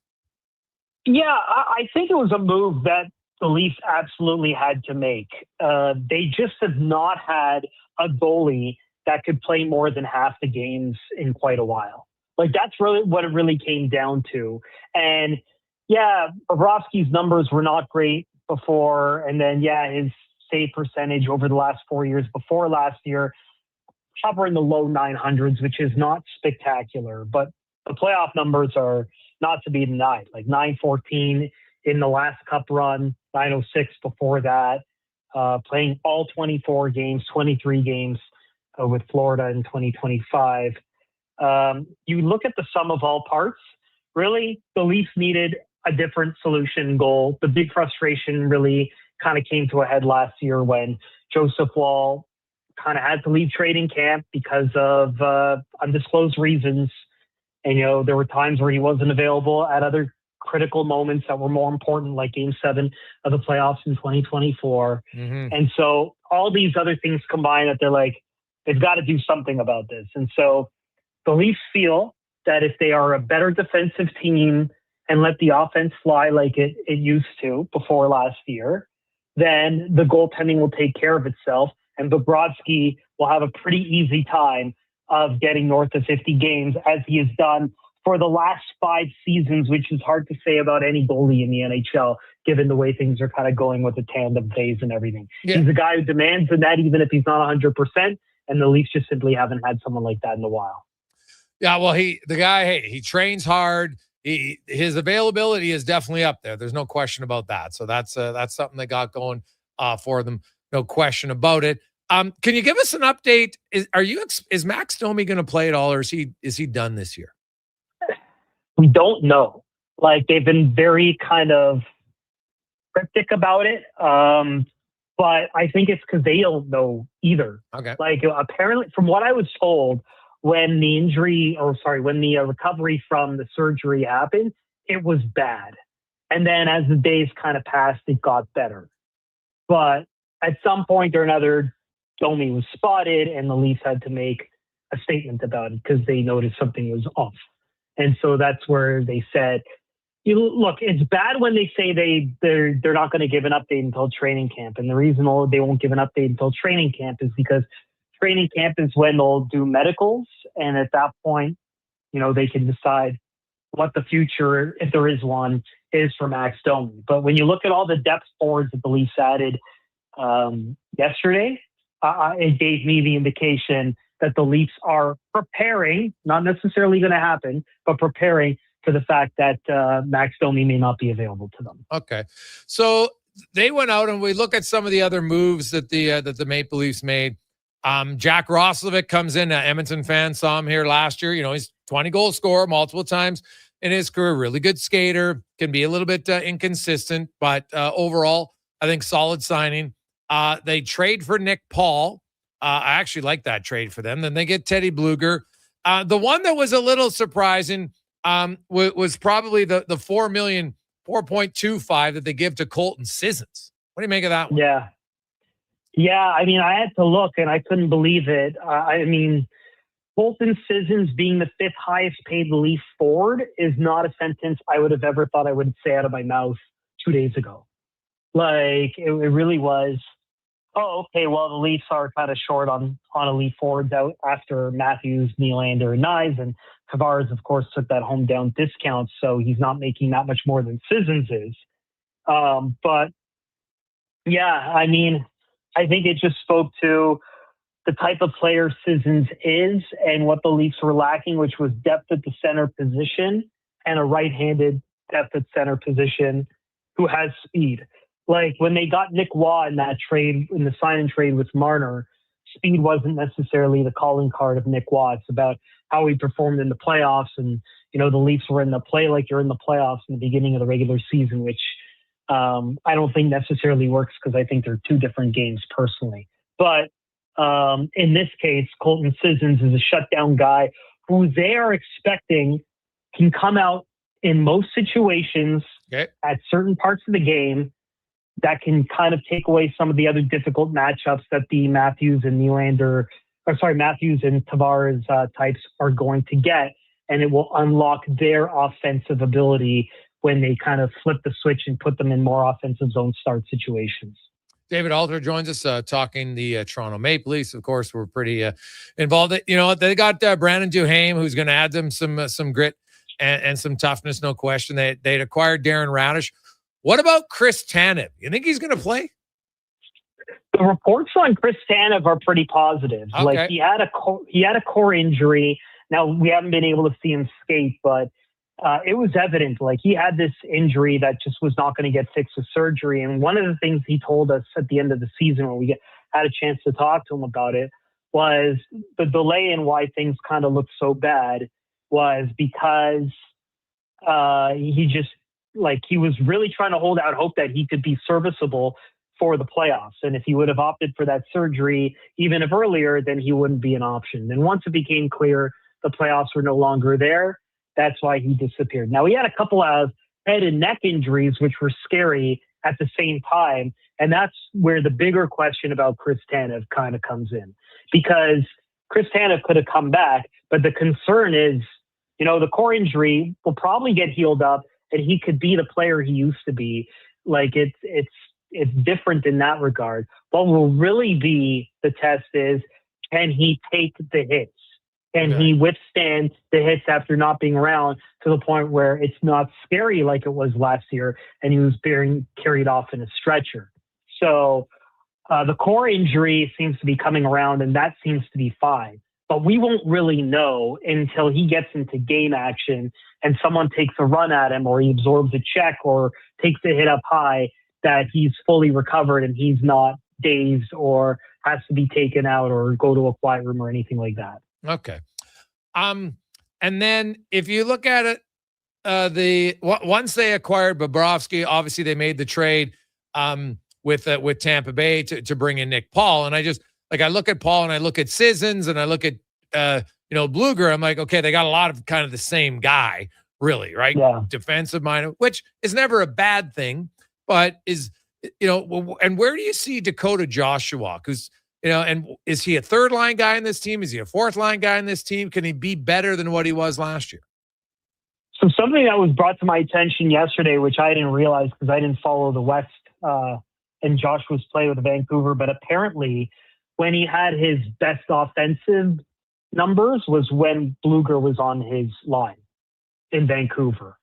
And so I can kind of see it there where, maybe they reconstruct the fourth line where they're bringing energy and they kind of got that. Maybe Bluger plays the center with, you have Duhaime who can play either the left or the right-hand side, and then Joshua on the left.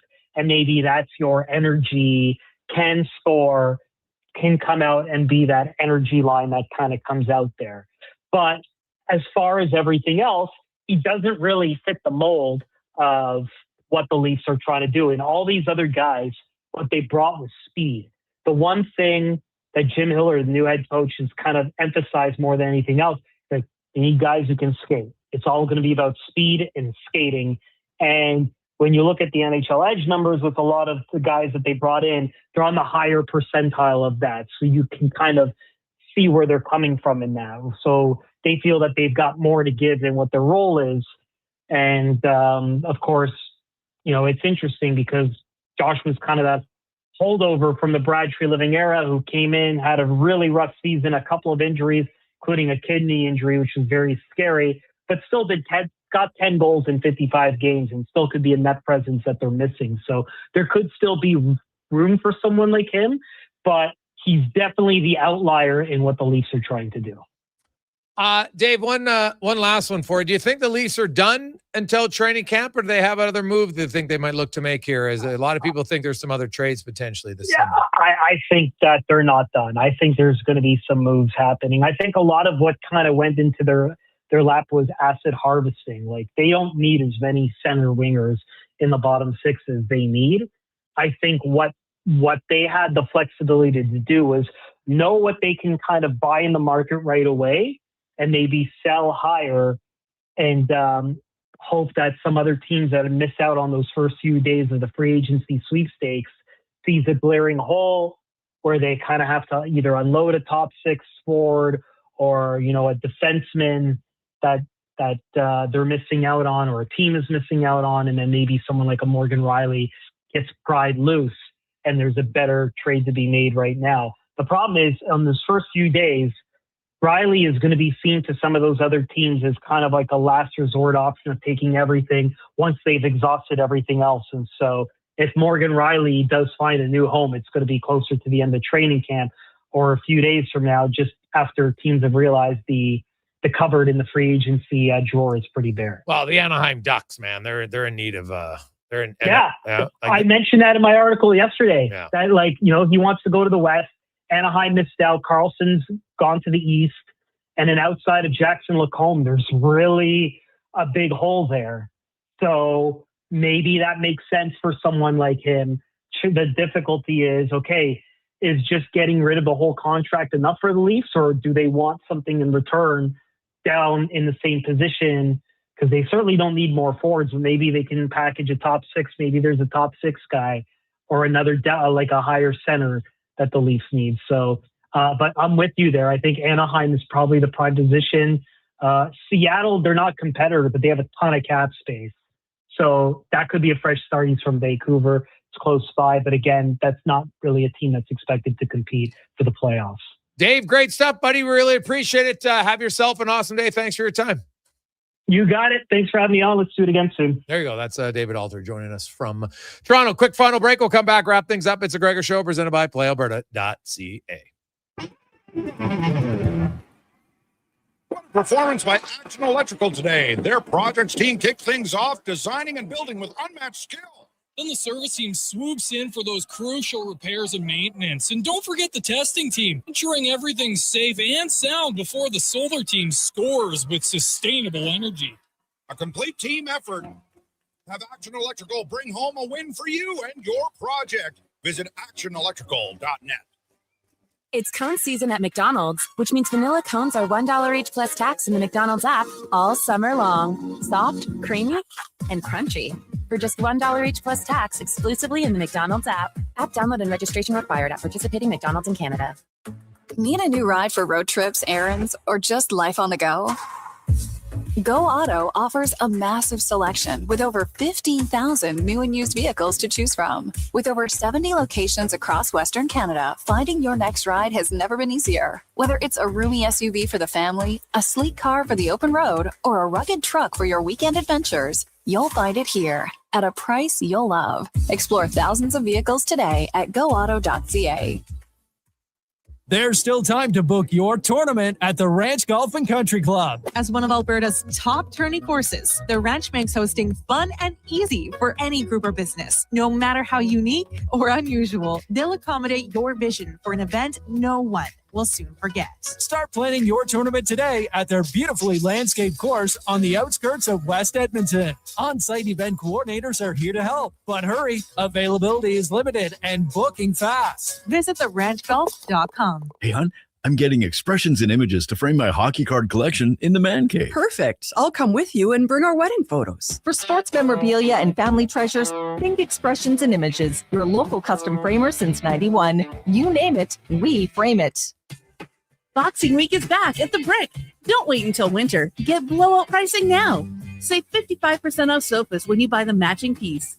Save up to 25% off bedroom and dining. Save up to 40% off select mattresses. Plus, get free local delivery when you use your Flexity card. And buy more, save more. Up to $500 off select major appliances. Don't miss the return of Boxing Week, only at the Brick. Exclusions apply. See in store for details. You've got better things to do than wait for an oil change. Jiffy Lube gets you in and out fast. No appointment necessary. All you have to do is roll into a location near you, and we'll take care of the rest. Every full synthetic oil change at Jiffy Lube is warranty approved and comes with a 20-point visual inspection, making sure you get back on the road safely. Find your neighborhood Jiffy Lube today. Visit jiffylubeservice.ca.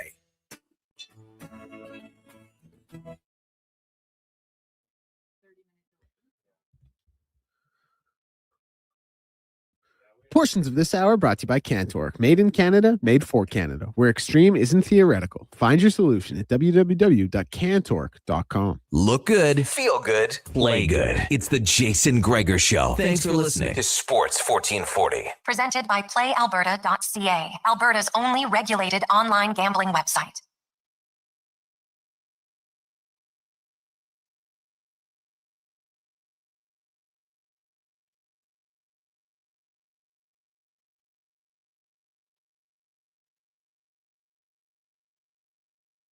$5:48. We're going to, man, it's been flying through a Thursday afternoon. Hope you are having a lovely day. Big plans for the weekend. Some of you, I know Canada Day falls on a Wednesday. You just decided to take a few extra days off. Enjoy it. Hopefully it's good. Of course, Canada, big game on Saturday at 11. Go to playalberta.ca. Of course, you can get in the game. CFL beginning tonight. We got our World Cup trifecta with Argentina, Switzerland, and Egypt, because those games get going, one later tonight and then two tomorrow. And, of course, a little Canada CFL bonanza for you. So lots to get to at playalberta.ca. Now, let's get to 2-minute warning with Cam Tate, brought to you by Legacy Heating and Cooling. Home of the no payments, no interest for 1 year on your AC or your furnace. Bundle them together. You'll save even more at legacyheating.ca. Here is the myth, the man, the legend, Cam Tate. You said a goalie. You wanted a goalie for the Oilers. You begged for a goalie. You lit a candle for a goalie. Well, we don't get a goalie. We get a support group. Now you have 3. Uncle Stan went to work yesterday and came home with 2 more netminders, like a guy who went out for milk and returned with a boat. Devin Levi, a kid Buffalo gave up on before he ever got a real shot. And your favorite piñata, Tristan Jarry. A goalie trio. 3 masks, 3 sets of pads, 1 net. How would that float in Edmonton, a town that measures its self-worth and save percentage? We did some research. Carrying 3 goalies is supposed to be a coach's migraine. It steals practice reps. It kills a guy's rhythm. It's the roster equivalent of 3 people trying to parallel park the same car. But the game got harder, and the headache turned into an insurance policy. Look at the 2026 Carolina Hurricanes. They sat on 3 goalies all year, and it paid off flawlessly. Brandon Bussi came out of nowhere to lead the team in wins, then came on in relief of Freddie Anderson in the Stanley Cup final and helped close it out. 3 goalies, 1 ring apiece. And here's the kicker. Freddie Anderson, the veteran anchor of that 3-man operation in Carolina, well, there you go. The blueprint didn't just win a cup. It's the same math Uncle Stan is scribbling on a napkin in Edmonton right now. So maybe the logjam isn't a problem. Maybe it's the plan. From Montreal's masterclass in hoarding depth to Carolina's championship rings, the 3-headed monster in the crease isn't a traffic jam anymore. And if it all sounds new, it isn't. 1967, Toronto Maple Leafs. Stanley Cup champions. 3 goalies. Johnny Bower, Terry Sawchuk, and Bruce Gamble. The last Leafs team to hoist the thing did it with a crowded crease. Nearly 60 years later, Uncle Stan reaches back into the tickle trunk 2-minute warning. Oh, man. He's using the Leafs as a comparison. Holy cow, Tater. I think Tater might still be in the sauce from Canada Day. But it's a good point. Hey, Carolina did it. The Leafs many years ago. It can happen, for sure.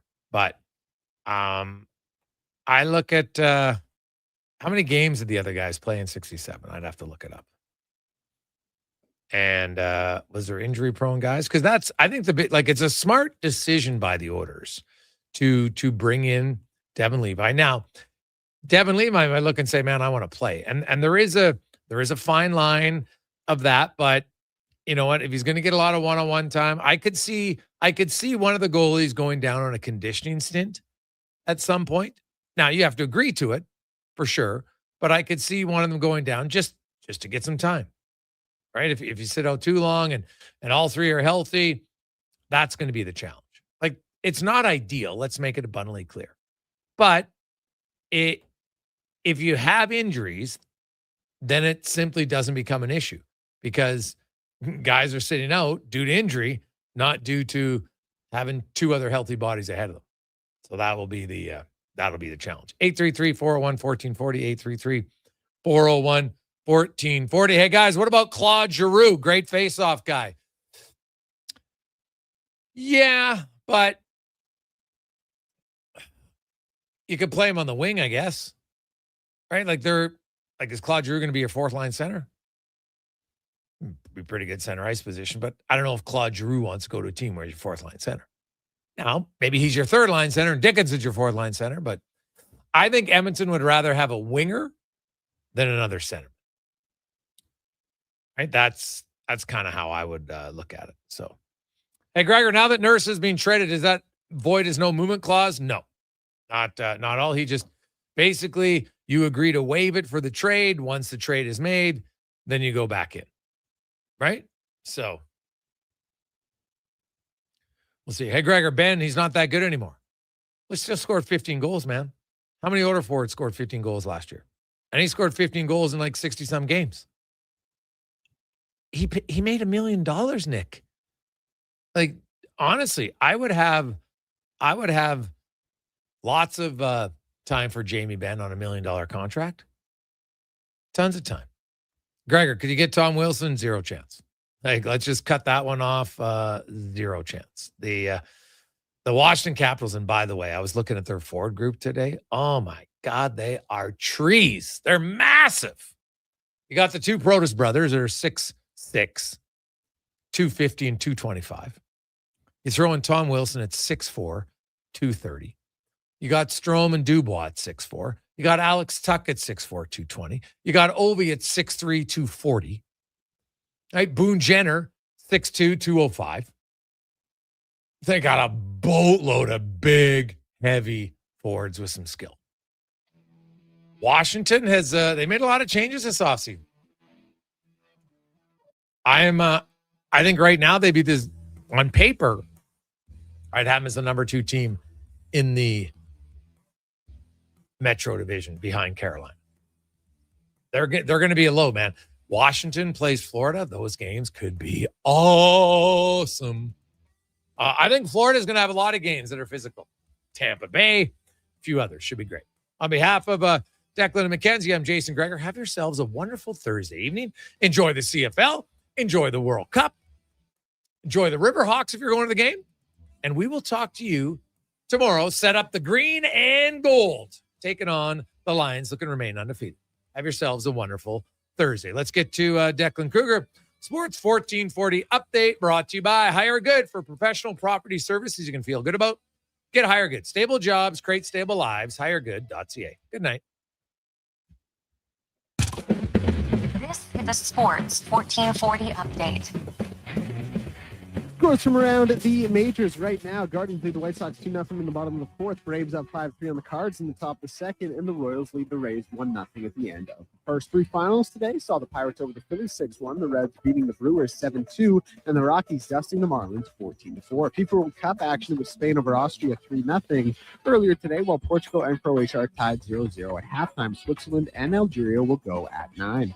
Edmonton Riverhawks set to throw the first pitch in about 9 minutes' time here as they play host to the Bellingham Bells down at Remax. And in the CFL, Week 5 kicking off tonight at 7 as Toronto is in Calgary to take on the Stampeders. Kyle Lowry to sign a one-day contract to retire with the Raptors.